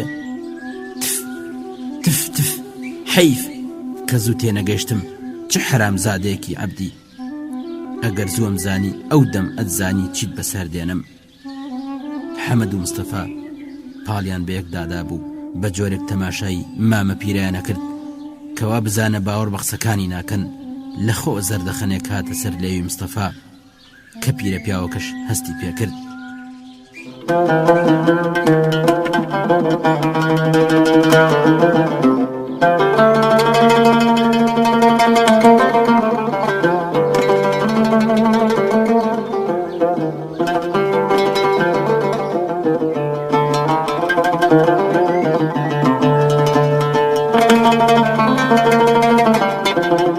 پیرە پیاوتی ئێوە ڕەعیەتی عەبدی خانن. هەی زەمانە ئەو ڕۆژانە ڕۆیشتن کە خۆی خستە بەر پێیانم. پاژەم قسەیە مستەفا بە ئاشکرا پێی پێکەنی. حەمەدیش نقورچێکی لە کەلەکەی مستەفا کوتا واتە ئاگاد لە خۆت بێ. پیرە پیاو ئەمەشی هەست پێ کردوتی بڵێن بزانم تا ئێستا ناوی ئەحمەدەزلەتان بیستووە یان نا؟ حەمەدۆ گوتی بەڵێ ناومان بیستووە. پیرە پیاو بە قەڵسی ڕووی کردە مستەفا وتی لەگەڵ تۆمە بیستو تەیان نا؟ مستەفا وتی دیارە بیستومە. چما کەس هەیە ناوی ئەحمەدەزلەی بەرگوێ نەکەوت بێ؟ پیرە پیاوتی ڕۆژێکیان کە عەبدی بە سیرنگیجدا تێپەڕی کەوتووە داوی دوو کەس لە یاغیەکان عەبدیان ڕوت کردبوو ژنەکەشیان بردبوو. ئەو خەبەرە بە من گەیشتەوە. عەبدی خۆشی هات و خۆی لەبەر پێیانم هاویشت. من چوم ژنەکەی وەرگرتەوە هێنامەوە دامەوە پێی خۆزگە ئەو دەم زانی بام چ جانەوەرێکی لێ دەرەچێ. ئەگەر ئەو دەم ئەمزانی کە بێتە دوژمنی گیانی فەقیر و هەژاران. ئەحمەدەزلە لەو کوێستانانەدا ئەفسانەیەک بوو. دایکان مناڵەکانیان بە ناوی ئەحمەدەزلە ژیرە کردەوە. ئەحمەدەزلە هەر وەک ترسی خستە دڵانەوە ئارامی و خۆشەویستیشی ئەدانێ. ئەو توانی بووی ئەم دوو هەستە لە پەنای یەکتر لەو کێوانەدا بە زیندوی ڕابگرێ. هەر یاغیەک نەتوانێ ئەو ترس و خۆشەویستیە لە پەنای یەکتر لە دڵاندا دروست بکە ناتوانێ لە ساڵێک زیاتر لە کێوەکاندا بژی. شتێکی ژیان یاغیەکانە پارێزێ ترس و خۆشەویستیە. خۆشەویستی بەتەنیا زەبوونیە و ترسی بەتەنیاش ڕق و کینە. ماوەی 16 ساڵی ڕەبەق ئەحمەدەزلە لوتیشی لە خوێن نەهات بوو. ئەحمەدەزلە لە ماوەی 16 ساڵ یاغیەتی خۆیدا تەنیا نەفەرێکی کوشت بوو. ئەویش پیاوێک بوو کە وەختێک ئەحمەدەزلە سەرباز ببوو بە زۆر دەستی بۆ دایکی درێژ کرد بوو. ئەحمەدەزلە کاتێک لە سەربازی گەڕابوو و ئەم خەبەرەی بیست بوو کابرای کوشت بوو ڕووی لە کێوان کرد بوو. ئەو کابرایش ناوی حوسێن خان بوو. ئەحمەدەزلە چەتە نەبوو. لە ناوچەی ژێر دەسەڵاتی ئەودا هیچ یاغیەکیش نەیەوێرە چەتەی بکە. ئەو یەکێک لە دەوڵەمەندە قورسەکانی چوکوراوایی دەستنیشانە کرد. لە پاشان بە یەکێک لە تفەنگچیەکانیدا وەڵامی بۆ نارد کە ئەوەندەی بۆ بنێرێ. ئەو کەسەی دەستخەتی ئەوی پێگەیشت دەست بەجێ ئەو پولەی داوای کردبوو بێکەم و زیاد بۆی نرد. بە درێژایی چەندین ساڵ یاغێتی خۆی هەرچەند پولێک لە هەر کەس ویست بێتی لێ وەرگرتە بوو. یاغیەکانی دیکە دەوڵەمەندەکانیان ئازارەدا ئەیان کوشتن، بەڵام زۆر وابوو هیچیان دەست نەکەوت و ئەمانە ناچار بوون ڕەوەیەک ژاندرمە بە دواوە بگەڕێنەوە جێی خۆیان. ئەحمەدەزلە ئەو پولەی وەریەگرت خەساری ناکرد. آخر لە چێو پوڵ بە کەڵکی چی ئەهات ئەو بۆ پوڵە بۆ ئەو نەخۆشانەی لە ناوچەی ژێر دەسەڵاتی خۆیدا بوو دەوا و دەرمانی ئەکڕی بۆ ئەوانەی گاجووتیان نەبوو گاجووت و بۆ ئەوانەی ئازوخەیان نەبوو ئازوخەیەکڕی و بۆیە ناردن. کاتێک بەخشرا و هاتەوە ئاوایی لادێیەکان لە دوور و نزیکەوە چەندین ڕۆژەڕێ هاتن بۆ سەردانی. ئەحمەدەز لە دوای بەخشرانی گەڕایەوە ماڵی خۆی و بێجگەل لە مەزرا و سەبیلەکەی خۆی کاری بەکەس نەبوو، تەنانەت مێرولەیەکیشی ئازار نەدا، بەڵام هەروەخت یەکێک زوڵم و زۆر و ناحەقی لێکرا لە دین دەرەچوو بەداغ و خەفەتەوە یادی ڕۆژانی ڕابردوویە کردەوە، پاشانیش وەک ئەوەی بەخۆدا بشکێتەوە بێدەنگە بوو، پێکەنینی بە خەفەت خواردنی خۆی ئەهات. ئەحمەدەزلا لە دەی خۆیاندا لەبیر خەڵک چوو بووە، کەس بە بیریشیدا نەئەهات کە ئەحمەدەز لە ماوەیان مردووە، ئەو بۆ خەڵکی دێهاتی خۆیان ببۆ شتێکی ئاسایی. ئەو پیرە پیاوە ڕیشسپیا بۆ خەڵکی دێهاتی خۆیان ئیتر ئەو ئەحمەدەز لێ نەبوو کە چەندین ساڵ ناوچەی تۆرۆز ببووە مەڵبەندی شەڕ ناخێوی ئەو. ئەگەر یاغیەک لە چێوان ناوبانگی دەرەکرد ئەیانوت یەکێکە وەک ئەحمەدەزلا. پیرە پیا و ڕووی کردە مستەفا وتی شتێکت لەبارەی ئەحمەدەزلەوە بیستووە؟ ئەزانی چ جۆرە پیاوێک بوو؟ مستەفا وتی بابم ئەیوت هەتا ئەمڕۆ پیاوی وەک ئەحمەدەزلە لە نێو یاغیەکاندا لەم وڵاتە هەڵ نەکەوتووە. ئەیوت ئەحمەدەزلە بابی فەقیر و هەژاران بوو. پیرە پیاوتی بۆی باز نەکردی کە بەژن و باڵای چ جۆر بوو، سەر و سیمای چۆن بوو؟ مستەفا وتی بابم ئەیوت ئەحمەدەزلە پیاوێک بوو وەک چێو، کەڵەگەت و زبر و ڕەشتاڵە و سمێڵزل. بابم دیتە بووی ئەیوت ئەحمەدەزلە خاڵێکی ڕەش و زەلامی لە نێو چاوانیدا هەبوو، لە چاوانیدا هەمیشە بریسکەیەک گیان بوو، بەتفەنگ دەرزی هەڵەگرت. بەڵێ ئەیوت بەتفەنگ پوڵە ڕەشکەی هەڵەگرت. بابم ئەحمەدەزلەی دیتە بوو. پیرە پیاو بەدەنگێکی تەوسایەوە پرسی وتی چێ بوو کە ژنی عەبدی خوانەناسی لە یاغیەکان ئەستاندەوە و پێیدایەوە؟ مستەفا وتی ئەتەوێ چێ بێ؟ بۆچی خۆت نەدوت کە تۆ بووی؟ پیرە پیاو بەداخێکەوە سەری ڕاوەشاندوتی ئەمن نەبووم ئەمن. ئەحمەد جوان تەماشای سەر و چاوی مامە پیرەی کرد، خاڵێکی زەلام و سەوز ڕاز لە نێوان هەردوو برۆیدا هەبوو، خاڵەکە ڕەش نەبوو، سەوز بوو. لەو بەدووە حەمەدۆک چاوی لە چاوی مامە پیرە نەگوێستەوە. مستەفا بەتەوسەوتی بۆچی بۆ خۆت نەدوت کە تۆ ژنی عەبدیت لە یاغیەکان ئەستاندەوە؟ پیرە پیاوتی نا من نیم، ئەو مردووە. لە پاش ئەم قسەیەش لەسەر زەوی ڕاکشا و کۆڵەکەی خستە ژێر سەری. مستەفا نقورچێکی لە حەمەدۆک تاوتی یەڵڵە با بڕۆین. حەمەدۆکی چی نەوت، چاوەکانی هەروە لەسەر و چاوی مامە پیرەوە بڕی بوو. کاتێک گویستیان بەڕێکەون پیرە پیا و چاوەکانی هەڵبڕی وتی باشە خەریکە نەڕۆن؟ حەمەدۆک بە ئۆگریەوە جوابی دایوتی بە هیوای خوا. مستەفا ژووتی بە هیوای خوا. پیرە پیاوتی بڕۆن بەخێرچن، خواتان لەگەڵ. پاشان سەری لەسەر کۆڵەکەی هەڵبڕی و تەماشایەکی کرد و دوای ئەوەی بەڕێکەوتن سەر لە نوێ سەری بەسەر کۆڵەکەی کردەوە و چاوی لەسەر یەکدانا.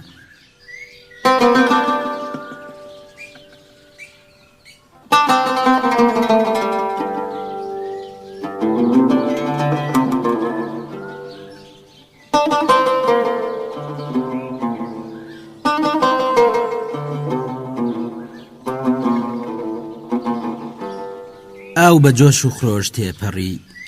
حەمەدۆک و مستەفا هەتا کاجستانەکانی وشترمل قسەیەکیان نەکرد. نێوچەوانی حەمەدۆک وەک ژەهرەمار تاڵ بوو. هێندێ جار لە خۆشحاڵیان دڵیا هاتە جۆش، بەڵام دیسان وە خۆی لێ هاتەوە وا تاڵە بوو ئەدوت هەورێکی ڕەش و بارانیە. حەمەدۆک چەند جارێ بە دزیەوە سەیری مستەفای کرد. مستەفا سەر سوڕما و دیار بوو.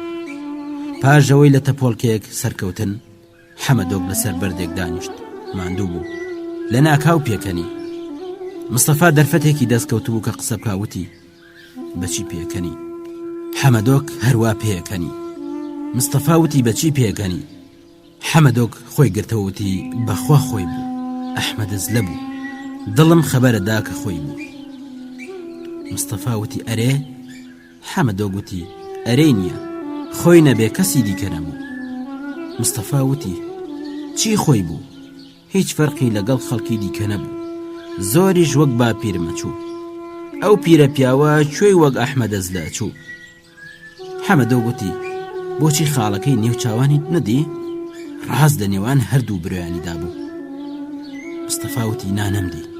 حەمەدۆک وتی من دیتم، ڕاست لە نێوان برۆیانیدا خاڵێکی سەوز و زەلامە بوو. مستەفا وتی من نەمدی. حەمەدۆک وتی چاوەکانی وەک ئەستێرە درەوشان. مستەفا وتی من نەمدی. حەمەدۆک وتی پێم وایە ئەحمەدەز لە خۆی بوو، جگە لە ئەحمەدەز لە هیچ کەس نەبوو. مستەفا وتی ئەگەر ئەحمەدەز لە ئاوا بێ دنیا پڕە لە ئەحمەدەز لە. حەمەدۆک وتی چاوەکانی وەک بڵێسە بریسکیانەدا، چەند ڕوخسارێکی جوانی هەبوو، خۆزگە باوکت ئەیدی. کاتێک بە قسەکردن گەیشتنە خوار تەپۆلکەکە، لە ناکاو گەیشتنە بەستێک، سوچێکی ئەو بەستە پڕ بوو لە سپیدار. بە نێو سپیدارەکاندا چەمێک بە قورت و پێچ تێپەڕی. بە درێژایی بەستەکە ئەم چەمە بە قورت و پێچ لەبەر هەتا و بریسکێ هات. یەکەم جار بوو ئەیاندی چەمێک بەو درێژی قورت و پێچە بە نێو بەستێکدا تێپەڕێ و بریسکەی بێ. حەمەدۆک گوتی نزیک بووینەوە. مستەفا وتی بە چیە زانی؟ حەمەدۆک گوتی ئەڵێن چەمەکانی چوکوراوە بە قورت و پێچن، پێم وایە ئەم چەمە چۆمی ساورە، ئەم سپیدارانەش ئەبێ هی ئاشەدێ بن، هی ئاوایی کادیرلی. ئاخر مامدورمش وای نەوت.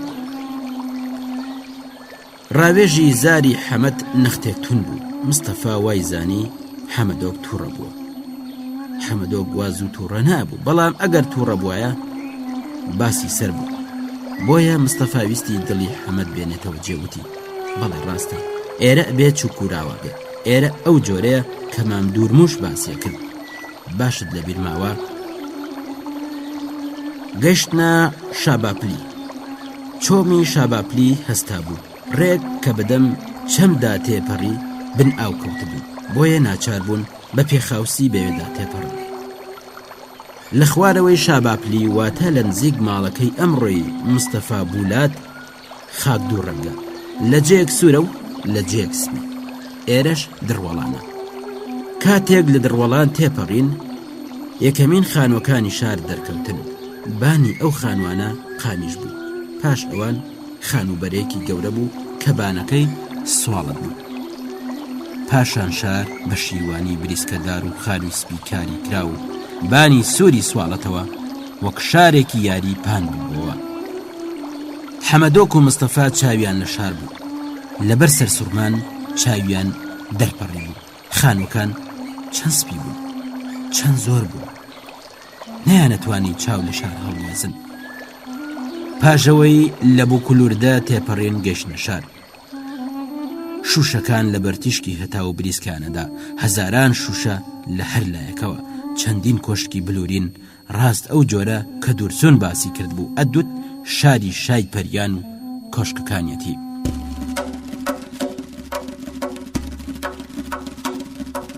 خۆشەویستان، لە ئەڵقەی داهاتوودا درێژەی ڕوودا و بەسەراتەکانتان پێشکەشەکەین تاو کاتە ڕێز و سلاوی سورێن ناتق جێبەجێکار پێشڕامەر پێشکەشکار پەسەند فەرموون.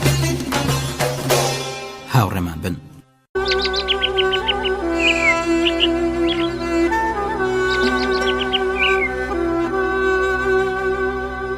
پێشەوەی حەمەدۆک و مستەفا بگەنە شار، چەپ و ڕاستیان گۆڕستان بوو. بەردی گڵکۆکان لەبەر کۆنی ڕەش ببوون و لێواری لای شیمالیان خەنەتیلکە هێنا بوو. لە نێو ئەم گۆڕستانەش دارتوێکی پیر هەبوو کە لقەکانی گەڵیان پێوە نەما بوو، لایەکیشی بە تەواوی وشک بوو. یەکەم جار بوو کە گۆڕستانێکی وا گەورانەدی. هەتا گەیشتنە بازاڕی شار، هەر لە فکری ئەم گۆڕستانەدا بوو. گۆڕستان سام و ترسێکی لە دڵیاندا دروست کردبوو. کاتێک گەیشتنە یەکەم دوکان، گۆڕستانیان لەبیر چوو. یەکەم دوکانێکی بچکۆلە بوو بە بانێکی شیروانیەوە.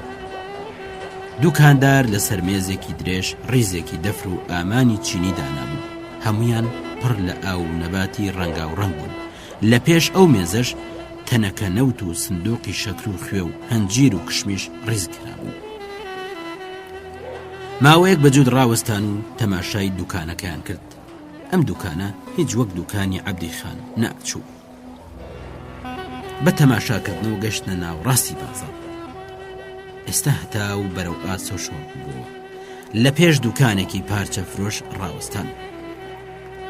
ئەم دوکانە پڕ بوو لە چیتی ڕەنگا و ڕەنگ و گوڵدار، لەچک و پارچەی کەوا و پانتۆڵ و بە پێشی دوکانەکەشەوە کڵاو و پارچەی ئەتڵەسیان هەڵواسی بوو. پارچەی ئەتڵەس لەم سەر هەتا ئەو سەری دوکان. لە نێو دوکانەکەش پیاوێکی زگزل و خەپەتۆڵە خەریکی باوێشکدان بوو. لەسەر پیادەڕۆیەک کە بەردەچەمی تێگیرا بوو ڕاوەستان. بەردی پیادەڕۆیەکە پۆل پۆل هەڵکەندرا بوو. حەمەدۆک لە دڵی خۆی داوتی خاکی خواشیان تەنیوە. دارەتووی پیر و خوار و خێج لە لای ڕاستی بازاڕەکە لە تەنیشت یەکتر ڕیز ببوون و لە قوپۆپیان تێکاڵا بوو. لە بنە و دارانش ناڵبەندەکان دەستگیان دانابوو. بۆنێکی بێگانیان بەبەرەڵات، بۆنی تیژی سابوون، بۆنی خوێ و پارچەی تازە و دەقاق. حەمەد دەستی مستەفای گرت و بردێ بندارە توێک. چۆلەکە لەسەر دارتووە کە جریوان هاتوو جیکە جیکیان بازاڕی پڕکرد بوو. حەمەدۆ گوتی مستەفا خەریکە شەو دادێ، ئەتۆ ئەڵێ چی بکەین؟ مستەفا لەپڕ بەخۆ هاتەوە و خۆی کەو کردەوتی ئەڵێ چی بکەین؟ ئەوەی وت و چاوی لە چاوی حەمەدۆ کۆبڕی، وەک ئەوە ئاچوو کە مستەفا خەوی دیت بێوتی مام دوورموش ئەیوەد وەختێک لادەی ئەچنە شار شەوێ لە کاروانسەرا ئەخەون وانە؟ حەمەدۆ گوتی بۆچی کاروانسەرا لە هەموو جێک باشترە؟ مستەفا وتی کاروانسەرای چۆن ببینین؟ حەمەدوتی ئەرێ چۆنی ببینینەوە؟ دوکانەکان بە تەقە و شەقە داخران. ئەو تەقە و شەقەیە ئەوانی گێژە کرد و خەون و خەیاڵی لێ تێکەدان. دەستی یەکتریان گرت و بەڕێکەوتن. دوو پیاوی پیر بەکنیاندا تێپەڕین. لە ڕویان نەهات لیان بپرسن کاروانسەرا لەکوێیە.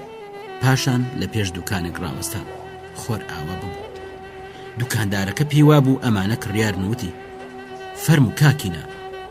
وەختێک دیتیان دوکاندار ئەوان بە کاکینە بانگەکە بەخۆدا شکانەوە.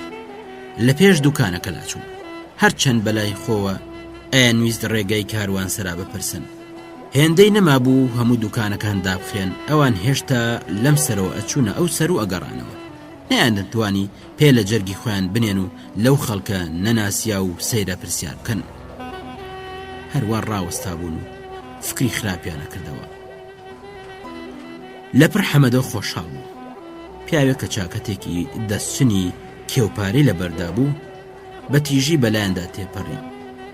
حەمەدۆ کە مشتێکی لەبیر چووە و دوای کەوتوتی کاکە تۆزێک ڕاوەستا.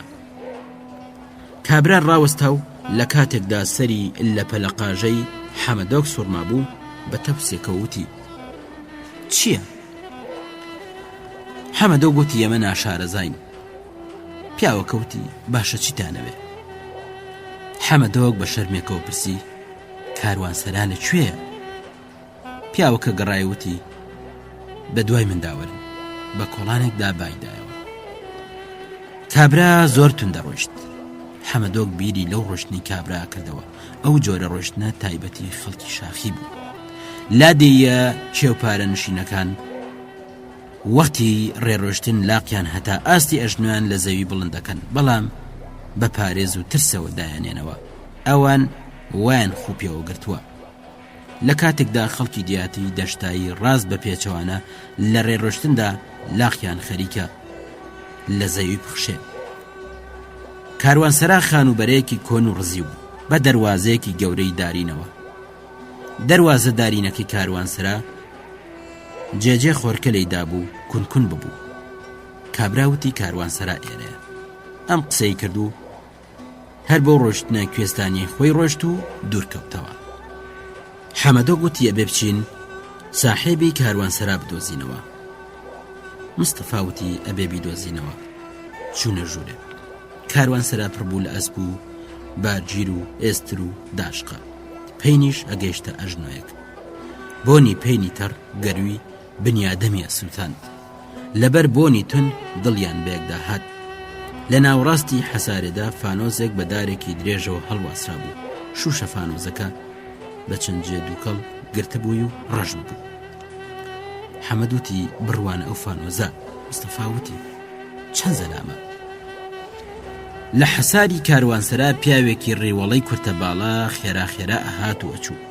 لە گۆشەیەکیش 15 کەس کە بە کەوای درێژ و بەیەخیاندا دیار بوو خەڵکی ماراشن بەدەنگی بەرز و توێژ و کێشیان بوو. یەکیان قەڵز بوو.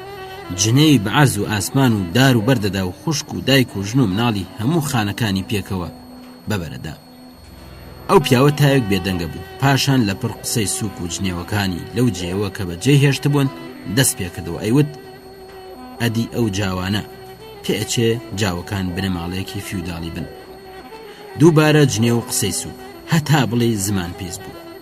پاشان دایک و خوشکی هەموو جاوەکانی تێگە کردەوە و بێدەنگە بوو.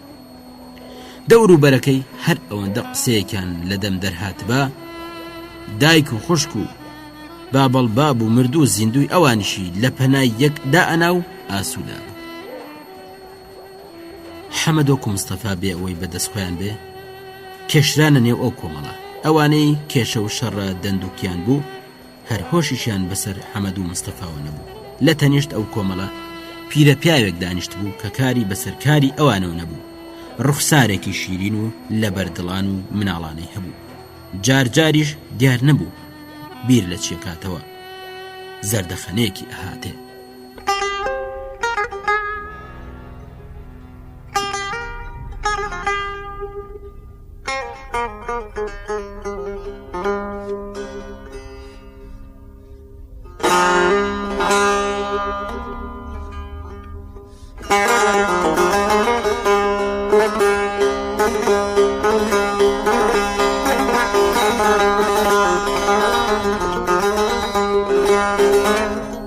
حەمەدۆک سووک و ئاسان و بێشەرمکردن لێی نزیک بووە و وتی مامە کاروان سەرادار لەکوێیە؟ پیرە پیاوتی چ کارێکت بەو دەویت هەیە؟ فەقیرە کەوتۆتە حەوزەکەوە. مستەفاوتی حەیف بەستە زمان. حەمەدۆک نقورچێکی لە مستەفا کوتا. حەمەد تێگەیشت بوو کە مامە پیرە گاڵتەکە. پیرە پیاو بە پێکەنینەوتی ئەرێ وەڵڵا حەیف بەستە زمانە ڕاست بەسەر پشتەوە تێکەوت بوو. مستەفا دیسان حاڵی نەبوو. ئەی بەدبەختی بێچارە. پیرە پیاوتی بەڵێ زۆر حەیف بوو. حەمەدۆ گوتی مامەد جان سەری مەخە لەسەر ئێمە ئەمانەوێ ئەم شەو لە کاروان سەرا بخەوین. کاروان سەرادارەکە لەکوێیە؟ مستەفا سەری سوڕما بوو. پیرە پیاو بە دەنگێکی بەرز بە جۆرێک کە کاروان سەراداریش کە لە ناوڕاستی حەسارێدا ئەهاتوە چوو گوێی لێبوو. وەڵامی دایوتی ئەو قوڕمساغەی پێی ئەڵێن کاروان سەرادار هۆوەیە. هەر دەردێکتان هەیە بچنە لای ئەو گەوادە و بەخۆی بڵێن. کاروان سەرادار گوێی لێبوو پێکەنی وتی ئەها کوڕینە ئەگەر لە گەوا دەگەڕێن لە هەمووان گەواتر هەر ئەو پیرە سەگڕیش سپێیە کە لە بناجۆتان ڕاوەستاوە.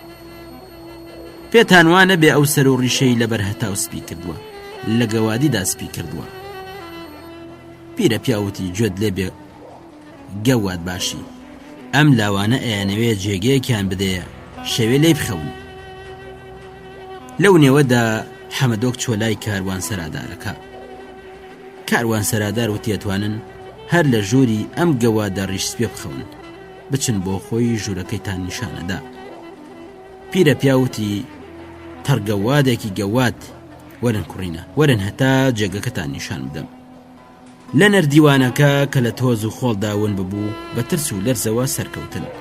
نەردیوان لە بن پیانیاندا قرچە قرچی بوو. ئەدوت ئێستانە ئێستا ئاشکێ. چوونە ژوورێک کە لە تۆز و خۆڵدا نقم بوو. لە ژوورەکەدا دۆشەکێکی زۆر بە تەنیش دێکە و ڕاخرابوون.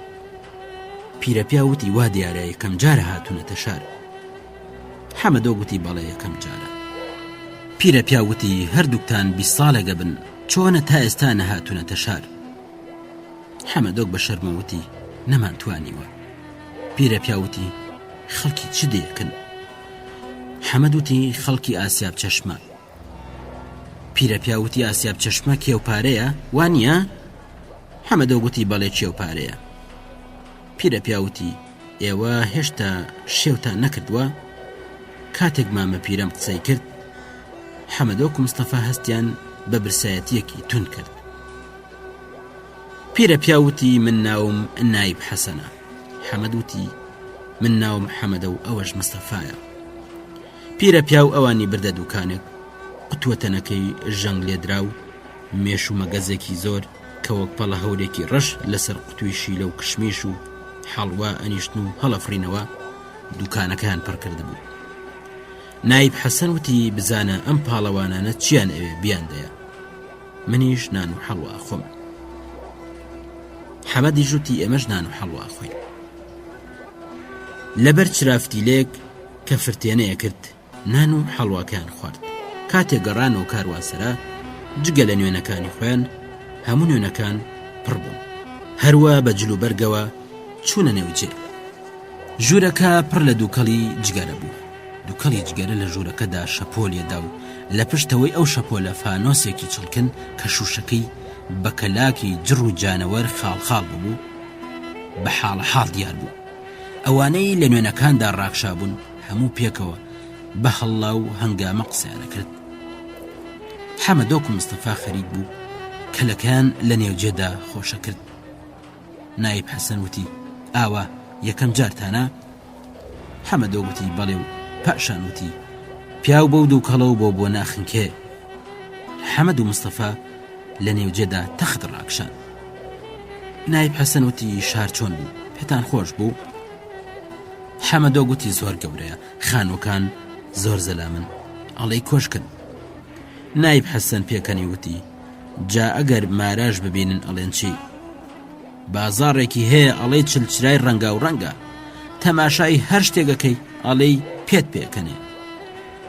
بەڕاستی پیاوە حەپەسێ، لایەکی بازاڕی پارچە فرۆشانە، لایەکی بازاڕی زیندوروان و لایەکی بازاڕی مسگەران. هەرچی بتەوێ ماراش هەر ئەڵەی بەهەشتە، سەتی وەکەم شارانە دێنێ. حەمەد لە فکرەوە چووتی سەتی وەک ئەم شارانە دێنێ؟ نایب حەسەن وتی بەڵێ وایە، ئیشەڵڵا ڕۆژێ قیسمەت و نسی ببێ و ئەستەمبۆڵ ببینن، ئەو دەمەزانن شار بەکوێ ئەڵێن.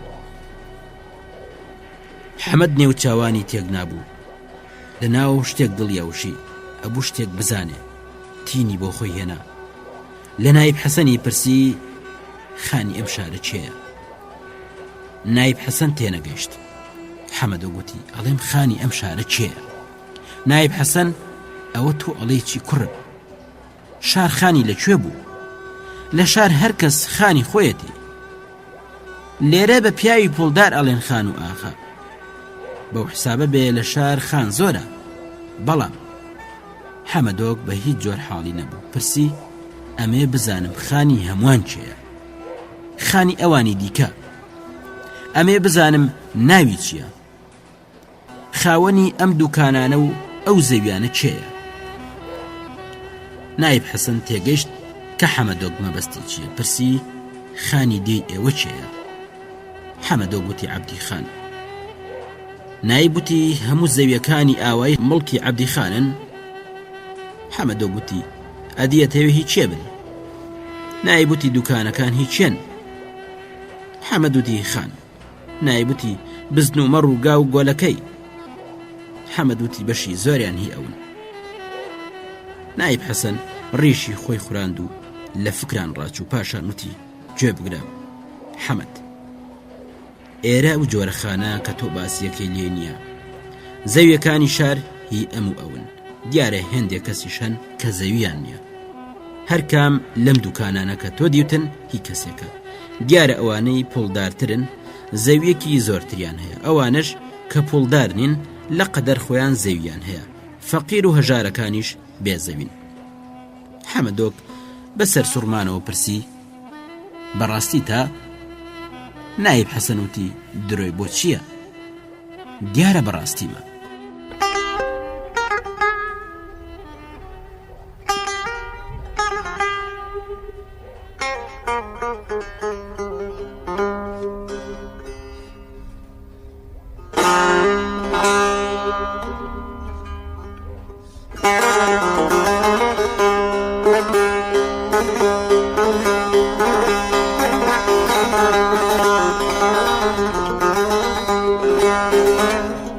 پیرەپیا و بەدرێژی لەبارەی ئەو خەڵکەوە کە زەویان نەبوو، لەبارەی ماراش و مەرەزە جار و مەرەزە چێڵەکانیەوە، لەبارەی ئاو خاک و کوڕە حاجیەکەی ماراشەوە قسەی کرد.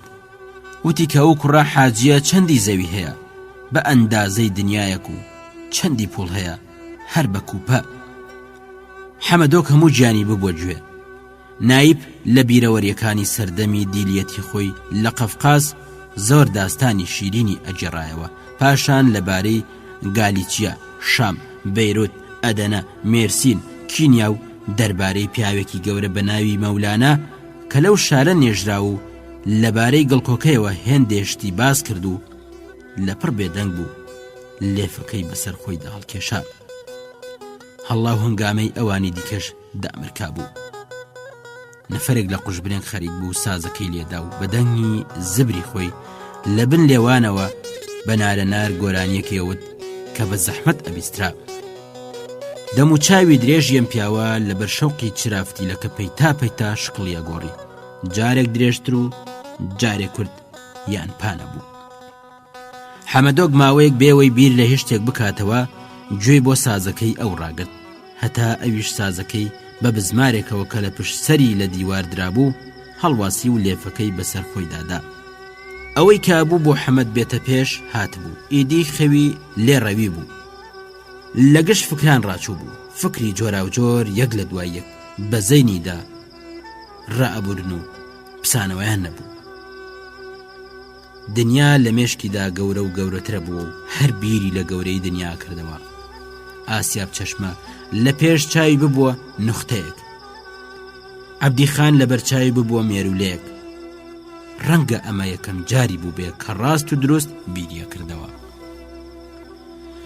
زۆر بە ئۆگری و تاسەوە بیریە کردەوە، بۆ یەکەم جار لە دەرەوەی ئەو ئیمکاناتەی ئەیناسی بیریە کردەوە. ئێستا ئیدی هەستی بە ڕقوقین ئەکرد، خۆی لە پێش چاوان گەورە و گەورەترە بوو. ئەو ئیدی خۆی بە بنیادەمە زانی. وەختێک لە نێو نوێندا تەنیشتا و تەنیشتیە کرد، لە دڵی خۆی دایوت عەبدی خان بنیادەمە، ئێمەش بنیادەمین. لەگەڵ کازیەوە مستەفا نەقورچێکی لە کەلەکەی حەمەد کوتا، بەڵام حەمەد تێنەگەشت، لە خەودا بوو، لەوانەش بوو بە خەبەر بێ، لە فکردا بوو بە جۆرێک کە هەروە بزانە خەوت بوو. مستەفا لێفەکەی لەسەر لابرد. حەمەدۆک بێ لێفە خەوی لێ نەئەکەوت، بە خەبەر هات یان هەر بە خەبەر بوو. ڕاست بووە و دانیشت، چاوەکانی ڕیپۆقیان کردبوو، ڕوخساری زرد زرد ببوو، بەڵام خۆشحاڵیەک لە ڕوخساریدا بەدیەکرا، لە چاوانیشیدا بەختەوەری بیرکردنەوە ئەخوێندرایەوە. پۆڵی کاروانسەرایان داوڕۆیشتن. حەمەد وتی نایب حەسەن لەکوێیە؟ خواحافیزیمان لێ نەکرد. مستەفا وتی ئەرێ ئەبێ خواحافیزی لێ بکەین. لەبەر دەرگا هەواڵی نایب حەسەنیان لە کاروانسەرادارە کورتە باڵاکە پرسی. کاروانسەرادار وتی ئەو گەوادە ئەڵێن ئەو دەویتە هەر شەو بوو سندووقە وردەواڵەکەی لە کۆڵی ناوڕۆیشت بۆ دێهات کە قاڵی بکاتەوە، یەک دوو ڕۆژی دیکە پەیدا بێتەوە، چ کارێکتان بەو گەوادەیە؟ حەمەدۆ گوتی بریا بمان توانی با بیبینین. مستەفا وتی ئەرێ وەڵڵا بریا. گەشتنە ناوڕاستی بازار و بەسەر سوڕمایی ڕاوەستان، بە گێژ وێژی تەماشای دەوروبەریانە کرد، هەتاو بڵند ببوو. قەڵەباڵغی بازار بۆ ئەوان بە تەواوی تازە بوو، لە جێدا ئەوان باوەڕیان ناکرد ئەوەندە خەڵک لە جێ کۆبێتەوە. حەمەدۆک لە دڵی خۆی داوتی هەر ئەڵەی مێرولەن لە زەوی هەڵەقوڵن. شەربەت فرۆشەکان کوپە برنجەیەکانیان بە کۆڵیاندا دابوو، پیاڵە برنجەیەکانیان لێگەدا و هاواریان نەکردویانوت شەربەت، شەربەتی شیرین، سارد و بەلەزەت، هەنگوینە شەربەت، شەربەتی شیرین بەیانم هەیە، بیخۆیەوە پەژیوانی، نەیخۆیەوە پەژیوانی، ئای شەربەت. هەتاو لەسەر کوپە برنجەیەکان ئەدرەوشا. حەمەدۆک چاوی لە کوپەکان ناگوێستەوە، بۆ ئەوەی لە نزیکەوە بیان بینێ. لە شەربەت فرۆشەکە نزیک کەوتەوە. کاکی شەربەت فرۆش شەربەتێکم بدەیە. کاتێک شەربەت فرۆشەکە داهات بوو و پیاڵە شەربەتەکانی تێکرد، حەمەدۆک بە دەرفەتی زانی و بە ترسەوە دەستێکی بەسەر ئەو برنجە بریسکەدارەدا هێنا. شەربەت فرۆشەکە هەریەکەی پیاڵەیەکی شەربەت بۆ تێکردن. شەربەتەکە فێ نەبوو، وەک سەهۆڵ و لە پیاڵەکەدا کەفی ئەکرد. ئەوان تەنیا توانیان هەریەکەی نیوەی پیاڵەکە بخۆنەوە. پیان خۆش نەبوو.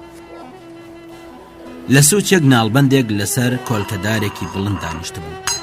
ناڵی ئەکوتایەوە و بە هەوای کوتک گۆشاندنەکەی گۆرانیەکێوت.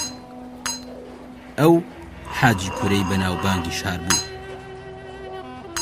لە شار هەموو کەس ئەوی بەو ناوە ئەناسی. حاجی کوورە پاشان لە کوپە شەربەتەکە وردبووەوە. حاجی کوورە نەخشوونیگاری لەسەر کوپەکە ئەکێشا و حەمەدیش بە ئۆگریەکی تەواوە سەیریە کرد. بۆنێکی خۆشی بۆ هات. ئەمە بۆنی کەباب بوو.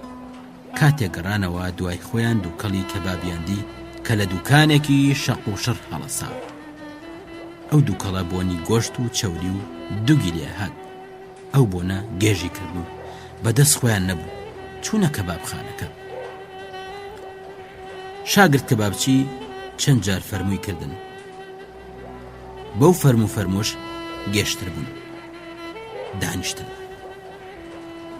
بازاری دوێنێ، شاری دوێنێ، دنیای دوێنێ و هەموو شتێکی دوێنێ. ئەمڕۆ لە پێش چاوی حەمەد جۆرێکی دیکە بوو. ئەو زنجیرەی دوێنێ لە دڵ و دەست و لاقی بەسرا بوو، پچڕا بوو. هەستی ئەکرد سەربەست و ئازادە. ئەوەندە سووکبار بوو ئەدوت ئەتوانێ بفرێ.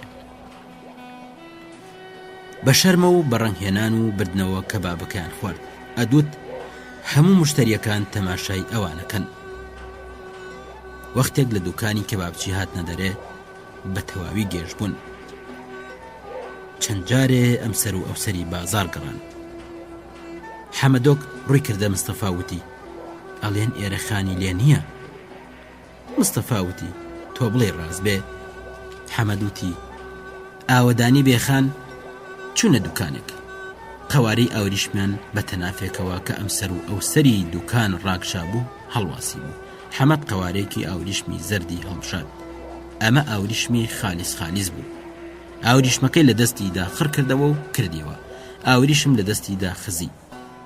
قەوارە ئاوریشمەکەیان کرد و هاتن دەرێ. مستەفا سەیرێکی کرد و پرسی بۆ خەجیجێیە؟ حەمەدۆک بەگاڵتەوە جوابی دایوتی زۆر ئاپڵی. ئافرم باشت زانی. پاشان چوونە دوکانی هەڵوا فرۆشەکەی. دوێنێ شەو هەڵوایان کڕی. دوایی لە نانەواخانە نانیان کڕی. هەڵمێکی گەرم لە نانە گەرمەکە هەڵەسا. نان و هەڵواکان لە دەسڕێکەوە پێچا و گریاندا. لە بازار لەسەر سەکۆیەک دانیشتن. چاویان لەو پرتەقاڵانە بوو کە لە دوکانی میوە فرۆشێدا کەوتبوونە سەر یەک. هەستان یەکی پرتەقاڵێکیان کڕی و پاکیان کرد.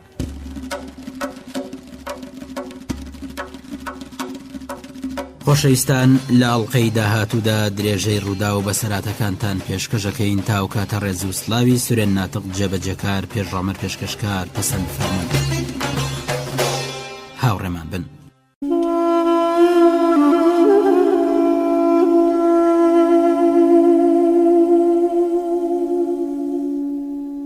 لای نیوەڕۆ حەمەدۆک و مستەفا بەرەو ئاسیاب چەشما بەڕێکەوتن.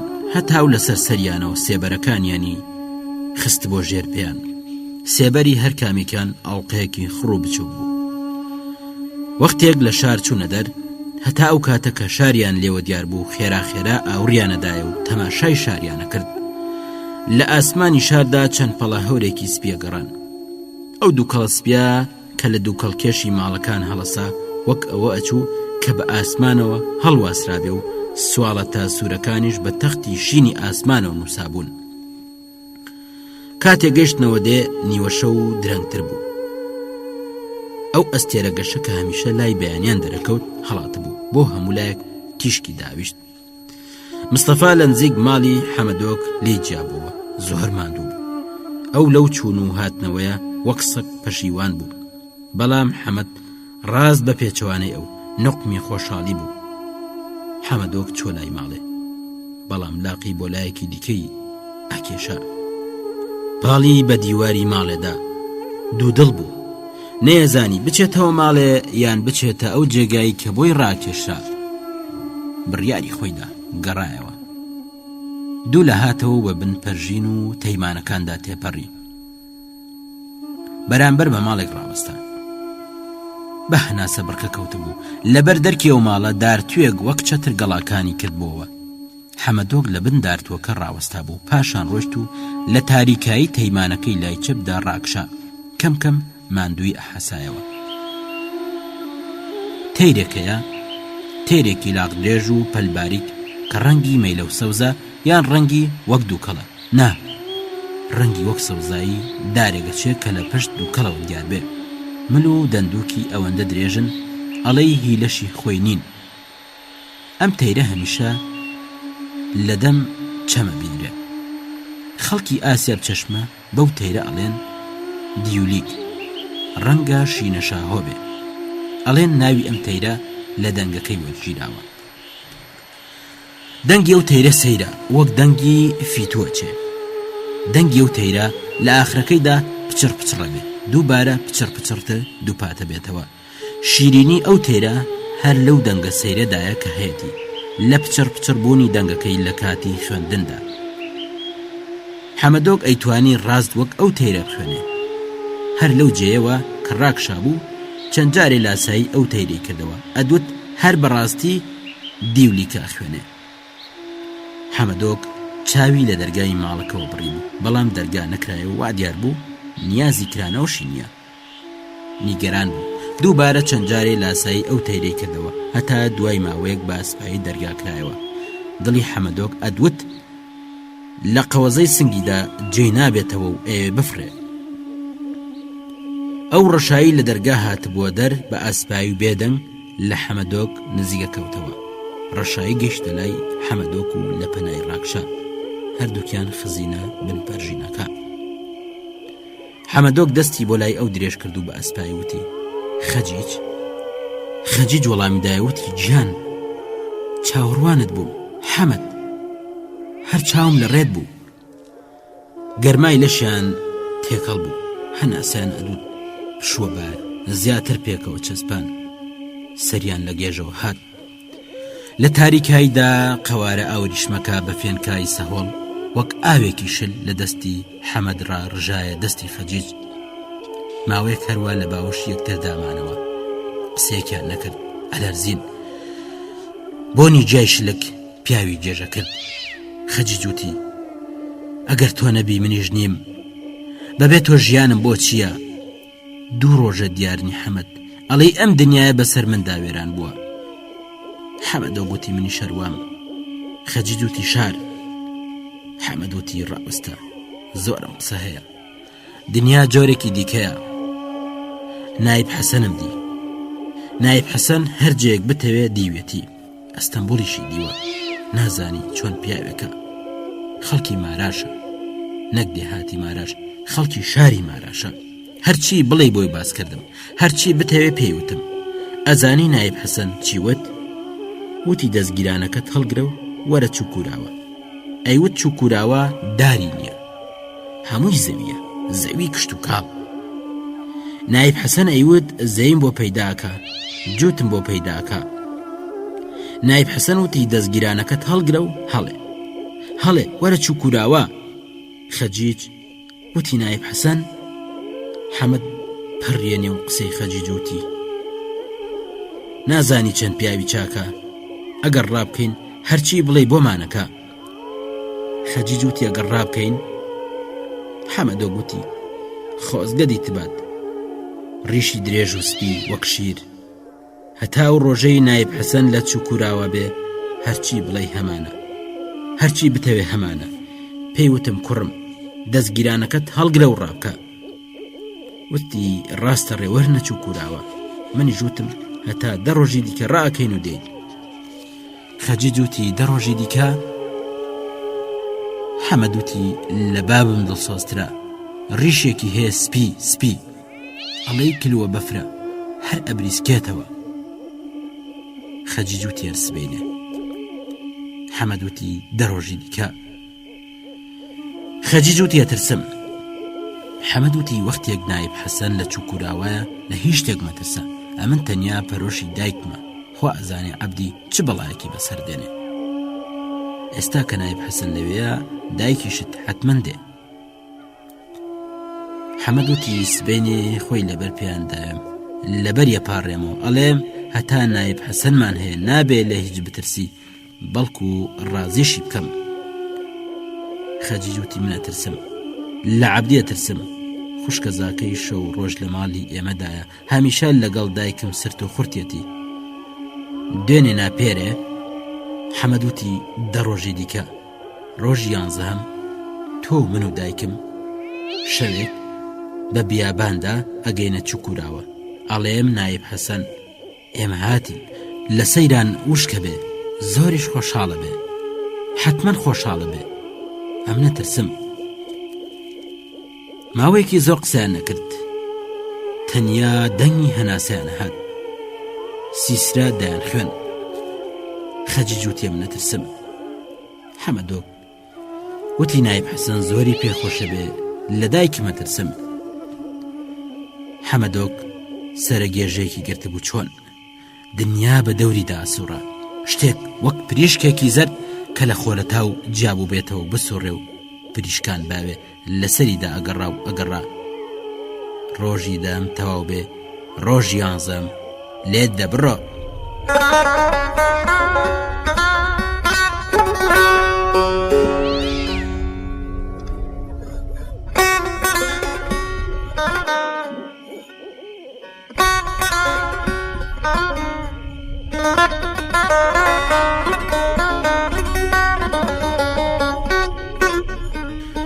خەجیج کچی وەسمانە. وەسمان پیاوێکی لەسەرخۆ و ئارامە کە کاری بەکاری کەس نییە، بەڵام دایکی خەجیج بەڵایەکە هەرمە پرسە. لە نێو دێدا لە هەرجێک هەرایەک ساز بێ، لە هەرجێک دەمەقاڵەیەکە بێ، دایکی خەجیج لەوەیە، کەڵەگەت و بەخۆوەیە، هەموو کارەکانی نێوماڵ بە تاقی تەنیاکە، تەنانەت جووت و گاش ئەوەیکە. حەمەدۆک و خەجیج سەردەمی مناڵیان پێکەوە گوزەراندە بوو، پێکەوە گەورە ببوون. لە نێو کۆڕۆکەکانی ئاوایدا حەمەد باشترین ماڵەبووکەڵەی دروزە کردو، خەجیجیش لە هەموو کچۆڵەکان باشتری ماڵەبووکەڵە ئەڕازاندەوە. ئەوان هەمیشە ئاوەڵ یاریەکانی خۆیان بەجێ ئێشت و بۆ خۆیان ئەچوونە سوچێکی دیکە، چەندین جۆر یاریان دادێنا، هەر جۆری یاریەک بتەوێ. خەجیج کاتێ تەمەنی بوو بە 15 ساڵە هەموو ڕۆژێ چوە ماڵی حەمەد و ئەوان و لە دایکی حەمەد ڕافێری گۆرەوی چنی نەبوو. دایکی حەمەدیش باشترین کرد و جوانترین نەخشی فێری ئەوە کرد و جار و باریش دەستێکی بە مووەکانی دادێنا و ئەیوت ئیشەڵڵا ئەبی بەبووکی خۆم. لە ئاوایشدا لەگەڵ هەموو کەس باسی خەجیجەیە کرد، هەر بەبووکەکەم ناوێ برد، هەتا لە 16 ساڵیدا ئەوەی ئەبوو ببێ بوو. حەمەدۆک بە ماندووی لە جووتی ئەهاتەوە، خەجیجیش لە چێوە گەڕایەوە. خەجیج چوو بووە کارگان، ڕەنگە مانگێگە بوو یەکتریان نەدی بوو. ئێستا لە ئاڵا چاکدیک تووشی یەکتر ببوون، هەردووکیان خۆشحاڵ بوون، هەردووکیان پێەکەنین. لەسەر بەردێک دانیشتن، دنیا خەریک بوو تاریکدا ئەهات. خەجیج ویستی هەڵسێ، حەمەد دەستی گرت و لە پەنا خۆی داینایەوتی بۆچی تۆ دەستگیرانی منی؟ دەستی خەجیجەی لە نێو دەستی گرتووتی ئاخرە تۆ؟ خەجیج دەستی کرد بە پێکەنین. حەمەد وتی دەبڵێ کچێ، ئاخرە تۆ دەستگیرانی منی؟ خەجیج ئەیویست خۆی بکێشێتەوە. حەمەدۆک بەری نادا و ئارەقێکی کردبوو هەرمە پرسا. حەمەد وتی کچێ ئاخرە تۆ؟ لە پاشان بە فکری داهات کە خەجیجێ ماچ بکە. خەجیج سوور داگیسا و بە زۆر پاڵێکی بە حەمەدەوە ناو ڕای کرد. حەمەد بە دوای کەوت و گرتی، کچەکە ڕام ببوو وەک بەرخی دەستەمەوە. حەمەدۆکیش کەمێک ئارام بووەوە. حەمەدۆ گوتی نیوە شەوێ دێمە بندارتووەکە، هەر لەوێ ڕاکشێم و وەک دیولیک ئەخوێنم، هەموو کەس وازانێت دیولیکە ئەخوێنێ. پاشان چەند جار وەک دیولیک خوێندی وتی چاو ئاوا خەجیج پێکەنینی هات. ڕاست دیولیک هیچ کەس فەرقی پێ ناکا. حەمەد وتی بۆچی ئێمە دەستگیران نین؟ خەجیج لە ناکاو ڕەنگی پەڕی وتی ئەگەر دیتیانین چی و هەڵات. لە پاش ئەو ڕۆژە هەموو شەوێ بە هەر جۆرێک بواە یەکتریان نەدی. ئەگەر شەوێک یەکتریان نەدیبایە هیچ کامیان خەویان لێ ناکەوت. چەند جارێ دایکی خەجیج بەسەریاندا چوو بوو. خەجیج چەند جارێ لێدان و ئازاری بەرکەوت بوو بەڵام بێسوود بوو. دایکی شەوانە دەست و لاقی ئەبەست. چەند جار دەرگای لەسەر داخست بەڵام هیچ کام لەمانە کاریگەر نەبوو. خەجیج بە هەر فێڵ و تەڵەکێک بواە خۆی ئەگەیاندا حەمەدۆک. چەندی گۆرەی و دەسڕۆکە بە یادگار بۆچنی و بۆیە برد. خەجیج گۆرانی دانا ئەوین و ئارەزوەکانی خۆی لە ئاهەنگی گۆرانیەکان و نەخش و نیگاری گۆرەیەکانیدا داڕشت. ئەم گۆرانیانە ئێستاش لە ناوچەی تۆرۆس ئەوترێن. هەر کەس گۆرەیەکانی دەستکری ئەوی ئەدی ئەلەرزی. گۆرانیەکانیشی ئێستاش کە ئێستایە قامبێژ و گوێگرەکانیان ئەلەرزێنن. لە دەرونیاندا شتێک سەوزە بێ و خونچە دەرەکا.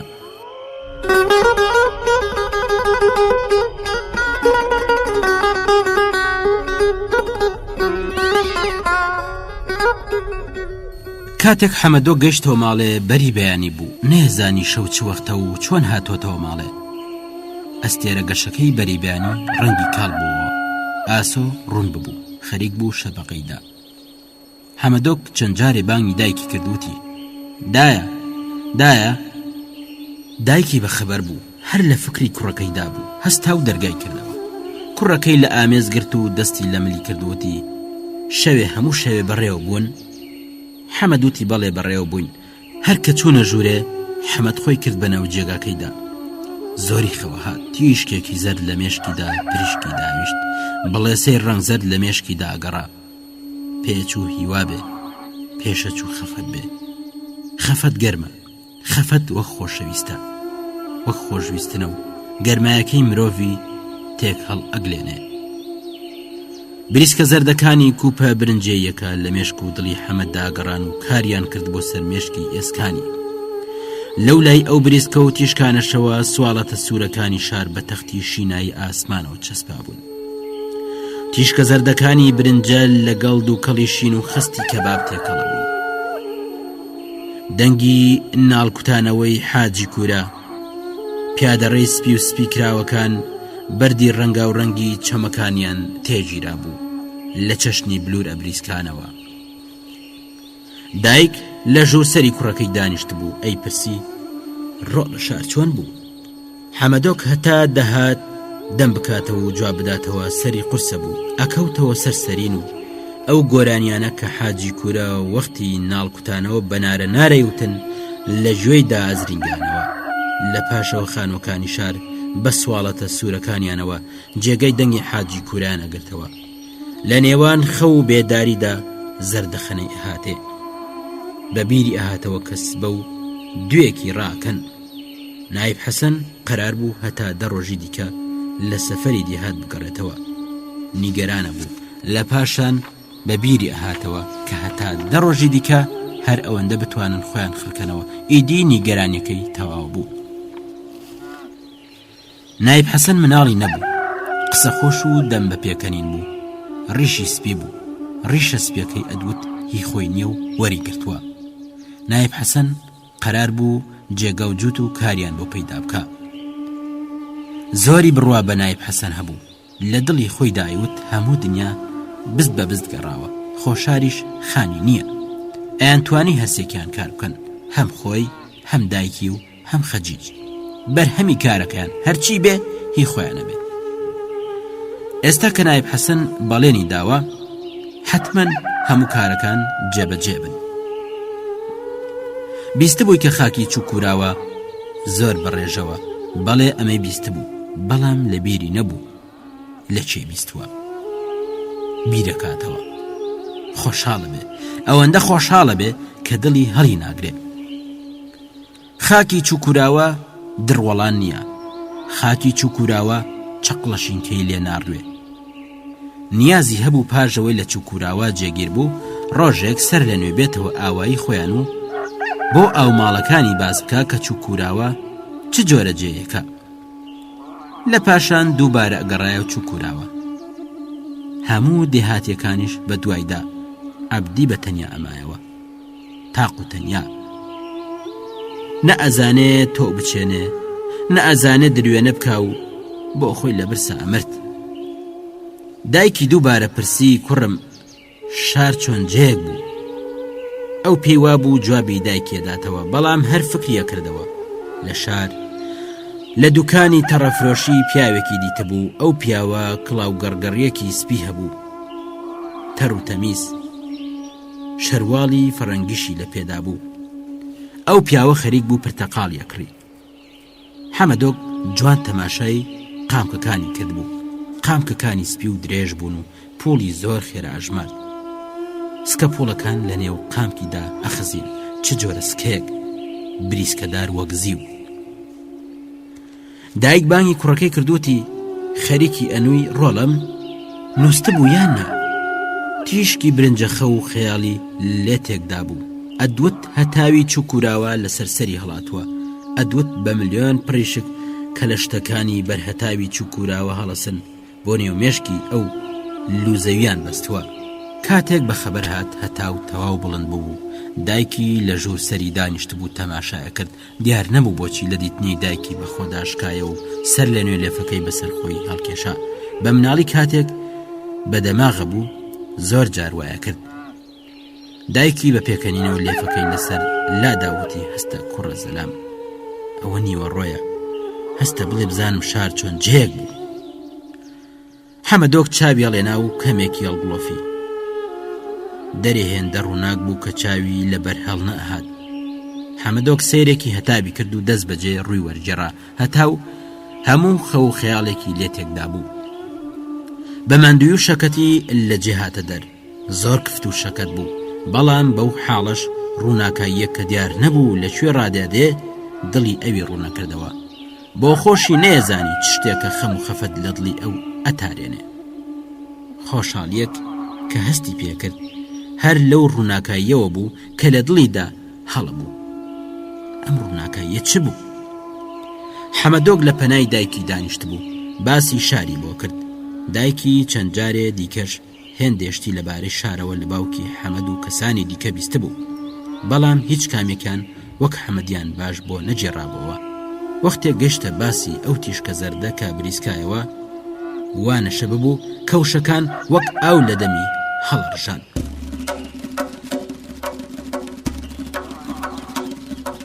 خۆشەویستان، لە ئەڵقەی داهاتوودا درێژەی ڕوودا و بەسەراتەکانتان پێشکەشەکەین تاوکاتە ڕێز و سلاوی سورێن ناتق جێبەجەکار پێشڕامەر پێشکەشکار پەسەند فەرموون.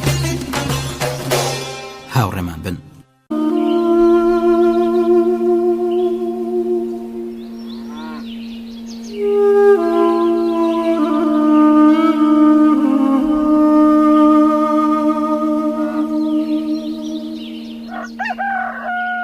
حەمەدۆک زۆر بە ئیشتیاوە باسی شار و هەرچی لە شار دیتبووی بۆ دایکی جێڕایەوە، بەڵام وەختێک نۆرەی جێڕانەوەی مەسەلەکە هات تفی خۆی قوددایەوە و نەیتوانی قسە بکات.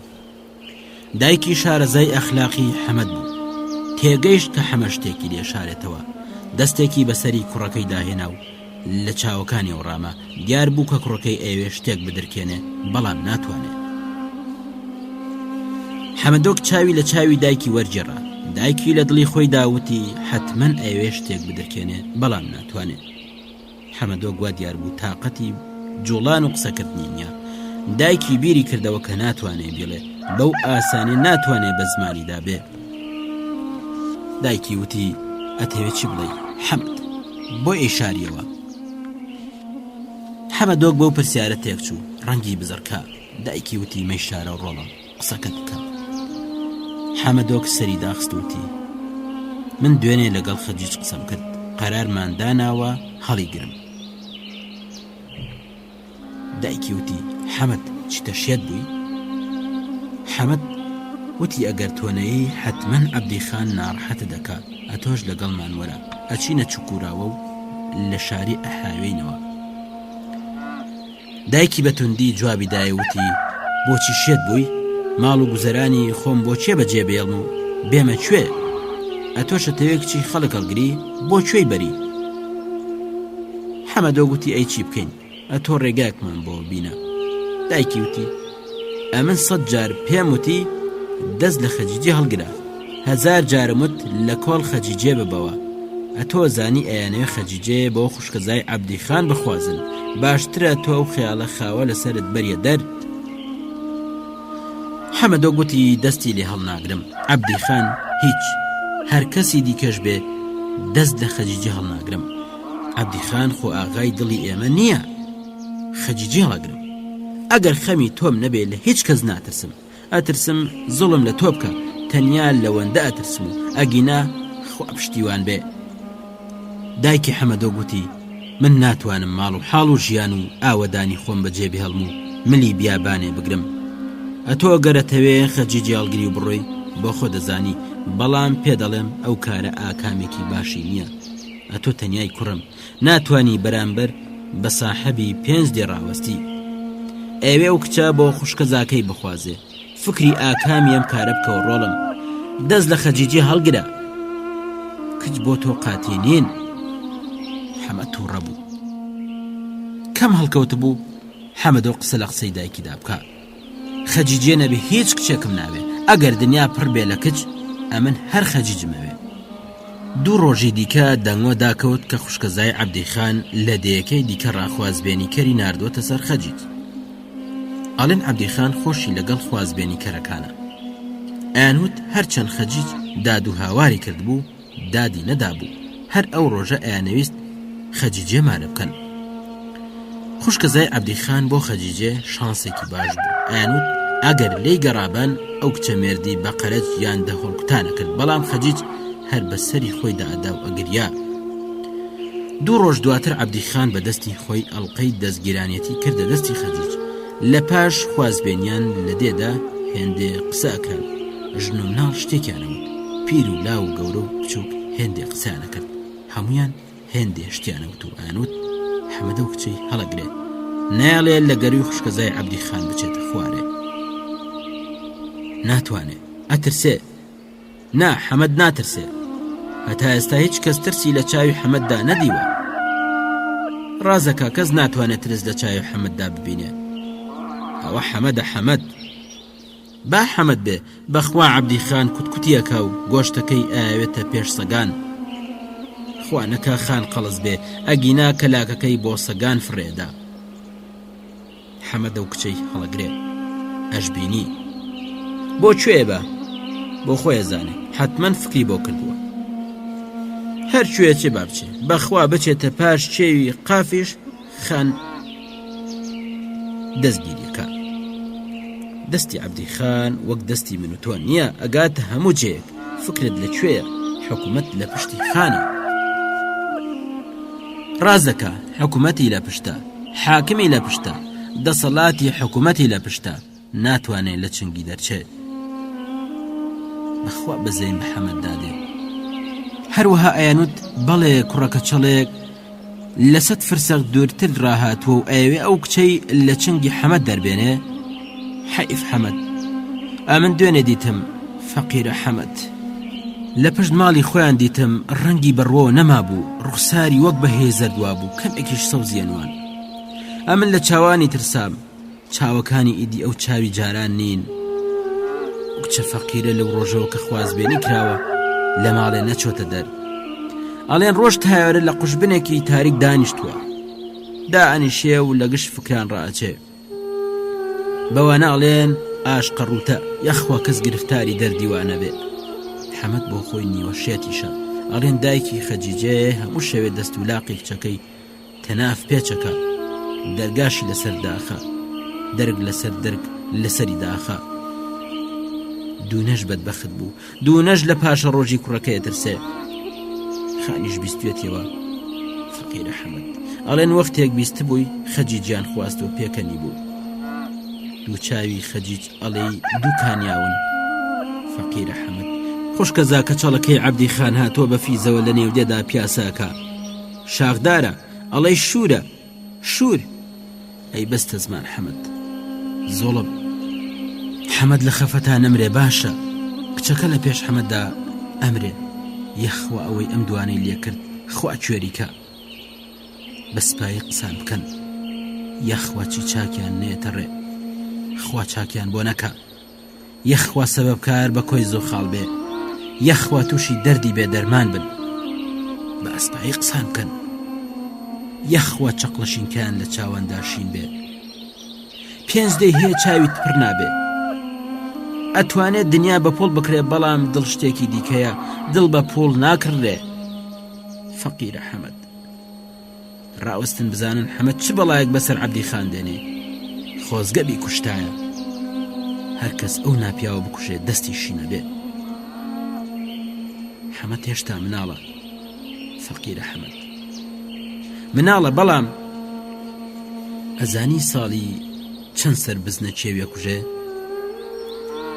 ئەگەر پیاوی بیانژمێرە هیچ وەخت گولەی بە خسار ناچێ بەخوا دەرزیە سپیلکەی بۆ داکەی یەکەوت فەنگ هەڵیەگرێ ئیشەڵڵا تفەنگێکیش لە چاوی عەبدیەدا باسپایی قسە بکەن باسپایی ئەگەر چەکی بەدەستکەوێ هاوار بۆ عەبدی حەیف ئەحمەدەزلە لە چیان نەماوە ئەگەر مابە ئەهات کچەکەی لێ ئەستاندەوە دەستی کچەکەی گرت و ئەیدایە دەستی حەمەد ئەگەر حەمەد چەکیە بوو بەخوا بەزەی بە عەبدیدان ئەهاتەوە خۆزگە بیبایە ئەگەر لادەیەکان ئەو ڕۆژە ببینن چل شەو چل ڕۆژاییە جێڕن ئەڵێن ئەوەی دوو دڵداران لێک بکا قەت چاکەی نایەتە ڕێ ئەگەر حەمەدیش نەتوانێت تۆڵەی خۆی بسێنێ خوا لە حەقی بەندەی خۆی خۆش نابێ ئەری خوا خۆش نابێ باسپایی لە شوێی ئەحمەدەزلە وەختی ئەوەیە پەیدابی وەختی ئەوەیە خۆت نیشان بدەی ئەڵێن ئەحمەدەزلە لە داخستدان خەریکی جووت و گایە ئیدی ئەویش بووە ژن لە ژنانیش ترسنۆکتر بووە ئەڵێن حەمەد چۆتە شار ئەڵێن خەریکە لە شارێ جێوڕێ بۆ خۆی پەیداکە خۆزگە بەڵایەک بەسەر ئەو خوشکە زاکە چەڵی عەبدی خان هاتبایە خۆزگە بریسکە لە سەری دابایە یەخوا سەردڵی خڕبێ و کەس دەنگی لێ نەبیسێ حەمەدیش کچەک هەڵگرێ و بڕوە خۆزگە خوا بکە ئەمن خەجیجێ ناسم بەخوا خۆی کوژێ ئەگەر خەجیج بمرێ حەمەد ناژی فەقیرە حەمەد دوونەی بەس زمان بە جوان و جووری بێوەژن بوو ئیشەڵڵا خوا ئەو کوڕەی بۆ ڕاگرێ خوایە حەمەدی بۆ دوونەی بپارێزە هەموو دێکە قسێ کرد مەسەلەی حەمەد لەسەر دڵی هەمویان بهوو بەگرێ بەڵام کێ هیچی لەدەسەهات تەواوی ئەم قسانە دقیقە بە دقیقە بەگوێی عەبدی خانە گەیشتنەوە لە دێدا ئەگەر شتێک ڕوودابایە دەست بەجێ بەگوێی ئەگەیشتەوە و لە هەرچی ئەکرا ئەوترا خەبەردار بوو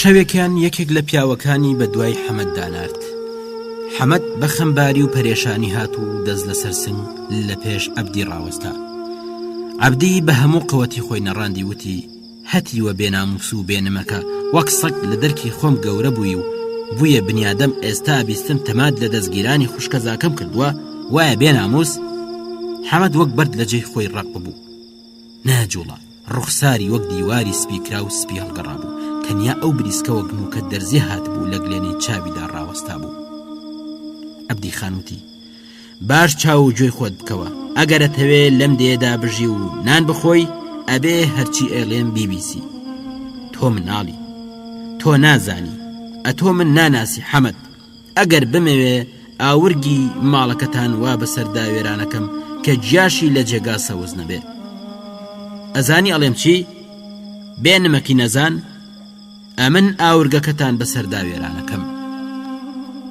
لە پاشان هات و تون قۆڵی حەمەدی گرت و لەسەری ڕۆشتووتی بە من ئەڵێن عەبدی ئەمن ئەگەر بمەوێ ئاورگەکەتان وا بەسەردا ئەڕوخێنم کە جاش لە جێگاکەی سەوز نەبێ. حەمەد زاری نەکرد و هەرچی حەمەدیش بێدەنگە بوو عەبدی زیاتر تووڕە بوو. پێ نەزانی نمەک بە حەرام کەس ناوێرێت تەما لە دەستگیرانی خوشکە زای من بکە. هەر کەس غەڵەتی وا بکە ئاڵێم لەت و کوتی بکەن و هەر کوتەی بیاوێژنە بەر سەگێک. ئێستا چاوی خۆت وەستکەوە ئیدی حەقت نییە بە دەوروبەری ئەو ماڵەدا بێ. تێگەیشتیانە حەقت نییە ئیدی بە دەوروبەری ئەو ماڵەدا بێ. چەند جار بە هەموو هێزی خۆی حەمەدی ڕاتەکان، بەڵام حەمەد دەنگی لەبەر نەهاتە دەر. ئەدوت بەردە لەوانە بوو بەردەنگی لەبەر بێتە دەر، بەڵام حەمەد هەر بێدەنگ بوو. ئەو بێدەنگیە عەبدی خانی دەهریە کرد. عەبدی خان لە ناکاو خۆی پێڕانەگیرا و بە پێلاقە وەرگەڕایە گیانی حەمەد. حەمەدیش بۆ ئەوەی نەیکوژێ بە توندی خۆی ئەخواردەوە. ددانی لە چیڕەوە ئەبرد و گۆشتی شەویلاگەی لەبەر ددانیدا وردەبوو. لە ڕقان گۆشتی خۆیە جوی و ئەی خوارد. زاری پڕبوو لە خوێن و تیشکێکی زەر لە مێشکیدا ئەدرەوشاو. لاچۆ لە پێش چاوم قەت بۆ ئەوە نابن پیاو چاکەتان لەگەڵ بکە، بۆیە نابن پیاو گەورەتان بکە و بتانکە بە بنیادەم. بە خۆڕایی نەیانوتە سەگی قەڵەوکەی لاق دەگەزێ. بڕۆ لاچۆ لە پێش چاوم. حەمەد بەنیوە بێهۆشی لەوێ دوور کەوتەوە و تفێکی گەورەی لە عەرزی کرد. تفەکەی تەنیا مستێک خوێن بوو. خانوەکان، دارەکان، تەختە بەردەکان، ئەستێرەکان، مانگ، زەوی و هەرچی لە دنیادا هەبوو هەمووی لە تاریکایدا ون ببوو. هەمویان توابوونەوە. خوناو کە بارانەیەک نمنم ئەڕژایە سەر تاریکی. خوناو کە بارانەکە پشوەبایەکی نەرمیشی لەگەڵ بوو. کزەباکە لەوانی سارد بوو. سەگ بەنوەرە تاوت ناتاوێک لە تاریکاییدا ئەوەڕین. پاشان کەڵەبابێکی خوێندی. دەنگی چەند بەرز بوو. حتمەن خاوەنی ئەو کەڵەشێرە لەبەر ئەوەی بێوەخت خوێندوویە سەری ئەبڕێ. لە دوور لەو دیوی چێوی دەنگی زەنگۆڵێگە هات. دەنگی زەنگۆڵەکە جارجار بێدەنگە بوو، سەر لە نوێ ئەبیسترایەوە. دەنگی زەنگۆڵەکان کە بێدەنگە بوو زۆری پێچوو، هەتا سەر لە نوێ ئەبیسترایەوە. ئەمە نیشانەی ماندووی ڕێبوارەکان بوو. حەمەدۆک لە مێژ بوو لە ژێردارە توێکی پیر کە لە قوپۆپی وەک چەتر هەڵدرا بوو درێژ ببوو چاوەڕوان بوو. حەمەدۆک فکری کردەوە کە نا، فکری ناکردەوە. حەمەد لە وەزعێکدا نەبوو کە بتوانێت فکر بکاتەوە. حەمەد تەنیا سەرمای بوو. حەمەد بێ ئەوەی فکر بکاتەوە هەستی بە هێندێ شتە کرد. نمنمەی باران ئەپرژایە سەر تاریکایی. لەو کاتەوە کە باران دایدابووە هەمووی بە شانی حەمەد داباری بوو. جێی وشکی ددان بوو. جارجار هەڵە لەرزی، پاشان ئارامە بووە. لە پشتی چەپەرەکانەوە دەنگێکی هاتە بەرگوێ. گوێی هەڵخست. پشیلێک بەسەر چەپەرەکەدا بازی دابوو. وای بە فکر داهات کە پشیلێک بەسەر چەپەرەکەدا بازی داوە. ماوەیەک بیری دایکی زەینی ئەوی بەخۆی و خەری کرد. ئەدوت بە گازی گۆشتیان لێ کردوتەوە. لەشی ئەبرژایەوە. لە دڵیدا تاڵایی ژەهرەماری هەست پێ کرد. دڵیە سوتا حتمەن دایکیان ئازارەدا. زۆر دوور بریسکەیەک لیدا. قەدی تۆکە کە لە تاریکاییدا تەڕ ببوو تیشک باران کرا. بە تاریکایی دڵی حەمەددا ڕێگایەکی ڕووناک تێپەڕی. ڕێگایەکی دوور و درێژ و ڕووناک. لەم کاتەدا تەواوی ئاوەدانی بە ئەسپ و ئێستر و بزن و مەڕ و گاو مریشک و پشیلە و سەگەکانیەوە لە خەودا بوون.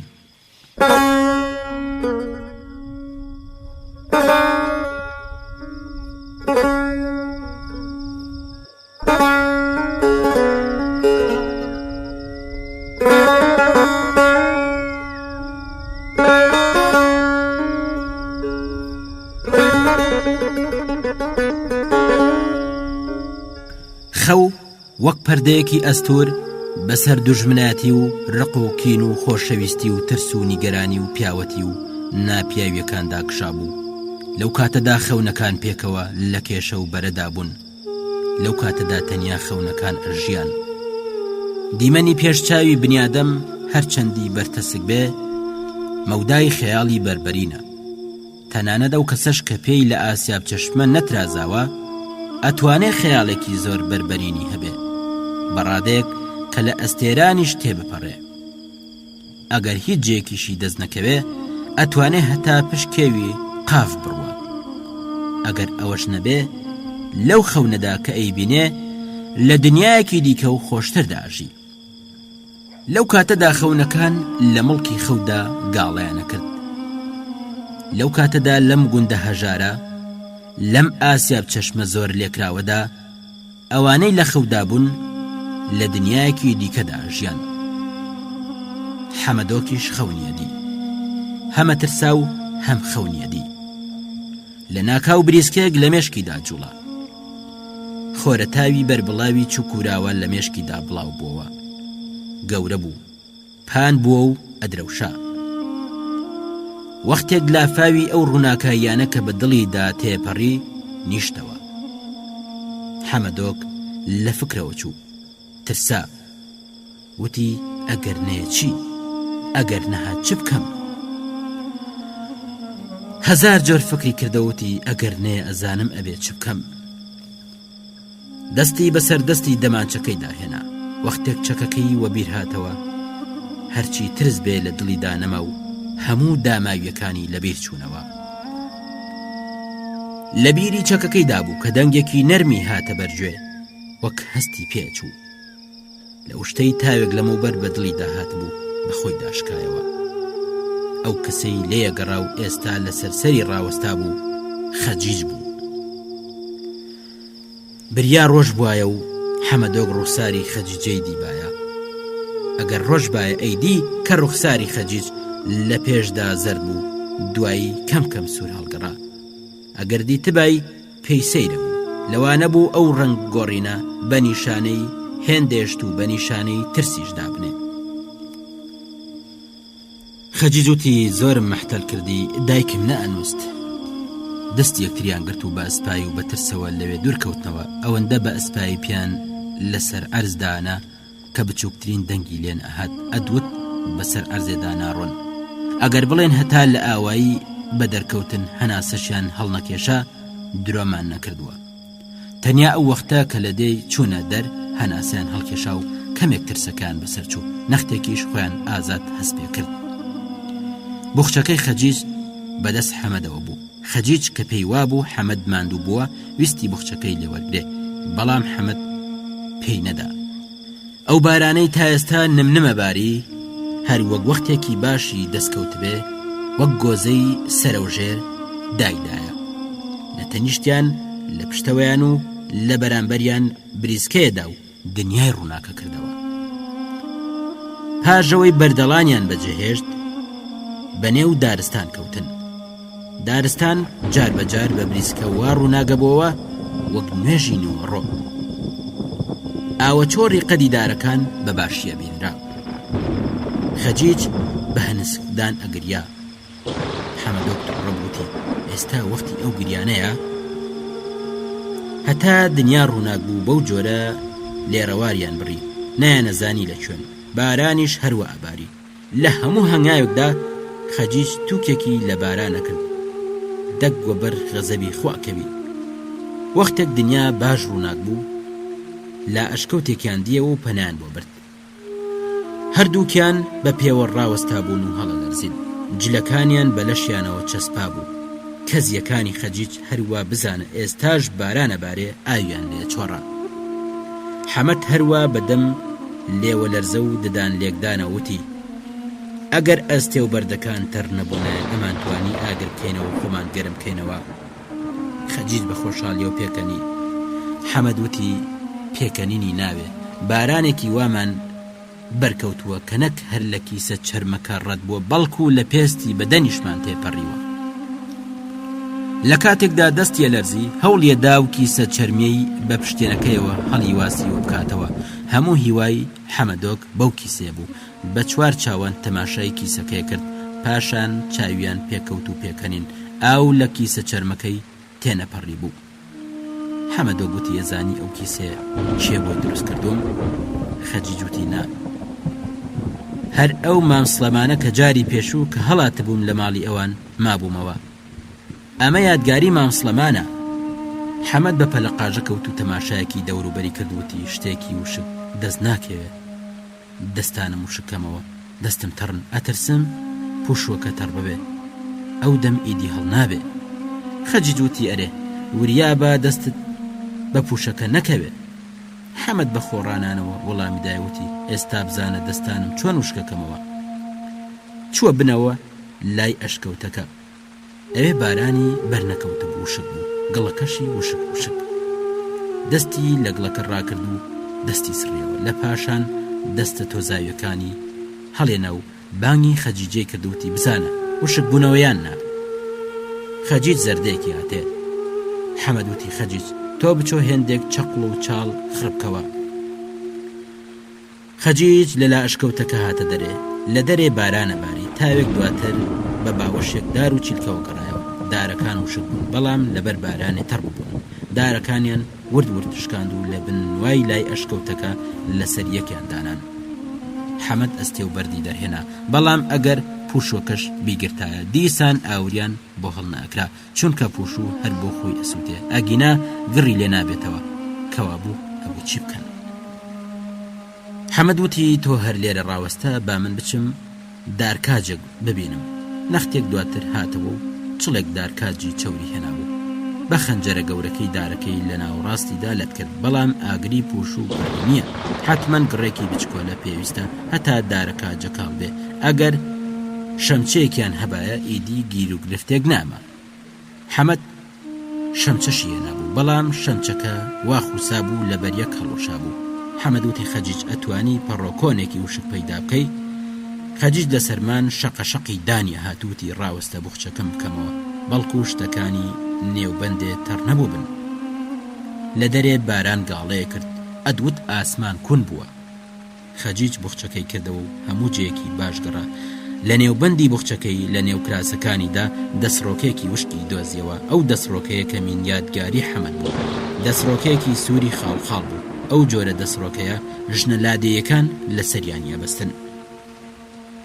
دەسڕۆکەکەی نیشانداوتی ئەم دەسڕۆکەی وشکە. حەمەد دەسڕۆکەکەی ناسیوتی دەسڕۆکەی گۆڕینە. حەمەد لە دیتنی دەسڕۆکەکە خۆشحاڵ بوو. خەجیج وتی خۆیەتی. حەمەد نەختێک تووڕە ببوو. ئەگەر بزانم لەسەرمان ڕقە بمەوە دیسان دڵم نایە ئەو دەسڕۆکەی بسووتێنم. خەجیج وتی ڕەنگە بتوانم لە کراسەکانم کوتێکی وشک پەیدا بکەم. حەمەد وتی بوخچەکە بێنە. خەجیج بوخچەکەی بۆ حەمەد برد. حەمەد بوخچەکەی تێکوەرداوتی ئەی بابە لێرە 100 کوتە پەڕۆی وشکیش دەزەکەوێت. خەجیج وتی جاکەوایە هەمووان بسووتێنە با بەڕووتی بمێنیم. حەمەد وتی بەمۆست ئەوە چارەی دیکەمان نییە.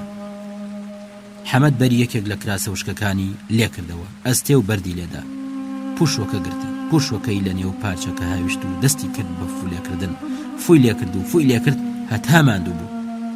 لەو نێوەدا بریسکەیەک لە نزیک ئەوانیدا زەوی کەمێک لەرزی. دارەکان دەنگێکیان لێهات. خەجیج پارچەکەی فرێدا. حەمەد داهاتەوە و پارچەکەی هەڵگرتەوە. گوپی پڕ کرد لە باو دەستی کرد بە فولێکردن. شەوی لاگەی شل بوو. کاتێک گڕێکی چکۆلە لەسەر پەڕۆکە پەیدا بوو کەیفی کرد. تەڵەزمە کاجێک بەدەستەکەی دیکەیەوە بوو لەسەر گڕەکەی ڕاگرت. دارە چەورە کاجەکەش بە چزە چز هەڵبوو. چەند تەڵەزمە کاجی دیکەشی لەسەر گڕەکە ڕاگرت. ئەوانیش گرتیان. ئەمجار دەستە چیلەی لە نێو ئەو چیلکە و چاڵ ڕاکرد کە لەسەر یەکیان دانابوو.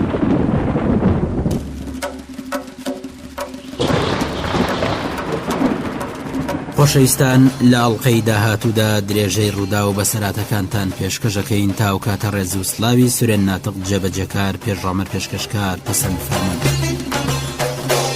هاوڕێمان بن.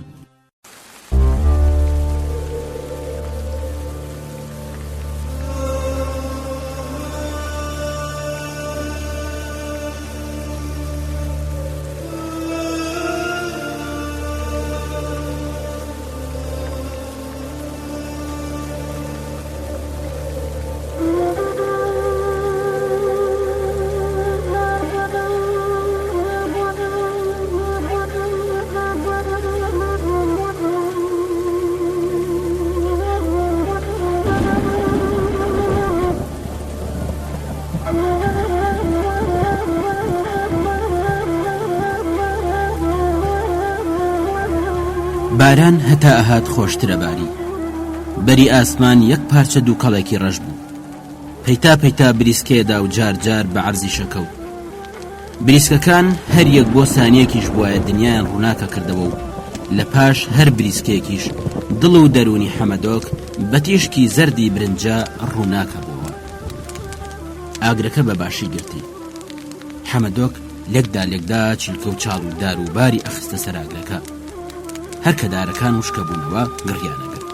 بەڵێسە گەورەکان زمانیان دەرەکێشا و تێکیانەوە داویشت. حەمەدۆک و خەجیج جلەکانیان داکەند و بەسەر بڕەدارێکیان دادا. لە پاشان بڕەدارەکان لە نزیک ئاگر ڕاگرت. خەجیج شەرمیە کرد، نەیتوانی دەرپێ و ژێکراسەکەی داکەنێ. حەمەدۆک گوتی دایانکەنە، لەسەرمان هەڵە لەرزی. خەجیج بە حاڵەتێکی وەک پاڕانەوە سەیرێکی حەمەدۆکی کردوتی ئەمانە لەبەرمدا وشکە بنەوە. حەمەدۆک بەسەری دانەڕاندی، وتی لەبەرتدا وشک نابنەوە، هەتا ئەمانە لەبەرتدا وشکە بنەوە ئەتۆ لەسەرمان ئەمری. خەجیج کە دیتی حەمەدۆک تووڕە بووە دەستی کرد بە داکەندنی ژێرکراسەکەی. شانەکانی خڕوو گەنم ڕەنگ بوون. ژێرکراسەکەی کە داکەن خێرا فرەیدایە نزیک ئاگرەکە و هەردوو مەمکی بە هەردوو دەستی داپۆشی. شانی ئەلەرزی ملی وەک ملی قوو بڵند و جوان بوو. دوو لە سپ لە مۆی سەری بادرا بوون و چوو بوونەوە بناگوێی کە زێڕەش و لولەکانی درێژ بوون و ئاگەیشتنە پشتێنی. مەمکی لە مستی و لە نێو تاوکەکانی دەرپەڕی بوون. لە جێی مندارە مووی لەشی زیبکە زیبکەی چکۆلە دروست ببوون. پاژەوەی گەرمی هاتەوە ئەو وردە زیبکانش لە نێو چوون. لەشی صاف و لوز بووە و هاتەوە سەر ڕەنگی خۆی. حەمەدۆک چاوی لە خەجیجەوە بڕی بوو. تاسەیەکی دوور لە توانە سەر تاپای لەشیە لەرزاند و وتی خەجیج لە دەنگی بانکردنی حەمەدۆک لەو چەشنە بانکردنە لەرزی. دەنگەکە شتێکی پێوت. خەجیج ماناکەی تێگەیشت. خەجیج وتی حەمەدۆک ئێستا لە دێدا قیامەتێک بەرپا بووە، مەپرسە، حتمەن هەموو جێک لە ئێمە پشکنن، ئەترسم بمان بینەوە. ئەو ترسە لە دڵی حەمەدیشدا هەبوو، بەڵام بەسەر خۆی نائێنا. وتی لەو لێڕەوارەدا ناتوانم بمان بینەوە، خۆڕا مەترسە. خەجیج وتی من چوو زانم، منە ترسم. ماوەیەکی زۆر قسەیان نەکرد. بارانەکەش وا دیار بوو کەمێک نەرمترە باری. ئاگرەکە بەرەبەرە زیاتر بوو. تەنانەت تەختە بەردەکانی دەوروبەریشیان گەرم بوون. گڵی دەوروبەریشیان وشک بووە. خەجیج کراسەکەی کە وشک بۆ لەبەر کرد و دەرپێکەی تاکەن. حەمەد لاقەتورت و پڕگۆشتەکانی ئەوی دیت. ئەو تاسەیە کە ماوەیەک بوو بەجێ نەئەهێشت لە ڕادەی توانا دەرچوو. دیسان هەر بەو ڕاوێژ و دەنگی پێش و بانگی کردوتی خەجیج وتی حەمەدە ترسم. حەمەدۆک لێ نزیک بووە، دەستی گرت ئەوەندە تون کێشاندی. خەجیج هەروە خۆیە کێشایەدوە. حەمەدۆک بە هەموو دینی خۆی خەجیجی لە باوەش گرت، ماچی کرد. خەجیج لە پڕ خۆی ڕاپسکات. حەمەد ئەی بۆ بن لا ئەشکەوتەکە ڕاکێشا. لێوە گۆشتنەکانی خەجیج کەمێک رابوونەوە و چاوەکانی لەسەر یەکدانا بوو. دەست و لاقی خەجیج ئێدی تینیان نەما بوو، تەنیا بە سپاییەوە دووپاتێ کردوتی حەمەدۆک ئەترسم، بەرمدا. بڵێ ساگرەکان بۆ لایەنە هاتن. بڵێ ساگر بەردەکانیان ئەلستەوە. ماوەیەکی پێچوو هەتا بەخۆ هاتنەوە. حەمەدۆک دەستی خەجیجی گرت و ویستی ڕاستی کاتەوە. خەجیج نەختێک ڕاست بووە، پاشان دووبارە لەسەر پشتی ڕاکشا. ترسەکەی نەما بوو، هەناوی شل و لەشی ماندوو بوو. ئەم جار بۆ خۆی ڕاست بووە، پشت و لاق و کەفەڵە تۆزاویەکانی تەکان.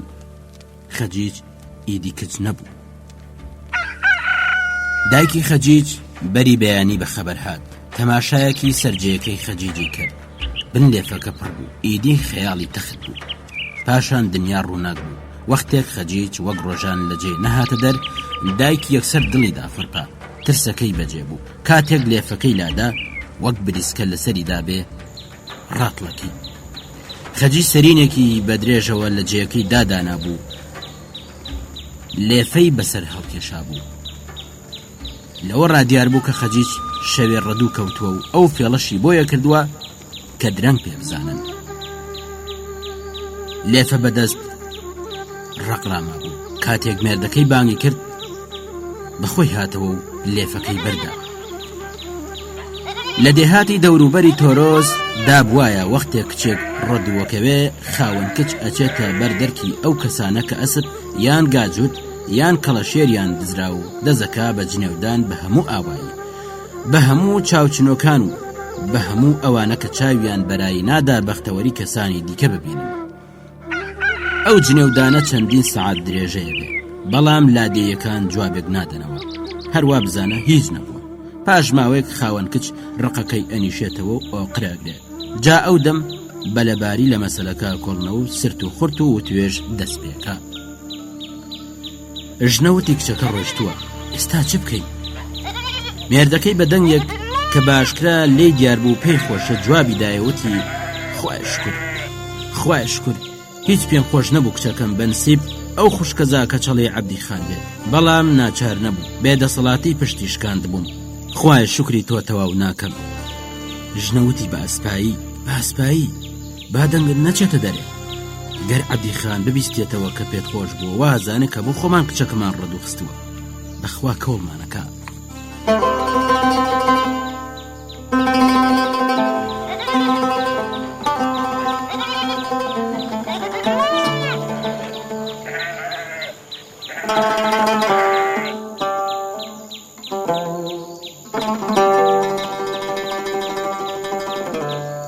پاشان هەروە کە باو بوو دایک لە ماڵێ دەرپەڕی و دەستی کرد بە زمانە لاڵە و لە خۆدان، بەڵام بە زۆری نەیەتوانی بەو جۆرە کە باو بوو سنگی خۆی بکتێ و نەدڵیشی ئەهات تووکان لە کەس بکات.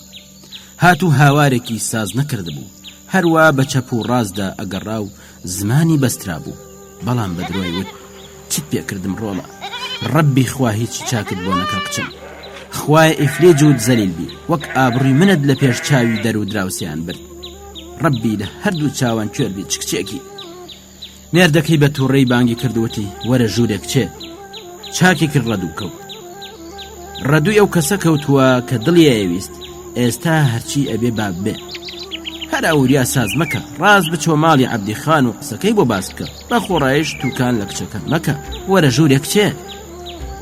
ژنە بە قسەی مێردەکەی کرد، چارشێوێکی ڕەشی بەسەر خۆی دادا و چووە لای عەبدی خان. وەختێک عەبدی خان چاوی پێی کەوتوتی تۆ چی و ئێرە چی خوشکێ؟ زۆر لەمێژە ئیدی سەرمان لێ نادەی، وەرە دانیشە بزانم باس و خەبەر چییە؟ ژنە دانیشت و دەستی کرد بە گریان. وەختێک عەبدی خان چاوی بە چارشێوی ڕەشکەوت بە جارێک دڵی داخورپا، بەسەر لێ شێوایەوە پرسی چ بووە خوشکێ؟ ژنە جوابی نەدایە و سەری هەڵنێنا و هەروە ئەگریا. عەبدی خان نەڕاندی وتی بڵێ بزانم چ سندانێکتە؟ ژنە وەڵامی نەدایەوە. عەبدی خان لە فکرەوە چوو، ناکا بووکەکەم بەڵایەکی بەسەر هاتبێ. ژنەوتی خانوتی بڵێ. ژنە دووپاتی کردەوە، خانی خۆم. دووبارە بێدەنگ بوو، لەبەر هەنسک قسەی بۆ ناکرا. خانوتی کچێ چه سندانێکتە بۆ قسە ناکەی، بۆ پیاوشێتەکەی؟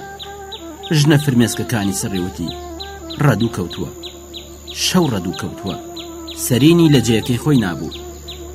عەبدی خان گوڕاندی وتی ئاوا ها بووکی عەبدی لێدا لەگەڵ ورتکە خۆرێکی بەردەرگای ئەڕوا و ڕەدووەکەوێ. چارەنووسی عەبدی ئەوە بوو ها.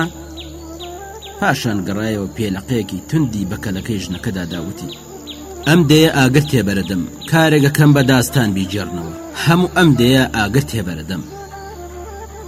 تاوێک ڕاهستا و لە فکرەوە چوو. پاشان قۆڵی ژنەی گرت و داهاتە و بەسەر تەلەی پرسیوتی هەتیوەکەی دوو ناڵی گرتووە؟ ژن فرمێسکی چاوی بەلکی چارشێوەکەی سڕێ و سەری بە نیشانەی ئەرێ ڕاوەشان. عەبدی خان خۆی بەسەر پێوە ناگرت، پیاوەکانی بان کرد، هەموو ئاوایی بان کرد. زەبرێکی گەورە لە ئابڕووی ئەو درابوو، ئەبوو تۆڵەی بکاتەوەتی ئێستا ئەبینێ، ئێستا نیشانیە دەم، ئەی بێژووی پێنەزان، ئێستا ئەبینێت چ بەڵایەکی بەسەردێنم، ئەڵێم لە تووپەتی بکەن، لە تکوپەتەکانیشی ورد بکەن. قسەکە لە هەموو ئاوای گەڕا، هەموو ئاوای ئەدوت زەماوەندی تێدایە، ژن و کچ و مناڵ و جەحێڵ هەمویان لە خۆشیان هاواریانە کرد، بەڵام دوور لە چاوی عەبدیخان، بەڵام دوور لە چاو گوێی ئەو. دێهاتیەکان لە پێش چاوی عەبدیخان و پیاوەکانی خۆیان زۆر خەفەتبار لەوان نیشانەدا دەنگیان دەرناهات، بەسرت و خۆت قسەیانە کرد. باران یەک تەکانە باری، دێهاتیەکان لەبەر باران کۆببوونەوە لێک ئاڵابوون و قسەیانە کرد. لەم سوچ و ئەو قوژبن دەستە دەستە کۆزیرکیان بەستە بوو، لەبەر باران هات و چۆ لەم ماڵ بۆ ئەو ماڵ دەستی پێکرا بوو، لەبەر باران وت و وێژی بەسرتە و چرپە چرپ دەستی پێکرد بوو، هەمویان خوسابوون، ئەدوت هەمویانت لە ئاو هەڵکێشاوە. زۆری پێنەچوو خەبەرەکە بە دێهاتی دەوروبەریش گەیشت و دێهاتیەکانی دەوروبەریش ڕویان کردە ئاسیاب چەشمە و پێشەمیان خوشکەزاکەی عەبدیخان. هەر یەکات فەنگا ڕەشکەیەکیان بەدەستەوە بوو، دەستگیران ئەدوت ئاگری گرتووە، جنێودانەکەی هاتوو هاوارەکەی دەیان پڕ کرد بوو، ئەیوت ئەی کوژم ئەبرم، ڕاستە ڕێچوە ماڵی حەمەد.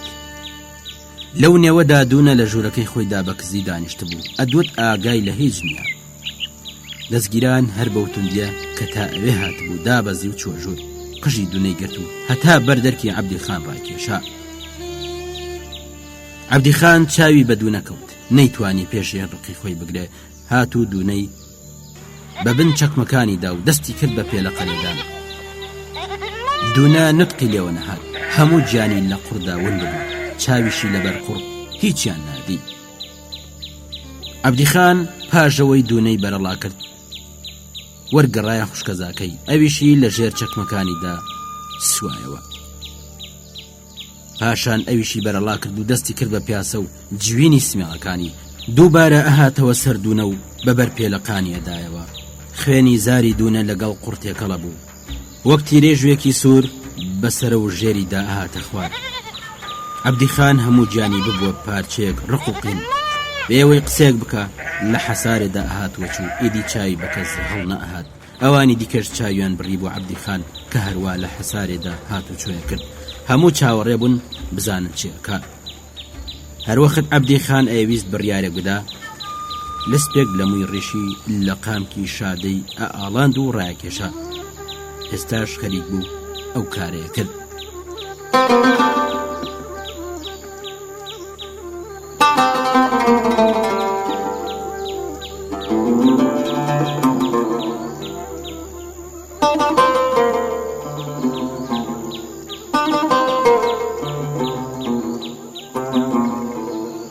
وەختێک عەبدیخان گەڕایەوە نێو خەڵکەکە هەمویان نوتقیان لێبڕا، هیچ کەس دەنگی لێوە نەهات، هەمووان تەماشای ئەویانە کرد. عەبدیخان ئەو لسپەمۆی لە قامکی ئاڵاند بوو بەرەڵا کرد و دەستی کرد بەداهێنانی ڕیشی وتی گوێتان بکەنەوە، ئەوان ئەبێ هەر لەم دەوروبەرانە بن، یان لە نێو بەردەڵانن یان لە نێو لێڕەوار، ئەبێ بەگیریان بێنین، بەڵام بەو قەڵەباڵغیە نابێ، دەکەس بەسە کاتێک بەگیرتان هێنان ئەگەر من لەوێ نەبووم نابێ بیان کوژن، ئەبێ بیان هێنەوە لای خۆم، بۆ خۆم ئەبێ تەمبیان کەم، ئەمن ئەبێ نیشانی بدەم کەسێک دووکی عەبدیخان هەڵبگرێ سزای چییە. وەختێک قسەی عەبدیخان تەواو بوو، یەکێک لە لادێیەکان کە ناوی ڕۆستەم بوو هاتە ناوەڕاستی. ڕۆستەم کابرایەکی گڕوێ و کەچەڵ و لوودزل بووتی، لە من بپرسە تا پێت بڵێم خان. دوێنێ شەو باران نەباری بوو، چەندێ هاتیەک یەکدەنگ جوابیاندایەوتیان بەڵێ باری بوو. ڕۆستەم پرسی وتی بۆچی شوێنی بنیادەم لە نێو قوڕدا دیار نییە؟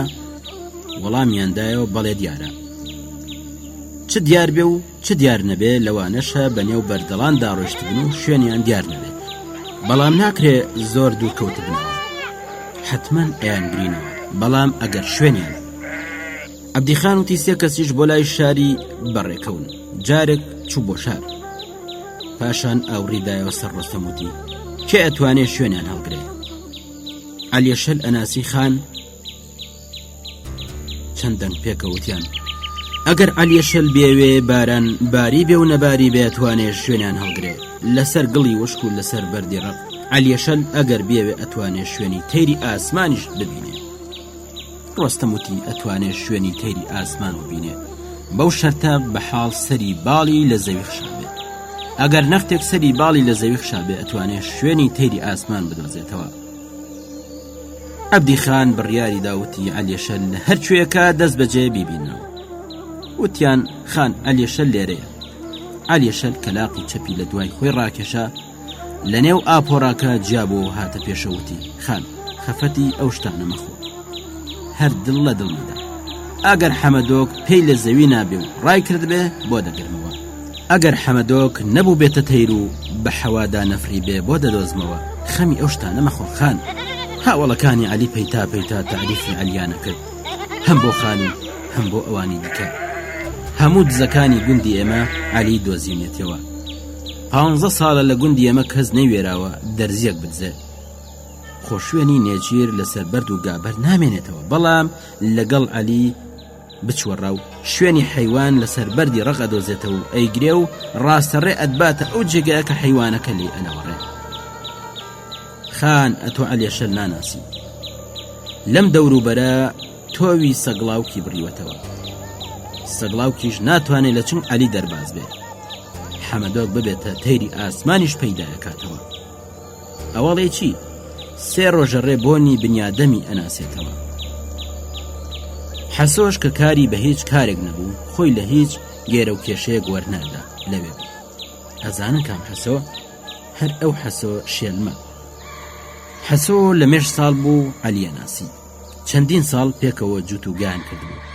ئەیزانی عەلیێشەل چ شوێن جێڕێکە لە جێدا لەو دەوروبەرە کێ هەبوو عەلیێشەل نەناسێ.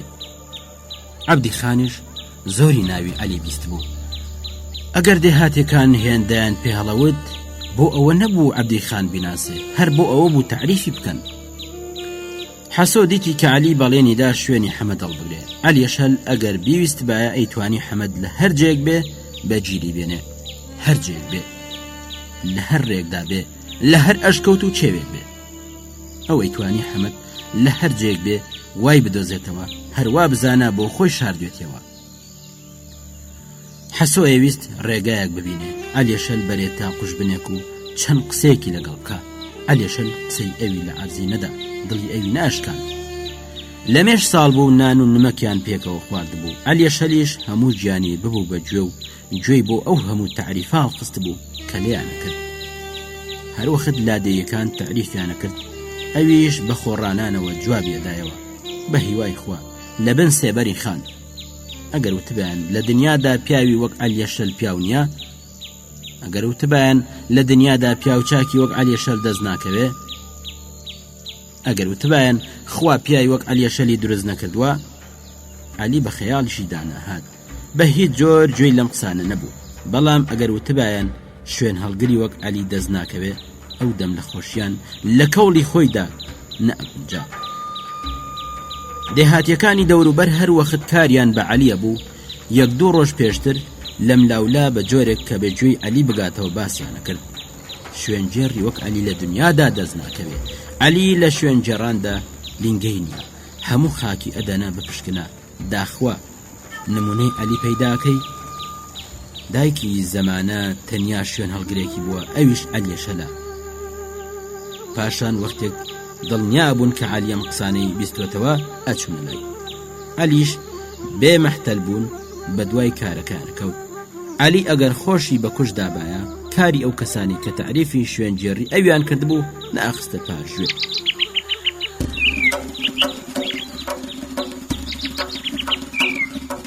خۆشەویستان، لە ئەڵقەی داهاتوودا درێژەی ڕوودا و بەسەراتەکانتان پێشکەشەکەین تا و کاتە ڕێز و سلاوی سورێن ناتق جێبەجێکار پێشڕامەر پێشکەشکار پەسەند فەرمان. هاوڕێمان بن.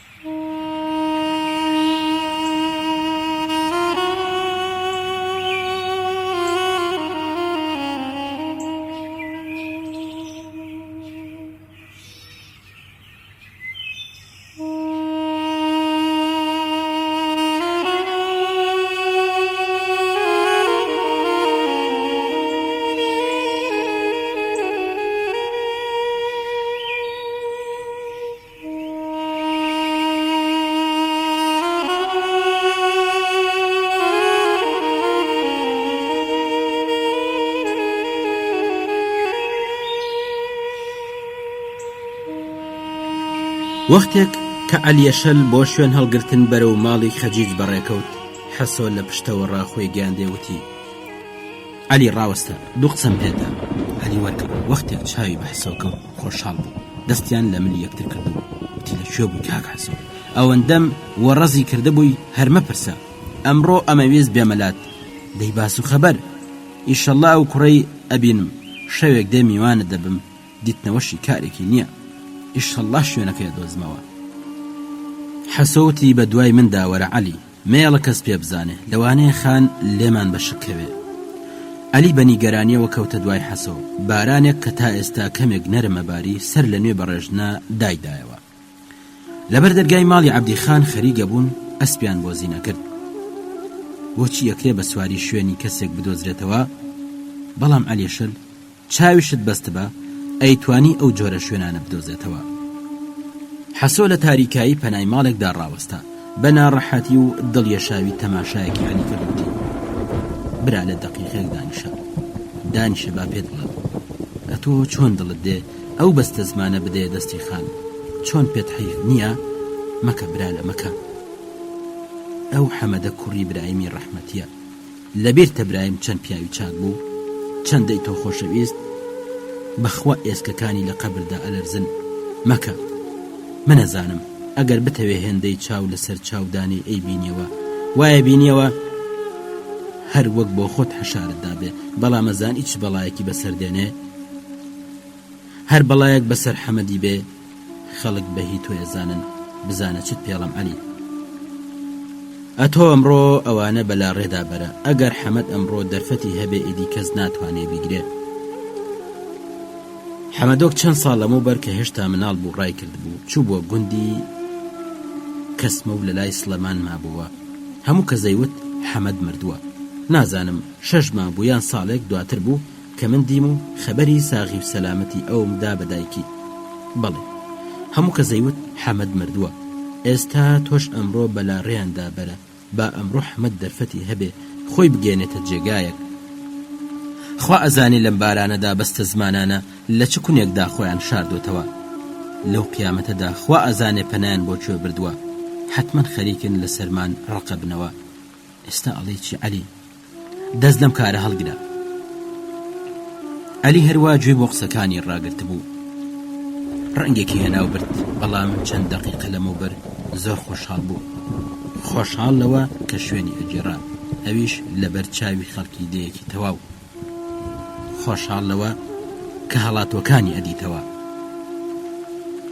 ئەو جوابی قسەکانی حەسۆی نادایە و چاوی لە زەویەوە بڕی بوو. هەرچی عەلیش بێدەنگە بوو، حەسۆ لەسەری ئەڕۆیشت و ئەیوت: ئەدی عەلی، ئەدی برالە، ئێستا بە سزمانە لێک ئاڵاون و ئەلەرزن، خوا ئەزانێ لە ژێر چ دارێک. ئەوان ئێستا لەبەر بارانن، بارانێک کە وەک چەمێک ئەڕژێتە سەریان. ئەم چەمەش ڕاوەستانی بۆ نییە. براکەم کاک عەلی، ئێستا و بەستە زمانانە خوا ئەزانێ چۆن ئەترسن، پیاوزکی پیانە سووتێ. ئەو بارانە بێ بەزەیەش هەتا بۆ یەکرێ بارێ، لانی کەم خوا بکە زگی بۆوان بسووتێ و دەقیقەیەک ئارام بگرێ، خۆزگە دەقیقەیەک ڕاوەستا بە. خوا ئەزانێ ئێستا ئەگەر مەلێک بە سەریاندا بفرێ چەنە ترسن، مشکێک لەبەر پیان دەرپەڕێ، چاویان بە مارمێرکەیەک بکەوێ، بەخوا زراویانە چێ. ئێستا و بەستە زمانانە هیچ حاڵیان نییە کاک عەلی. ئەڵێن ئێستا نا ئێستا گەنە سەرمان، ئێستا نا ئێستا ئەمان بیننەوە.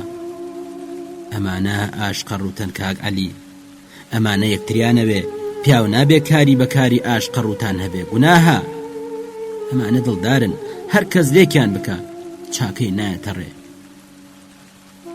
دەستی ڕقبن وەک داری وشکیان لێدێ، دەستی ئەو کەسانە کە دڵداران لێگەکەن وەک داری وشکیان لێدێ. گوێت لە قسەی من بێ عەلی، هەر ئەمڕۆ ئەمانە بەلا ڕێدا بەرە. عەلی، ئەگەر ئەماشقە ڕوتانە ڕزگار بکەی بزانە کە هەر لە ئێستاوە قەسرێکت لە بەهەشت بۆ ئامادەکراوە. بەخوا هەر ئێستا ئەگەر دەست لەم کارە هەڵبگری لە بەهەشتێدا کۆشکەکەت بۆ ئامادەکەن. ئێستاڵێکی عەلی، نەعلەتی هەموو خەڵکی ئەم ئاوایە بۆ خۆ دەکڕی یان جۆ بۆ قسەی من ڕاگری؟ بەڵێنم پێدەی عەلی. حەسۆ چاوی بڕێ چاوی عەلی. تەماشایەکەی مانای ئەوە بوو کە ئەم کارە بەدەستۆی عەلی، بەڵام عەلی زاری ناکردەوە. حەسۆ سەر لە نوێ دەستی عەلی گرتووتی: با پێت بڵێم عەلی، ئەمانە لە مناڵی و یەکتیان خۆشەویست. کچەکە ئەگەر ڕۆژێک حەمەدی نەدیبایە نەئاوی بەگەرەودا ئەچۆ خوارێ و نەخەو لە چاوی ئەکەوت و کار و پیشەی ئەبوو بەگریان. ئەمانە خوا کردوونیە دەستگیران عەلی، ئەبێ بزانی خوا. پێم وتی حەمەد چوو بۆ گوندی کەسمە. لەو ڕۆژەوە کە حەمەد ڕۆیشت تا ڕۆژێک کە هاتەوە ئەو کچە نەخۆش کەوت و لە جێدا خەوت. بەستە زمان شێت بوو. مەسەلە ئاوایە عەلی، مەسەلە بەم جۆرەیە برالە. ئێستا پاژماوەکەی بەدەست تۆیە. لە پاشان کچەکان بە زۆر بۆ خوارزە کەچەڵەکەی عەبدی خان خواست. ئەوانیش ڕێگایەکیان نەبوو جگە لە هەڵاتن. ئێستا خۆت زانی بەکاری خۆت. تەیرێک پەنای بۆ چڵە چەقلێک بردووە و ئەویش مەلەکەی پەناداوە. ئێستا حەمەدیش پەنای بۆ تۆ هێناوە عەلی. عەلی وەرە پیاو بە و مەبە باعیسی ئەم دوو دڵدارە. ئەگەر ئەم کارە بکەی لەکن عەبدی قەدرت زیادە بێ، بەڵام هەموو ئاوەدانی ئەبێتە دوژمنت. ڕەنگە بڵێ ئەگەر عەبدیم هەبێ بە گۆڕی بابی ئەوانی دیکە، بەڵام مەسەلەوانی عەلی ئەمن هەرچی ئەبوو پێت بڵێم وتم. ئێستا ئیدی خۆت ئەزانی و خۆت. عەلی بێ ئەوەی جوابێک بداتەوە هەڵسا. ڕوخساری شەکەت و خەماوی دیار بوو. حەسۆ لە دواوە دووپاتی کردەوتی: تەواوی ئاوەدانی لێ دەبێ بە دوژمن عەلی.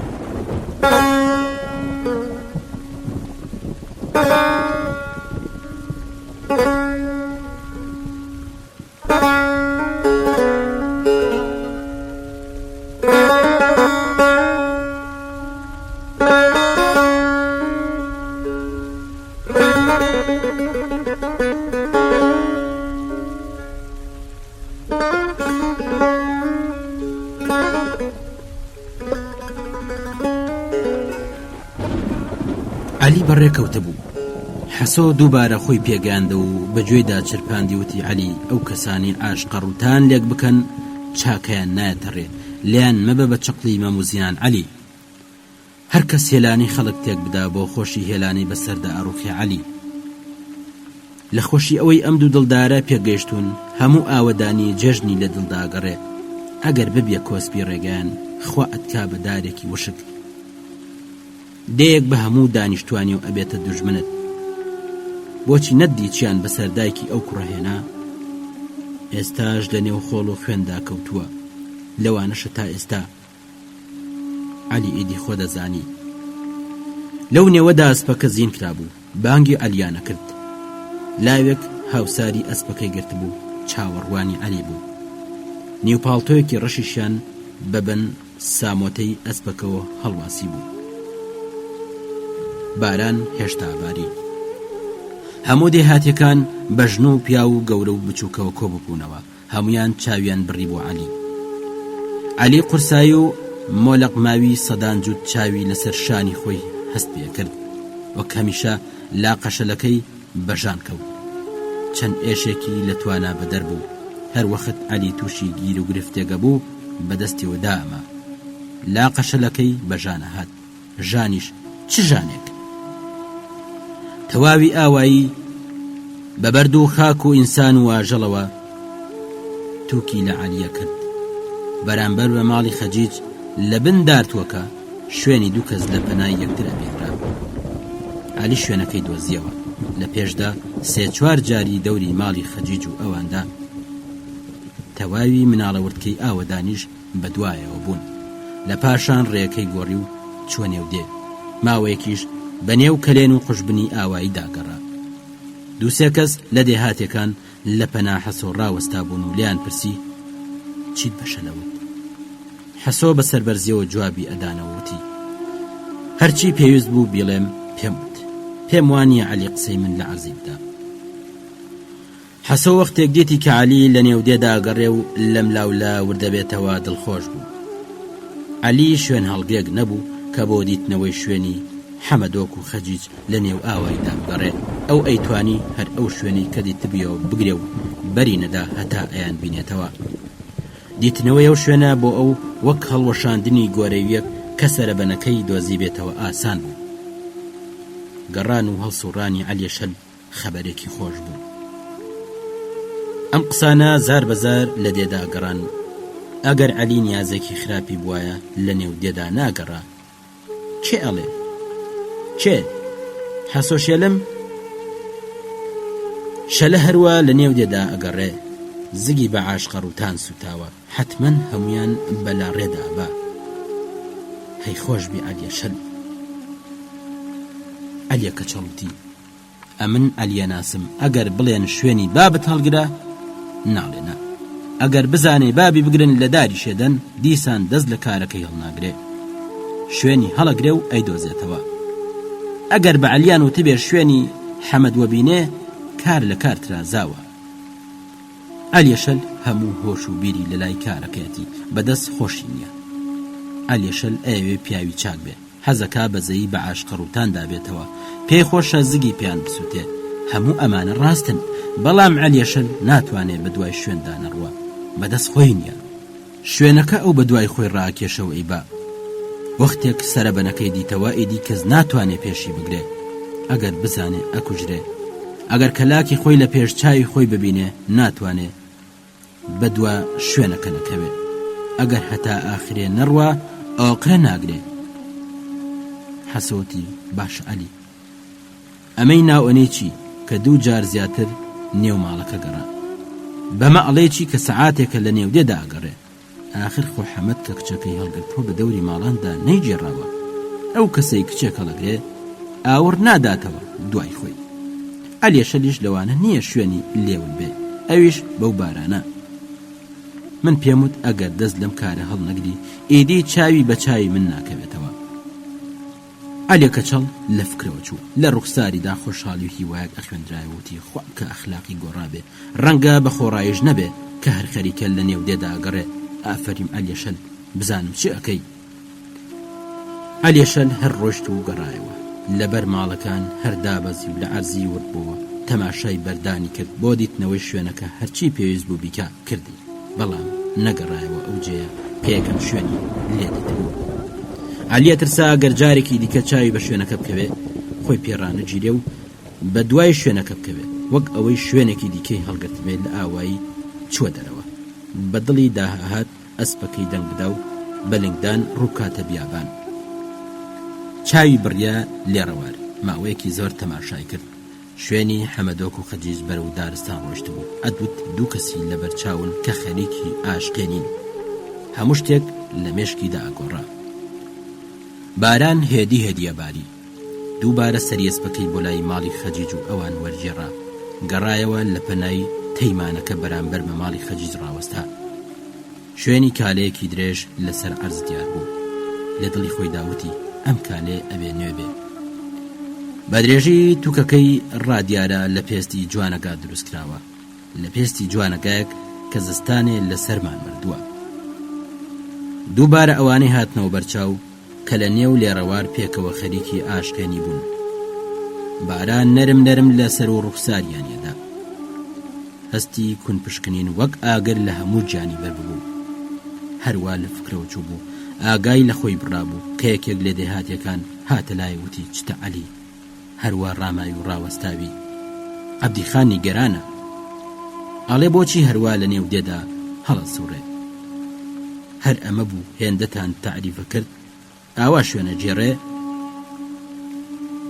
ئەوان سەرگەرمی قسان بوون کە عەبدیخان بە سواری ئەسپ و بەلنگدان گەیشتە پەنایان و ئەسپەکەی ڕاگرتوتی چییە کاکی شوێنجەڕ، ماشەڵڵا لەو شوێنجەڕانەت نەمەزانی لە شوێنجەڕاندا لینگەت نییە، لە بەیانیەوە تا ئێستا ئەڵێی ئەتەوێت دەیەکە بکڕی، هەروە تەماشای دار و دیوارەکەیەکەی، ئێستاژە ترسم لە بن تەیمانەکە خەوت لێ بکەوێ. عەلیەشەل چاوی دەرپەڕی، بە گورجی سەری ئەسپەکەی بۆ لای عەبدیخان وەرجێڕاوتی بڵێ لە ڕەعەتەکان بپرسن داخوا کالەی نوێی لە پێدا بووە، کالەیەک کە لە پێستی جوانەگای مردارەوە بوو دروست کرابێ. خان ڕووی کردە ڕەعەتەکان وتی ڕازەکە؟ یەکێک لە دەیهاتیەکان وتی بەڵێ خان. هەوڵی زستانی جوانەگای سمایلی مردار بوو. سمایلی ئاشوان ئەڵێن. حەمەدۆک زێڵوە چەرمێکی لێکڕی بوو. خان گەڕایە لای عەلیێشەل وتی: بەڵێ عەلی، ئێستا هونەری خۆت نیشان بدە بزانم. عەلی سەری داخست و بە چوارناڵ لە ئاوایی بەدەرکەوت. عەبدی خان و 7-8 سواریش بەدوایدا.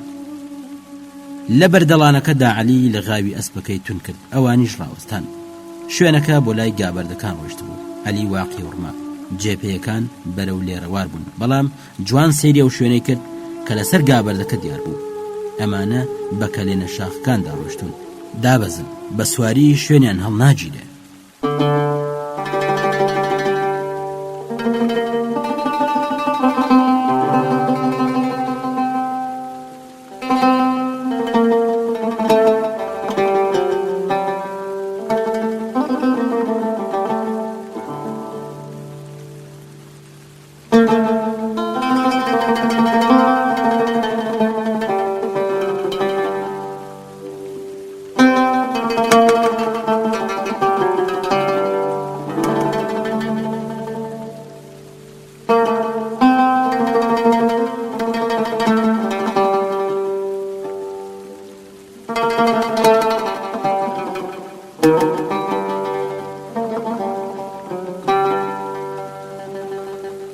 هەموو ئەسپەکانیان بۆ نەفرێک بەجێهێشت و بە دوای عەلی کەوتن. لە نێو دوو بەردی گەورەدا پەڵە عەرزێکی بچکۆلایاندی. لەو تۆزە عەرزەدا 3 گوڵی زەرد پشکوتو بوون. ئەم پەڵە زەویە گڵە ڕەش بوو. لەبەر ڕەشیان بریسکێدا، گوڵە زەردەکانیش بریسکیاندا. یەکێک لە گوڵەکان داهات بۆ سەر زەوی. عەلی ئەم گوڵەی نیشانی ئەوانی دیکەدا وتی: ئەزانن بۆچی ئەم گوڵە کەوتوتە سەر زەوی و دووەکانی دیکە بە پێوەستاون؟ دوێنێ شەو لای نیوە شەوێ یەکێک پێی لێناوە. هەر کەسیش بوو بێ کالەی لە پێدا بووە. بڕوانن شوێنی لێوی کالەکەی کەوتۆتە سەر گوڵەکە. هەمویان داهاتنەوە و تەماشایان کرد، بەڵام هیچ کامیان شوێن و نیشانەیەکی لێوە کالەکەیان لەسەر گوڵەکە نەدی. پاشان عەلی هەستا بە نێو بەردەکاندا دەستی کرد بە هاتوچۆی ئەم لاولا. عەبدی خانیش بەدوایدا. وەختێک عەلی گەشتە پناگا بەردێکی نوتیش ڕاوەستا. لێرەوە گەڕاونەتەوە، چوونەوە لای ئەسپەکان. لەوە بەدوا ئەو شوێنانەی ئەچوونەوە لای لێڕەوار بە باشی دیار بوون، بە جۆرێک کە ئەوانی دیکەش ئەیان توانی شوێنەکە بگرن و بە دوای دابڕۆن. کاتێک گەشتنە پەنادارستان، عەلی لە غاوی ئەسپەکەی کێشا. لە پێشدا ڕەنگی زەرد هەڵگەڕا، دوایی وەک خۆڵەمێشی نەهات. ئەمجار ڕەشدا گیرا. لێرە شوێنەکان بۆ لای بەردەڵانەکە گەڕابوونەوە. ئەمە وەک شوێن ونکە ئەچوو، وەک شوێنی ئەوانە چوو کە نازانن ئەبێ بچنە کوێ. شوێنەکان تاوێک ڕازە چوونە پێش، دوایی بۆ لایەکی دیکە وەرەگەڕان. عەلی وەختێک دیتی شوێنەکان بۆم لاولە ئەچن و دێنەوە جێی پێشویان، زکی پیانستا. بە دڵی عەلی داهات کە چۆنە عەبدی بەرمە ئەو سەری لێرەوار و ئەو بەستە زمانانە لە شەڕی ئەو ڕزگار بکەم. لە تەنیشت مورەدارێک جایەک سەوز بوو. ئەم جا تەڕ و تازەیە بۆ لای مورەدارەکە چەما بووە. لە پشتەوەشی کۆتەرەدارێکی بچکۆلە لە عەرزی ڕۆچوو بوو. باران سەر لە نوێ توندی کردەوە. عەلیەشەل ئەو نیو پاڵتۆی بەبەن سامۆتەی ئەسپەکەیەوە هەڵواسرا بوو، بە سەرشانی دادا. ئەوانی دیکە بێدەنگ بوون. عەبدی خان وتی: عەلی خەریکە درەنگمان لێدادێ، دیسان شوێنەکەت لێون بوو؟ عەلی وتی: نابڕۆن. عەلی بەرەو دارستان لێ خوڕی. ئەم جارە هەر بەڕاستی شوێنەکەی بوو کرد.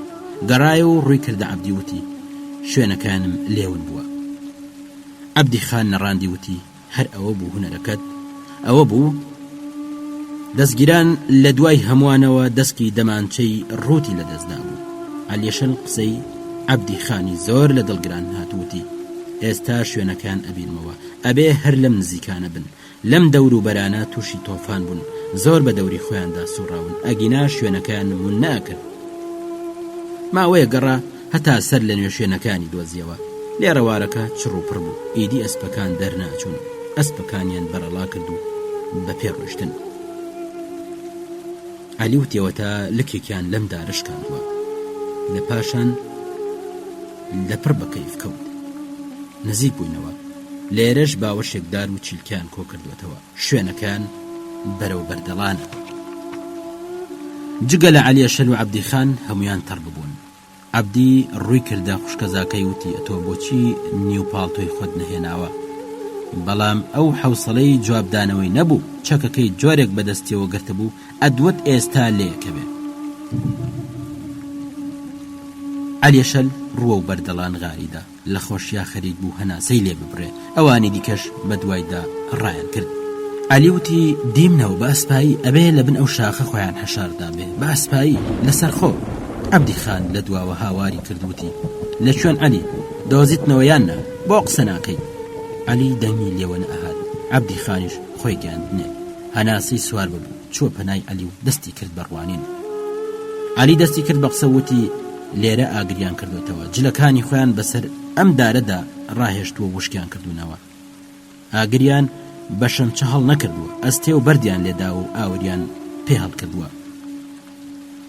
چووە پشتەوەی شاخەکە ئەو جێگایە کە بارانی پێنەکەوت بوو، گڵەکەشی وشک بوو، داهاتەوە سەرزەوی. ماوەیەکی زۆر تەماشای گڵەکەی کرد، شوێنی کەفەڵی کچەکەی لەسەر عەزی ناسیەوە. هەوراستریش شوێنی شان و پشتی دیار بوو. ئەوانی دیکەشی بان کردوتی وەرن بڕوانن. هەمویان لە هەموو لایەکەوە داهاتنەوە سەرزەوی.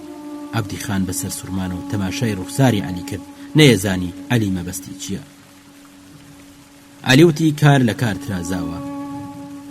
خان تێگەیشت بەڵام پرسی یانی ئەتەوێ بڵێ چی عەلی؟ عەلی وتی بڕوانە خان، ئەمە شوێنی کەفەڵی کچەکەیە، ئێرەش شوێنی شان و پشتی، ئێرەش جێی سەریەتی. ئەم خەتانە ئەبینی خان، ئەمانەش جێی مووی سەریەتی. مەبەستم ئەوەیە ئەو کارەکە.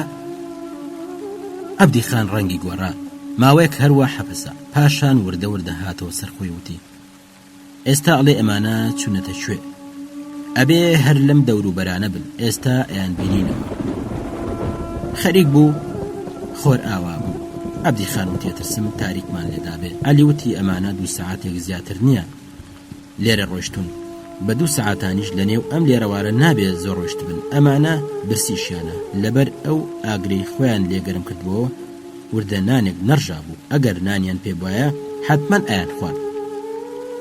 دەستگیران کەس داما بوو، لە باراندا خوسا بوو، ئەلەرزی و شەقی دانی هات. دەستگیران وتی ئاورێک بکەینەوە و خۆمان گەرم بکەینەوە، خەریکە لەسەرمان ئەمرین. ئەوانی دیکە جوتیان ڕازەکە خان لەسەرمان ڕق بووین. عەبدی خان لە دین دەرچووتی ئێمە چین ئەوان ئەبینینەوە، ئێوە لێرە بن خۆتان گەرم کەنەوە، ژن لە ئێوە بەغیرەترە. خان و عەلی خۆیان بە نێو لێڕەواردا کرد. عەبدی خان دەماچەکەی هەڵکێشا. دەستگیران وەختێک دیتی خان زۆر تووڕەیە، دەستی لە خۆ گەرمکردنەوە هەڵگرت و بە دوای کەوت.